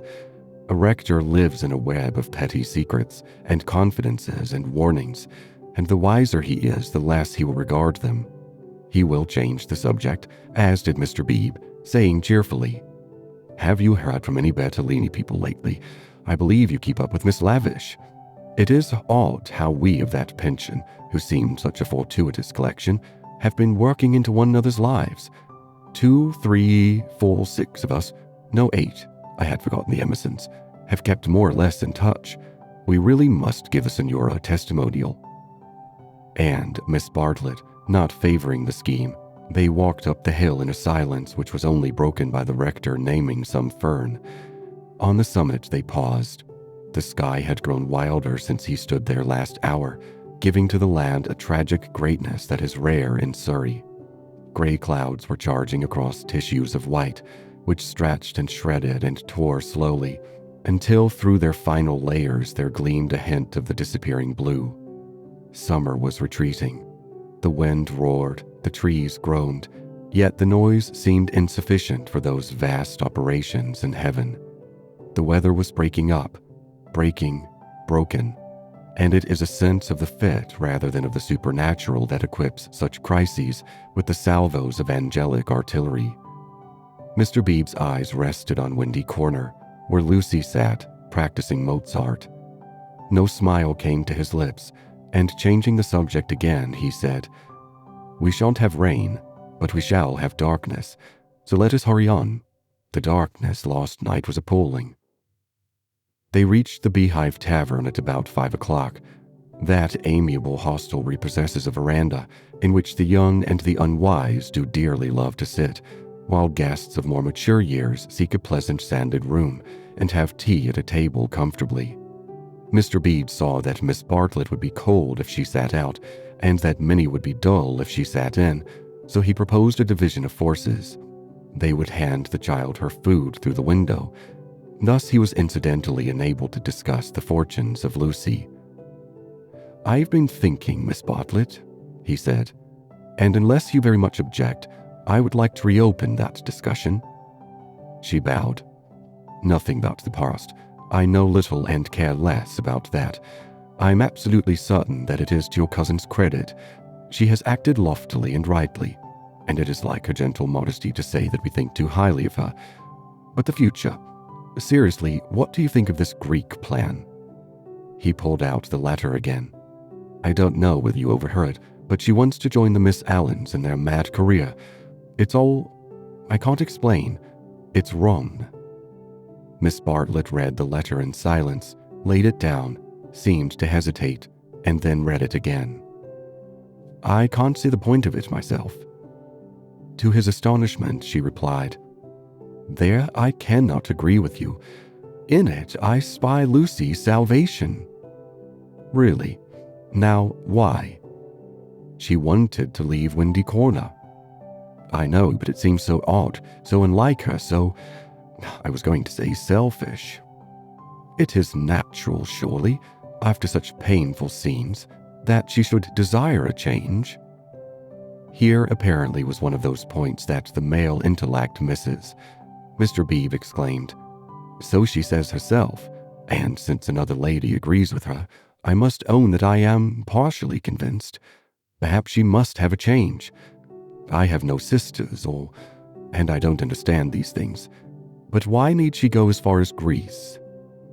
"You may well ask that," replied Miss Bartlett, who was evidently interested and had almost dropped her evasive manner. "Why Greece? What is it, Minnie dear? Jam? Why not Tunbridge Wells? Oh, Mr. Bebe, I had a long and most unsatisfactory interview with dear Lucy this morning. I cannot help her. I will say no more. Perhaps I have already said too much. I am not to talk, a point on which she is almost bitter. I am not to talk. I wanted her to spend 6 months with me at Tunbridge Wells, and she refused." Mr. Bebe poked at a crumb with his knife. "But my feelings are of no importance. I know too well that I get on Lucy's nerves. Our tour was a failure. She wanted to leave Florence, and when we got to Rome, she did not want to be in Rome, and all the time I felt that I was spending her mother's money." "Let us keep to the future, though," interrupted Mr. Bebe. "I want your advice." "Very well," said Charlotte, with a choky abruptness that was new to him, though familiar to Lucy. "I, for one, will help her go to Greece. Will you?" Mr. Bebe considered. "It is absolutely necessary," she continued, lowering her veil and whispering through it with a passion and intensity that surprised him. I know. The darkness was coming on, and he felt that this odd woman really did know. "She must not stop here a moment, and we must keep quiet till she goes. I trust that the servants know nothing. Afterwards, but I may have said too much already. Only, Lucy and I are helpless against Mrs. Honeychurch alone. If you help, we may succeed. Otherwise, she repeated, as if the word held finality. "Yes, I will help her," said the clergyman, setting his jaw firm. "Come, let us go back now and settle the whole thing up." Miss Bartlett burst into florid gratitude. The tavern sign, a beehive trimmed evenly with bees, creaked in the wind outside as she thanked him. Mr. Bebe did not quite understand the situation, but then he did not desire to understand it, nor to jump to the conclusion of another man that would have attracted a grosser mind. He only felt that Miss Bartlett knew of some vague influence from which the girl desired to be delivered, and which might well be clothed in the fleshly form. Its very vagueness spurred him into knight-errantry. His belief in celibacy, so reticent, so carefully concealed beneath his tolerance and culture, now came to the surface and expanded like some delicate flower. They that marry do well, but they that refrain do better. So ran his belief, and he never heard that an engagement was broken off, but with a slight feeling of pleasure. In the case of Lucy, the feeling was intensified through dislike of Cecil, and he was willing to go further, to place her out of danger until she could confirm her resolution of virginity.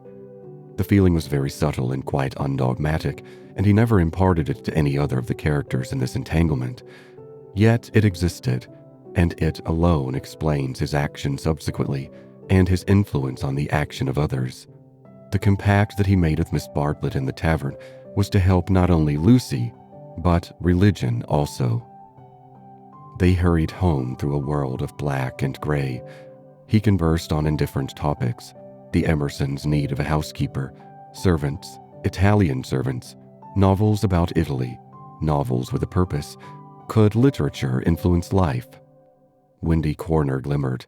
In the garden, Mrs. Honeychurch, now helped by Freddy, still wrestled with the lives of her flowers. "It gets too dark," she said hopelessly. "This comes of putting off. We might have known the weather would break up soon. And now Lucy wants to go to Greece. I don't know what the world's coming to." "Mrs. Honeychurch," he said, "go to Greece she must. Come up to the house and let's talk it over. Do you, in the first place, mind her breaking with Vyse?" "Mr. Bebe, I'm thankful, simply thankful."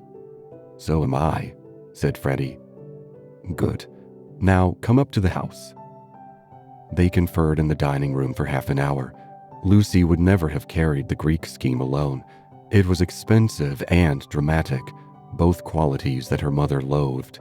Nor would Charlotte have succeeded. The honors of the day rested with Mr. Bebe.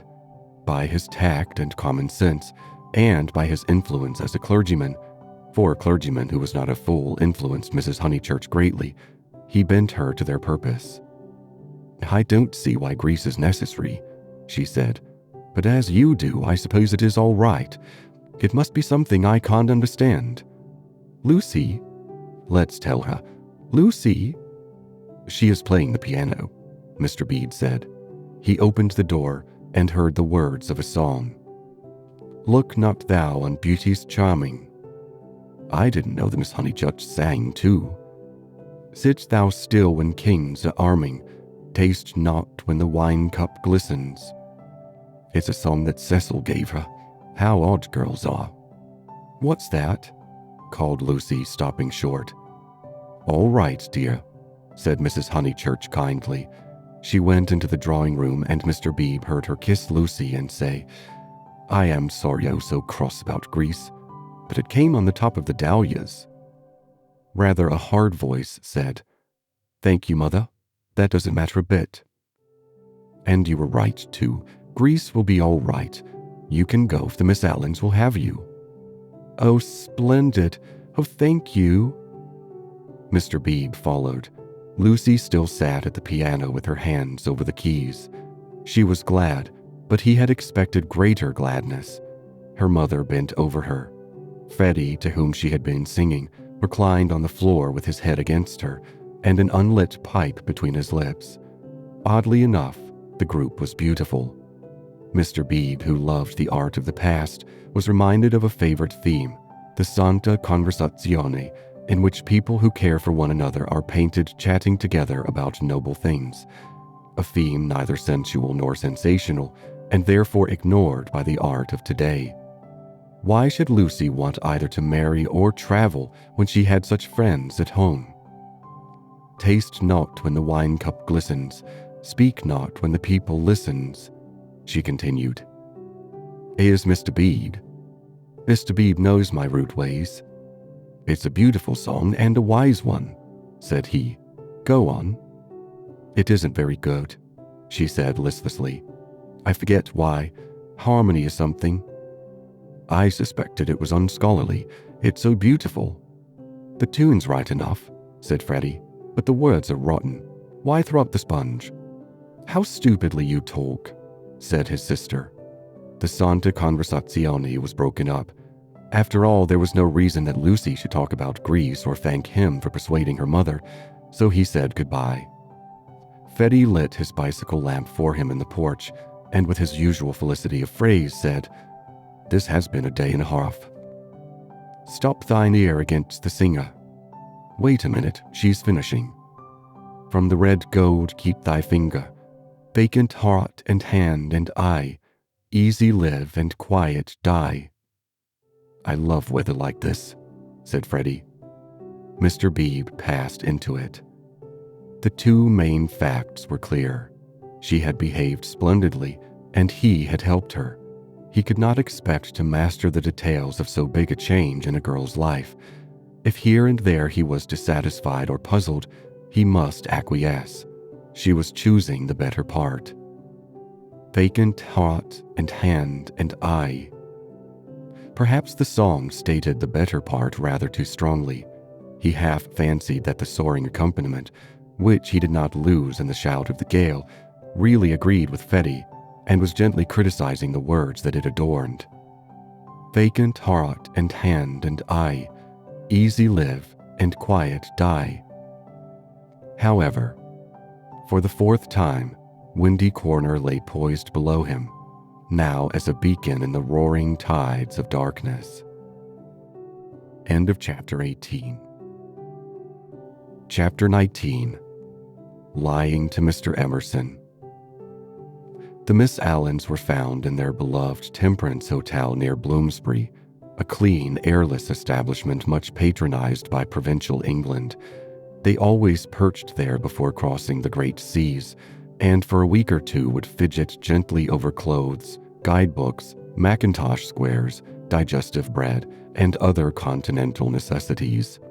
That there are shops abroad, even in Athens, never occurred to them, for they regarded travel as a species of warfare, only to be undertaken by those who had been fully armed at the Haymarket stores.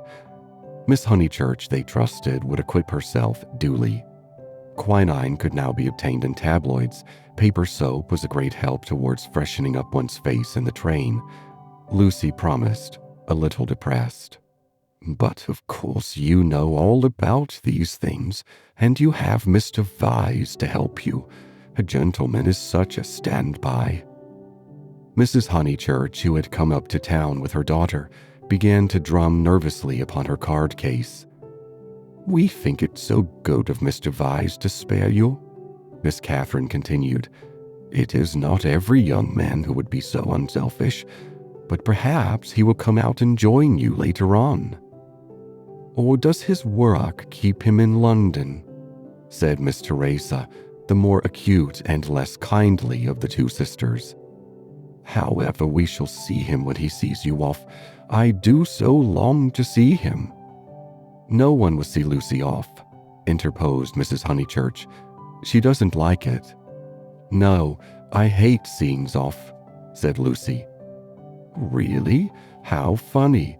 I should have thought that in this case—" "Oh, Mrs. Honeychurch, you aren't going. It is such a pleasure to have met you." They escaped, and Lucy said with relief, "That's all right. We just got through that time." But her mother was annoyed. "I shall be told, dear, that I am unsympathetic, but I cannot see why you didn't tell your friends about Cecil and be done with it. There all the time we had to sit fencing and almost telling lies, and be seen through too, I dare say, which is most unpleasant." Lucy had plenty to say in reply. She described the Miss Allens' character. They were such gossips, and if one told them, the news would be everywhere in no time. But why shouldn't it be everywhere in no time? Because I settled with Cecil not to announce it until I left England. I shall tell them then. It's much pleasanter. How wet it is. Let's turn in here. Here was the British Museum. Mrs. Honeychurch refused. If they must take shelter, let it be in a shop. Lucy felt contemptuous, for she was on the tack of caring for Greek sculpture, and had already borrowed a mythological dictionary from Mr. Bebe to get up the names of the goddesses and gods. "Oh well, let it be a shop then. Let's get a Muties. Oh, buy a guidebook." "You know, Lucy, you and Charlotte and Mr. Bebe all tell me I'm so stupid, so I suppose I am, but I shall never understand this hole and corner work. You've got rid of Cecil, well and good, and I'm thankful he's gone, though I did feel angry for the minute. But why not announce it? Why all this hushing up and tiptoeing? It's only for a few days. But why at all?" Lucy was silent. She was drifting away from her mother. It was quite easy to say, "Because George Emerson has been bothering me, and if he hears I've given up Cecil, may begin again." Quite easy, and it had the incidental advantage of being true. But she could not say it. She disliked confidences, for they might lead to self-knowledge and to that king of terrors, light. Ever since that last evening at Florence, she had deemed it unwise to reveal her soul. Mrs. Honeychurch, too, was silent. She was thinking, "My daughter won't answer me. She would rather be with those inquisitive old maids than with Freddy and me. Any ragtag and bobtail apparently does if she can leave her home." And as in her case thoughts never remained unspoken long, she burst out with, You're tired of Windy Corner." This was perfectly true. Lucy had hoped to return to Windy Corner when she escaped from Cecil, but she discovered that her home existed no longer.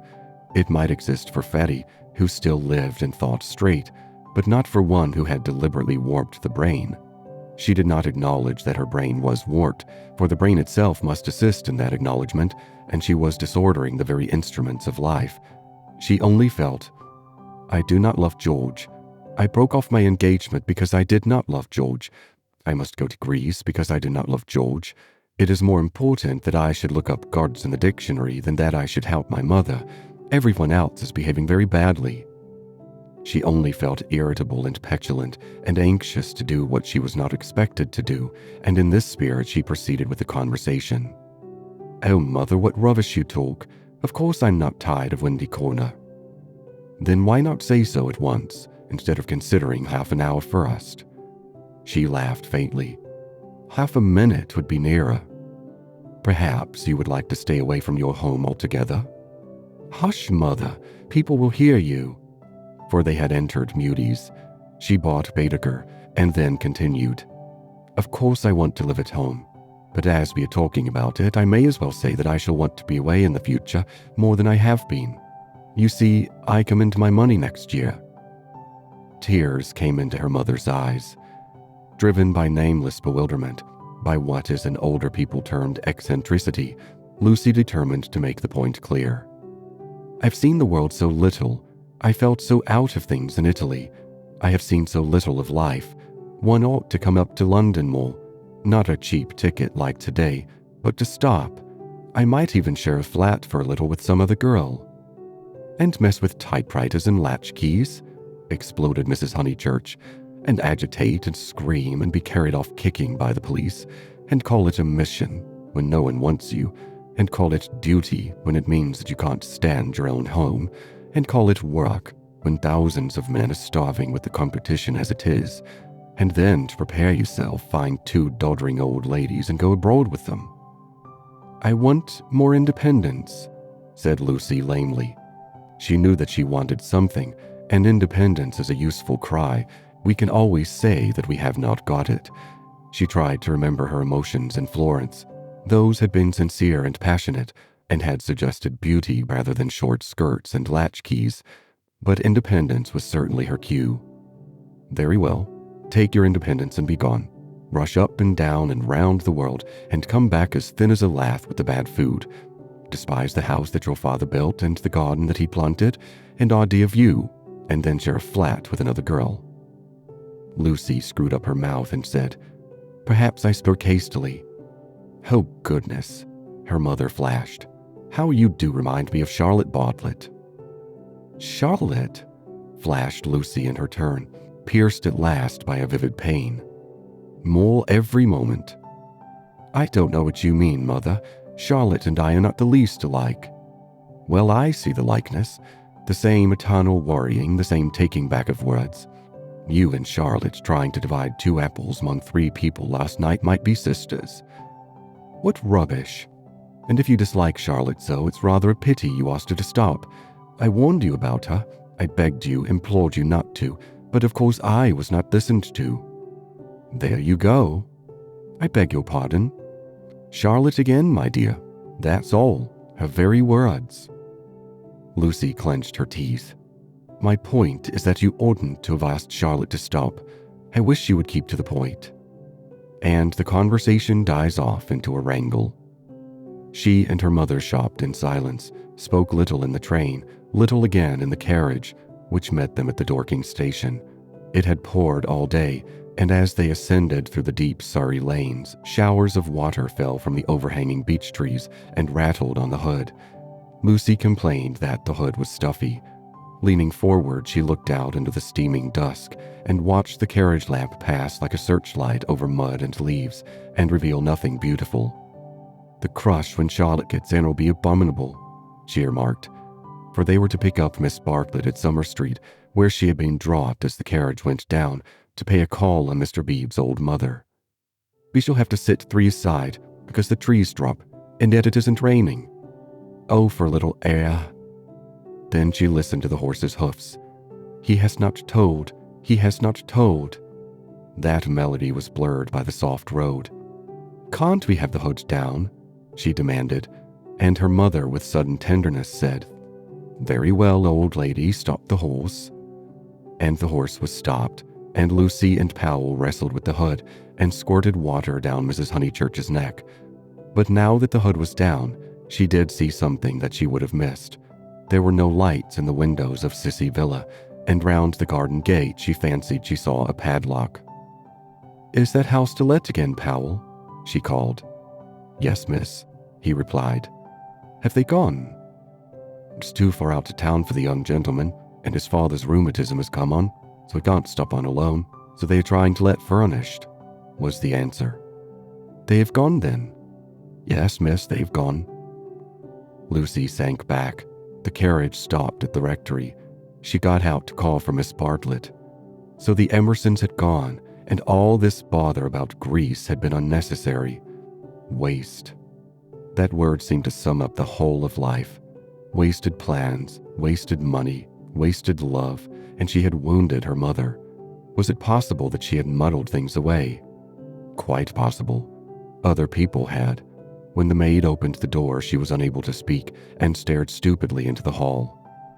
Miss Bartlett at once came forward, and after a long preamble asked a great favor.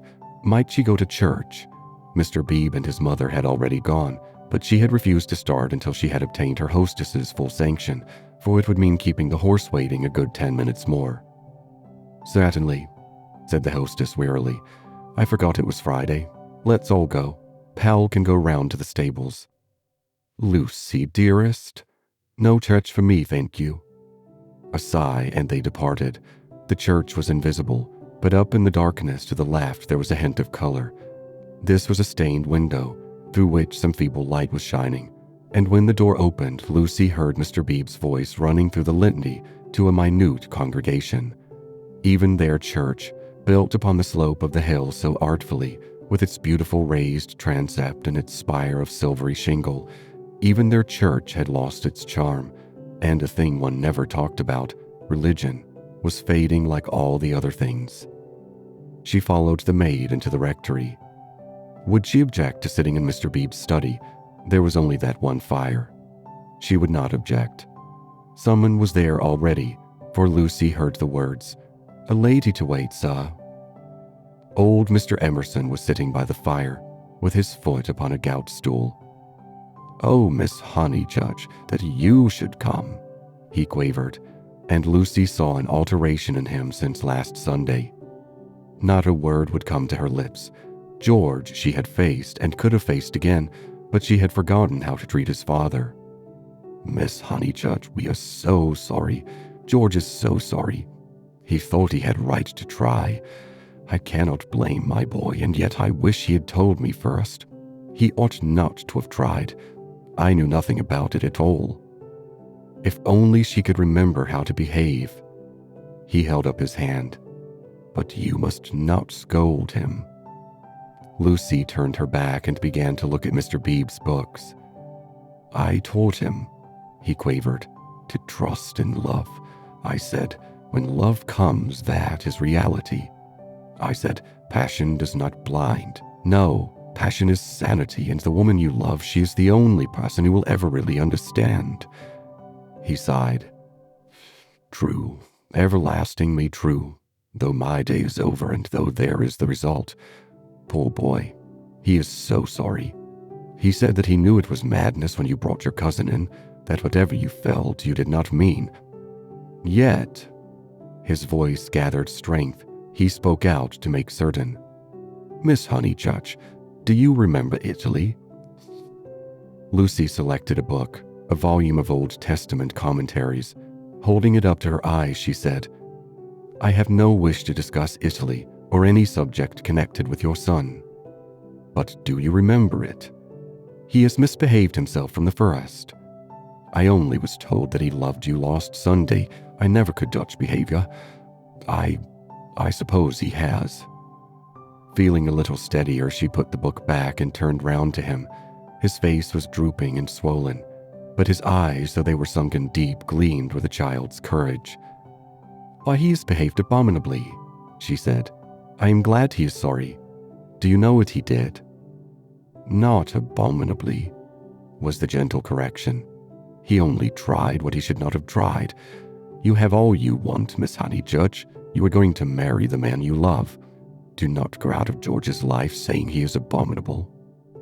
No, of course, said Lucy, ashamed at the reference to Cecil. Abominable is too strong a word. I am sorry I used it about your son. I think I will go to church after all. My mother and cousin have gone. I shall not be so very late. Especially as he has gone under, he said quietly. What was that? Gone under naturally. He beat his palms together in silence. His head fell on his chest. I don't understand. As his mother did. But Mr. Emerson, what are you talking about? When I wouldn't have George baptized, said he. Lucy was frightened, and she agreed that baptism was nothing, but he caught that fever when he was 12 and she turned round. She thought it a judgment. He shuddered. Oh, horrible when we had given up that sort of thing and broken away from her parents. Oh, horrible, worst of all, worse than death when you have made a little clearing in the wilderness, planted your little garden, let in your sunlight, and then the weeds creep in again. A judgment. And our boy had typhoid because no clergyman had dropped water on him in church. Is it possible, Miss Honeychurch? Shall we slip back into the darkness forever? I don't know, gasped Lucy. I don't understand this sort of thing. I was not meant to understand it. But Mr. Eager, he came when I was out and acted according to his principles. I don't blame him or anyone. But by the time George was well, she was ill. He made her think about sin, and she went under thinking about it. It was thus that Mr. Emerson had murdered his wife in the sight of God. Oh, how terrible, said Lucy, forgetting her own affairs at last.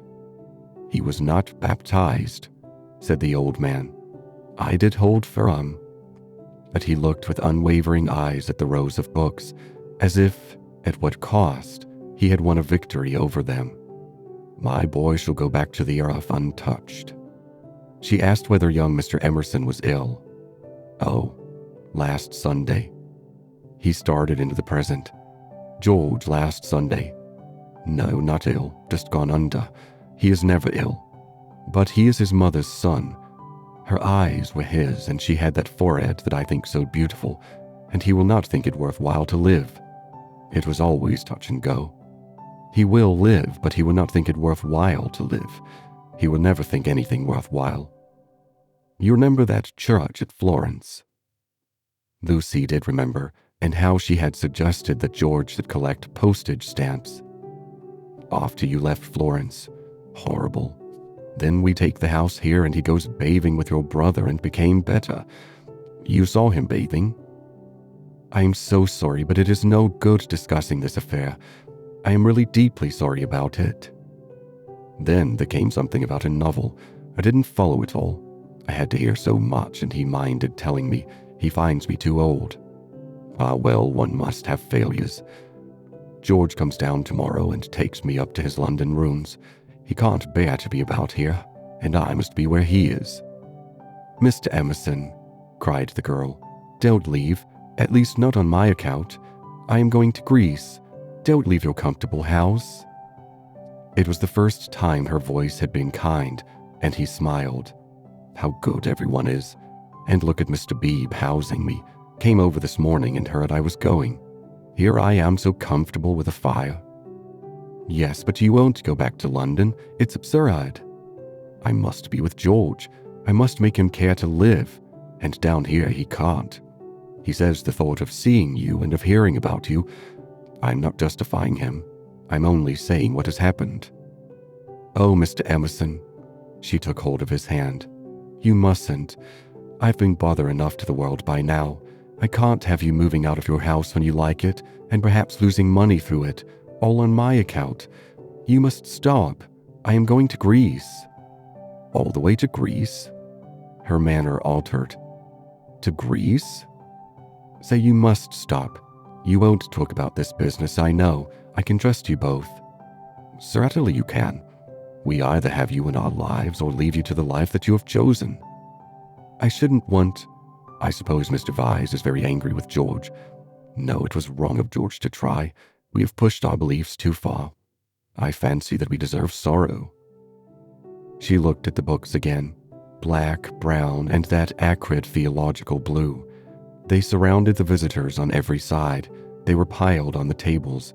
They pressed against the very ceiling. To Lucy, who could not see that Mr. Emerson was profoundly religious and differed from Mr. Bebe chiefly by his acknowledgement of passion, it seemed dreadful that the old man should crawl into such a sanctum when he was unhappy and be dependent on the bounty of a clergyman. More certain than ever that she was tired, he offered her his chair. No, please sit still. I think I will sit in the carriage. Miss Honeychurch, you do sound tired. Not a bit, said Lucy with trembling lips. But you are, and there's a look of George about you. And what were you saying about going abroad? She was silent. Greece. And she saw that he was thinking the word over. Greece? But you were to be married this year, I thought. Not till January it wasn't, said Lucy, clasping her hands. Would she tell an actual lie when it came to the point? I suppose that Mr. Vyse is going with you. I hope it isn't because George spoke that you are both going. No. I hope that you will enjoy Greece with Mr. Vyse. Thank you. At that moment, Mr. Bebe came back from church. His cassock was covered with rain. That's all right, he said kindly. I counted on you two keeping each other company. It's pouring again. The entire congregation, which consists of your cousin, your mother, and my mother, stands waiting in the church till the carriage fetches it. Did Powell go round? I think so. I'll see. No, of course I'll see.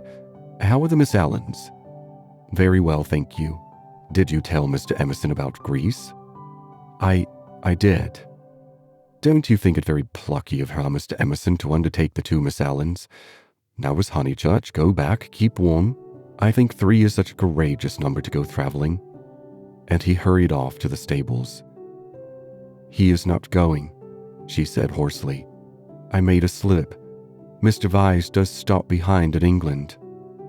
Somehow it was impossible to cheat this old man.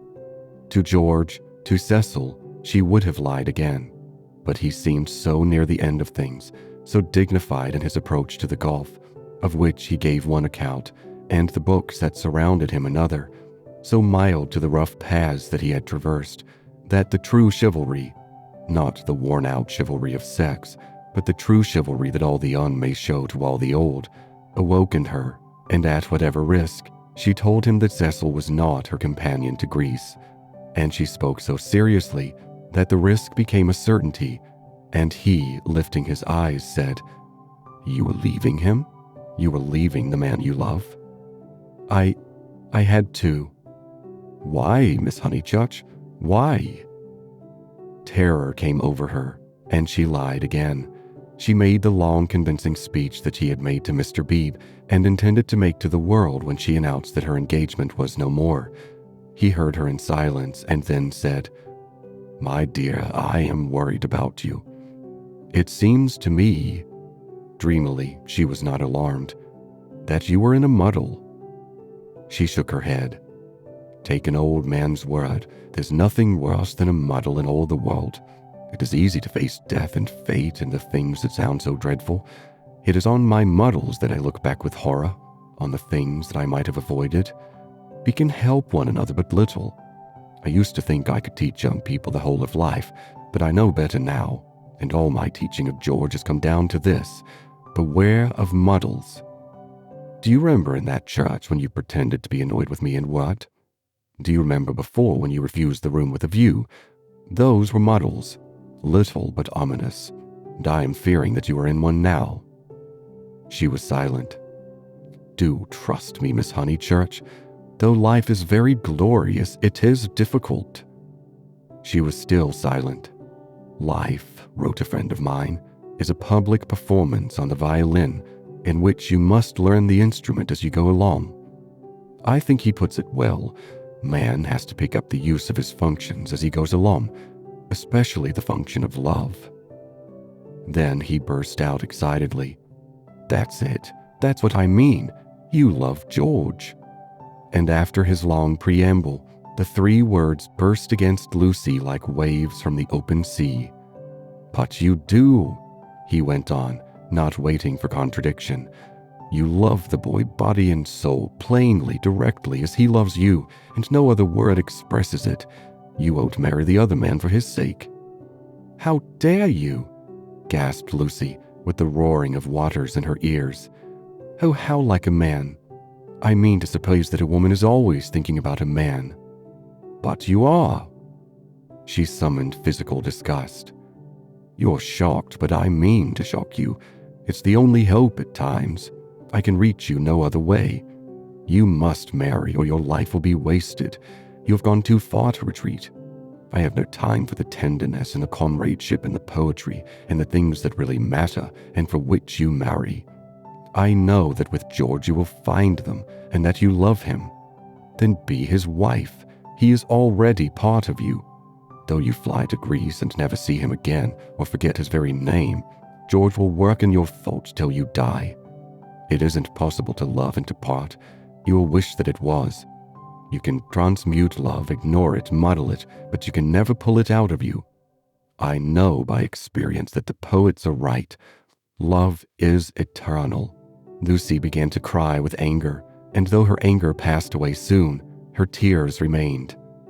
"I only wish poets would say this too, that love is of the body, not the body, but of the body. Ah, the misery that would be saved, we confessed that. Ah, for a little directness to liberate the soul. Your soul, dear Lucy. I hate the word now because of all the cant with which superstition has wrapped it round, but we have souls. I cannot say how they came nor whither they go, but we have them, and I see you ruining yours. I cannot bear it. It is again the darkness creeping in. It is hell." Then he checked himself. "What nonsense I have talked. How abstract and remote. And I have made you cry. Dear girl, forgive my prosiness. Marry my boy. When I think what life is and how seldom love is answered by love, marry him. It is one of the moments for which the world was made." She could not understand him. The words were indeed remote. Yet as he spoke, the darkness was withdrawn, veil after veil, and she saw to the bottom of her soul. "Then, Lucy, you frightened me," she moaned. "Cecil, Mr. Bebe, the tickets bought everything." She fell sobbing into the chair. "I am caught in the tangle. I must suffer and grow old away from him. I cannot break the whole of life for his sake. They trusted me." A carriage drew up at the front door. "Give George my love, once only. Tell him, muddle." Then she arranged her veil while the tears poured over her cheeks inside. "Lucy." "No, they are in the hole. Oh, please not, Mr. Emerson. They trust me." "But why should they when you have deceived them?" Mr. Bebe opened the door, saying, "Here's my mother. You're not worthy of their trust." "What's that?" said Mr. Bebe sharply. "I was saying, why should you trust her when she deceived you?" "1 minute, mother." He came in and shut the door. "I don't follow you, Mr. Emerson. To whom do you refer? Trust whom?" "I mean she has pretended to you that she did not love George. They have loved one another all along." Mr. Bebe looked at the sobbing girl. He was very quiet, and his white face with its ruddy whiskers seemed suddenly inhuman. A long black column, he stood and awaited her reply. "I shall never marry him," quavered Lucy. A look of contempt came over him, and he said, "Why not?" "Oh, Mr. Bebe, I have misled you. I have misled myself." "Oh, rubbish, Miss Honeychurch." "It is not rubbish," said the old man hotly. "It's the part of people that you don't understand." Mr. Bebe laid his hand on his shoulder pleasantly. "Lucy, Lucy," called voices from the carriage. Mr. Bebe, could you help me?"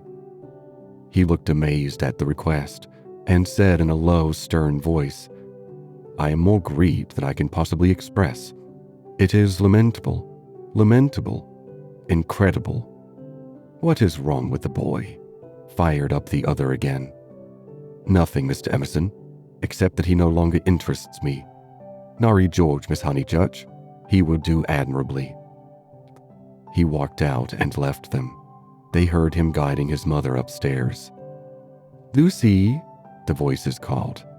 She turned to Mr. Emerson in despair, but his face revived her. It was the face of a saint who understood.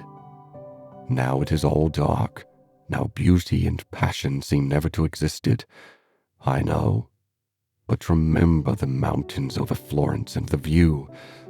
Ah, dear, if I were George and gave you one kiss, it would make you brave. You have to go cold into a battle that needs warmth, out into the muddle that you have made yourself. And your mother and all your friends will despise you, oh my darling, and rightly, if it is ever right to despise. George still dark, and all the tussle and the misery without a word from him. Am I justified?" Into his own eyes tears came. "Yes, for we fight for more than love or pleasure. There is truth. Truth counts. Truth does count." "You kiss me," said the girl. "You kiss me. I will try." He gave her a sense of deities reconciled, a feeling that, in gaining the man she loved, she would gain something for the whole world. Throughout the squalor of her homeward drive, she spoke at once.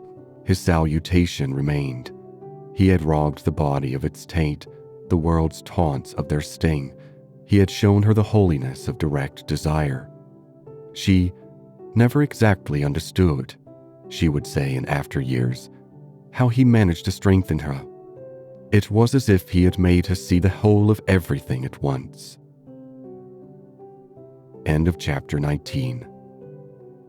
Chapter 20. The End of the Middle Ages. The Miss Allens did go to Greece, but they went by themselves. They alone of this little company will double Malaya and plow the waters of the Saronic Gulf. They alone will visit Athens and Delphi, and either shrine of intellectual song, that upon the Acropolis, encircled by blue seas, that under Parnassus, where the eagles build and the bronze charioteer drives undismayed towards infinity. Trembling, anxious, cumbered with much digestive bread, they did proceed to Constantinople. They did go round the world. The rest of us must be contented with a fair but a less arduous goal. Italiam pectimus. We return to the pension Bertonlini. George said it was his old room. "No, it isn't," said Lucy, "because it is the room I had, and I had your father's room. I forget why. Charlotte made me for some reason." He knelt on the tiled floor and laid his face in her lap. "George, you baby, get up." "Why shouldn't I be a baby?" murmured George. Unable to answer this question, she put down his sock, which she was trying to mend, and gazed out through the window. It was evening, and again the spring. "Oh, bother Charlotte," she said thoughtfully. "What can such people be made of?" "Same stuff as parsons are made of." "Nonsense." "Quite right, it is nonsense. Now you get up off the cold floor, or you'll be starting rheumatism next. And you stop laughing and being so silly." "Why shouldn't I laugh?" he asked, pinning her with his elbows and advancing his face to hers. "What's there to cry at? Kiss me here." He indicated the spot where a kiss would be welcome. He was a boy after all. When it came to the point, it was she who remembered the past, she into whose soul the iron had entered, she who knew whose this room had been last year. It endeared him to her strangely that he should sometimes be wrong. "Any letters?" he asked. "Just a line from Freddy." "Now, kiss me here, then here." Then, threatened with rheumatism, he strolled to the window, opened it, as the English will, and leant out. There was the parapet, there the river, there to the left the beginnings of the hills. The cab driver, who had once saluted him with the hiss of a serpent, might be that very Phaeton who had set this happiness in motion 12 months ago. A passion of gratitude, all feelings grow to passions in the South, came over the husband, and he blessed the people and the things who had taken so much trouble about a young fool. He had helped himself, it is true, but how stupidly. All the fighting that mattered had been done by others, by Italy, by his father, by his wife. Lucy, you come and look at the cypresses, and the church, whatever its name is, still shows. San Mignato, I'll just finish your sock. Signorino, domani faremo uno giro, called the cabman, with engaging certainty. George told him that he was mistaken. They had no money to throw away on driving.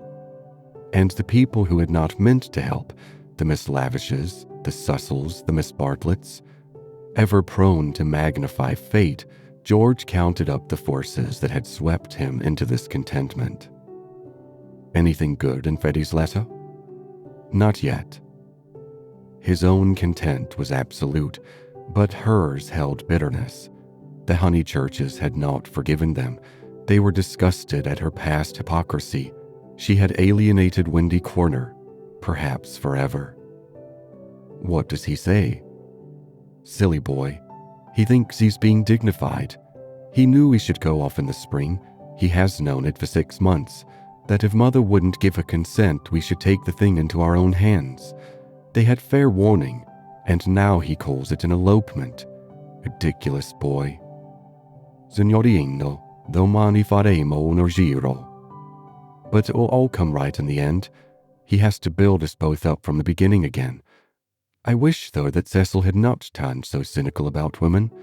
He has, for the second time, quite altered. Why will men have theories about women? I haven't any about men. I wish, too, that Mr. Bebe, you may well wish that. He will never forgive us. I mean, he will never be interested in us again. I wish that he did not influence them so much at Windy Corner. I wish he hadn't. But if we act the truth, the people who really love us are sure to come back to us in the long run. Perhaps. Then he said more gently, well, I acted the truth, the only thing I did do, and you came back to me. So possibly you know. He turned back into the room. Nonsense with that sock. He carried her to the window so that she too saw all the view. They sank upon their knees, invisible from the road, they hoped, and began to whisper one another's names. Ah, it was worthwhile. It was the great joy that they had expected, and countless little joys of which they had never dreamt. They were silent. Signorino, domani faremo. Oh, bother that man. But Lucy remembered the vendor of photographs and said, no, don't be rude to him. Then, with a catching of her breath, she murmured, Mr. Eager and Charlotte, dreadful frozen Charlotte, how cruel she would be to a man like that. Look at the lights going over the bridge. But this room reminds me of Charlotte. How horrible to grow old in Charlotte's way. To think that evening at the rectory that she shouldn't have heard your father was in the house, for she would have stopped me going in, and he was the only person alive who could have made me see sense. You couldn't have made me. When I am very happy, she kissed him, I remember on how little it all hangs. If Charlotte had only known, she would have stopped me going in, and I should have gone to silly Greece and become different forever. But she did know, said George. She did see my father, surely. He said so. Oh no, she didn't see him. She was upstairs with old Mrs. Bebe, don't you remember? And then went straight to the church. She said so. George was obstinate again. My father, said he, saw her, and I prefer his word. He was dazing by the study fire and reopened his eyes, and there was Miss Bartlett, a few minutes before you came in. She was turning to go as he woke up. He didn't speak to her. Then they spoke of other things, the desultory talk of those who have been fighting to reach one another and whose reward is to rest quietly in each other's arms. It was long ere they returned to Miss Bartlett, but when they did, her behavior seemed more interesting. George, who disliked any darkness, said, "It's clear that she knew. Then why did she risk the meeting? She knew he was there, and yet she went to the church." They tried to piece the thing together. As they talked, an incredible solution came into Lucy's mind. She rejected it and said, "How like Charlotte to undo her work by a feeble muddle at the last moment." But something in the dying evening, in the roar of the river, in their very embrace, warned them that her words fell short of life, and George whispered, "Or did she mean it?" "Mean what?" "Signorino, domani faremo un giro." Lucy bent forward and said with gentleness, "Lascia prego, lascia, siamo sposati." "Scusi tanto, signora," he replied, in tones as gentle, and whipped up his horse. "Buonasera, e grazie." "Niente." The cabman drove away singing. "Mean what, George?" He whispered. "Is it this? Is this possible? I'll put a marvel to you, that your cousin has always hoped, that from the very first moment we met, she hoped far down in her mind that we should be like this, of course very far down, that she forced us on the surface, and yet she hoped. I can't explain her any other way. Can you? Look how she kept me alive in you all the summer, how she gave you no peace, how month after month she became more eccentric and unreliable. The sight of us haunted her, or she couldn't have described us as she did to her friend. There are details. It burnt. I read the book afterwards. She is not frozen, Lucy. She is not withered up all through. She tore us apart twice, but in the rectory that evening she was given one more chance to make us happy. We can never make friends with her or thank her. But I do believe that far down in her heart, far below all speech and behavior, she is glad." "It is impossible," murmured Lucy. And then, remembering the experiences of her own heart, she said, "No, it is just possible." Youth enwrapped them.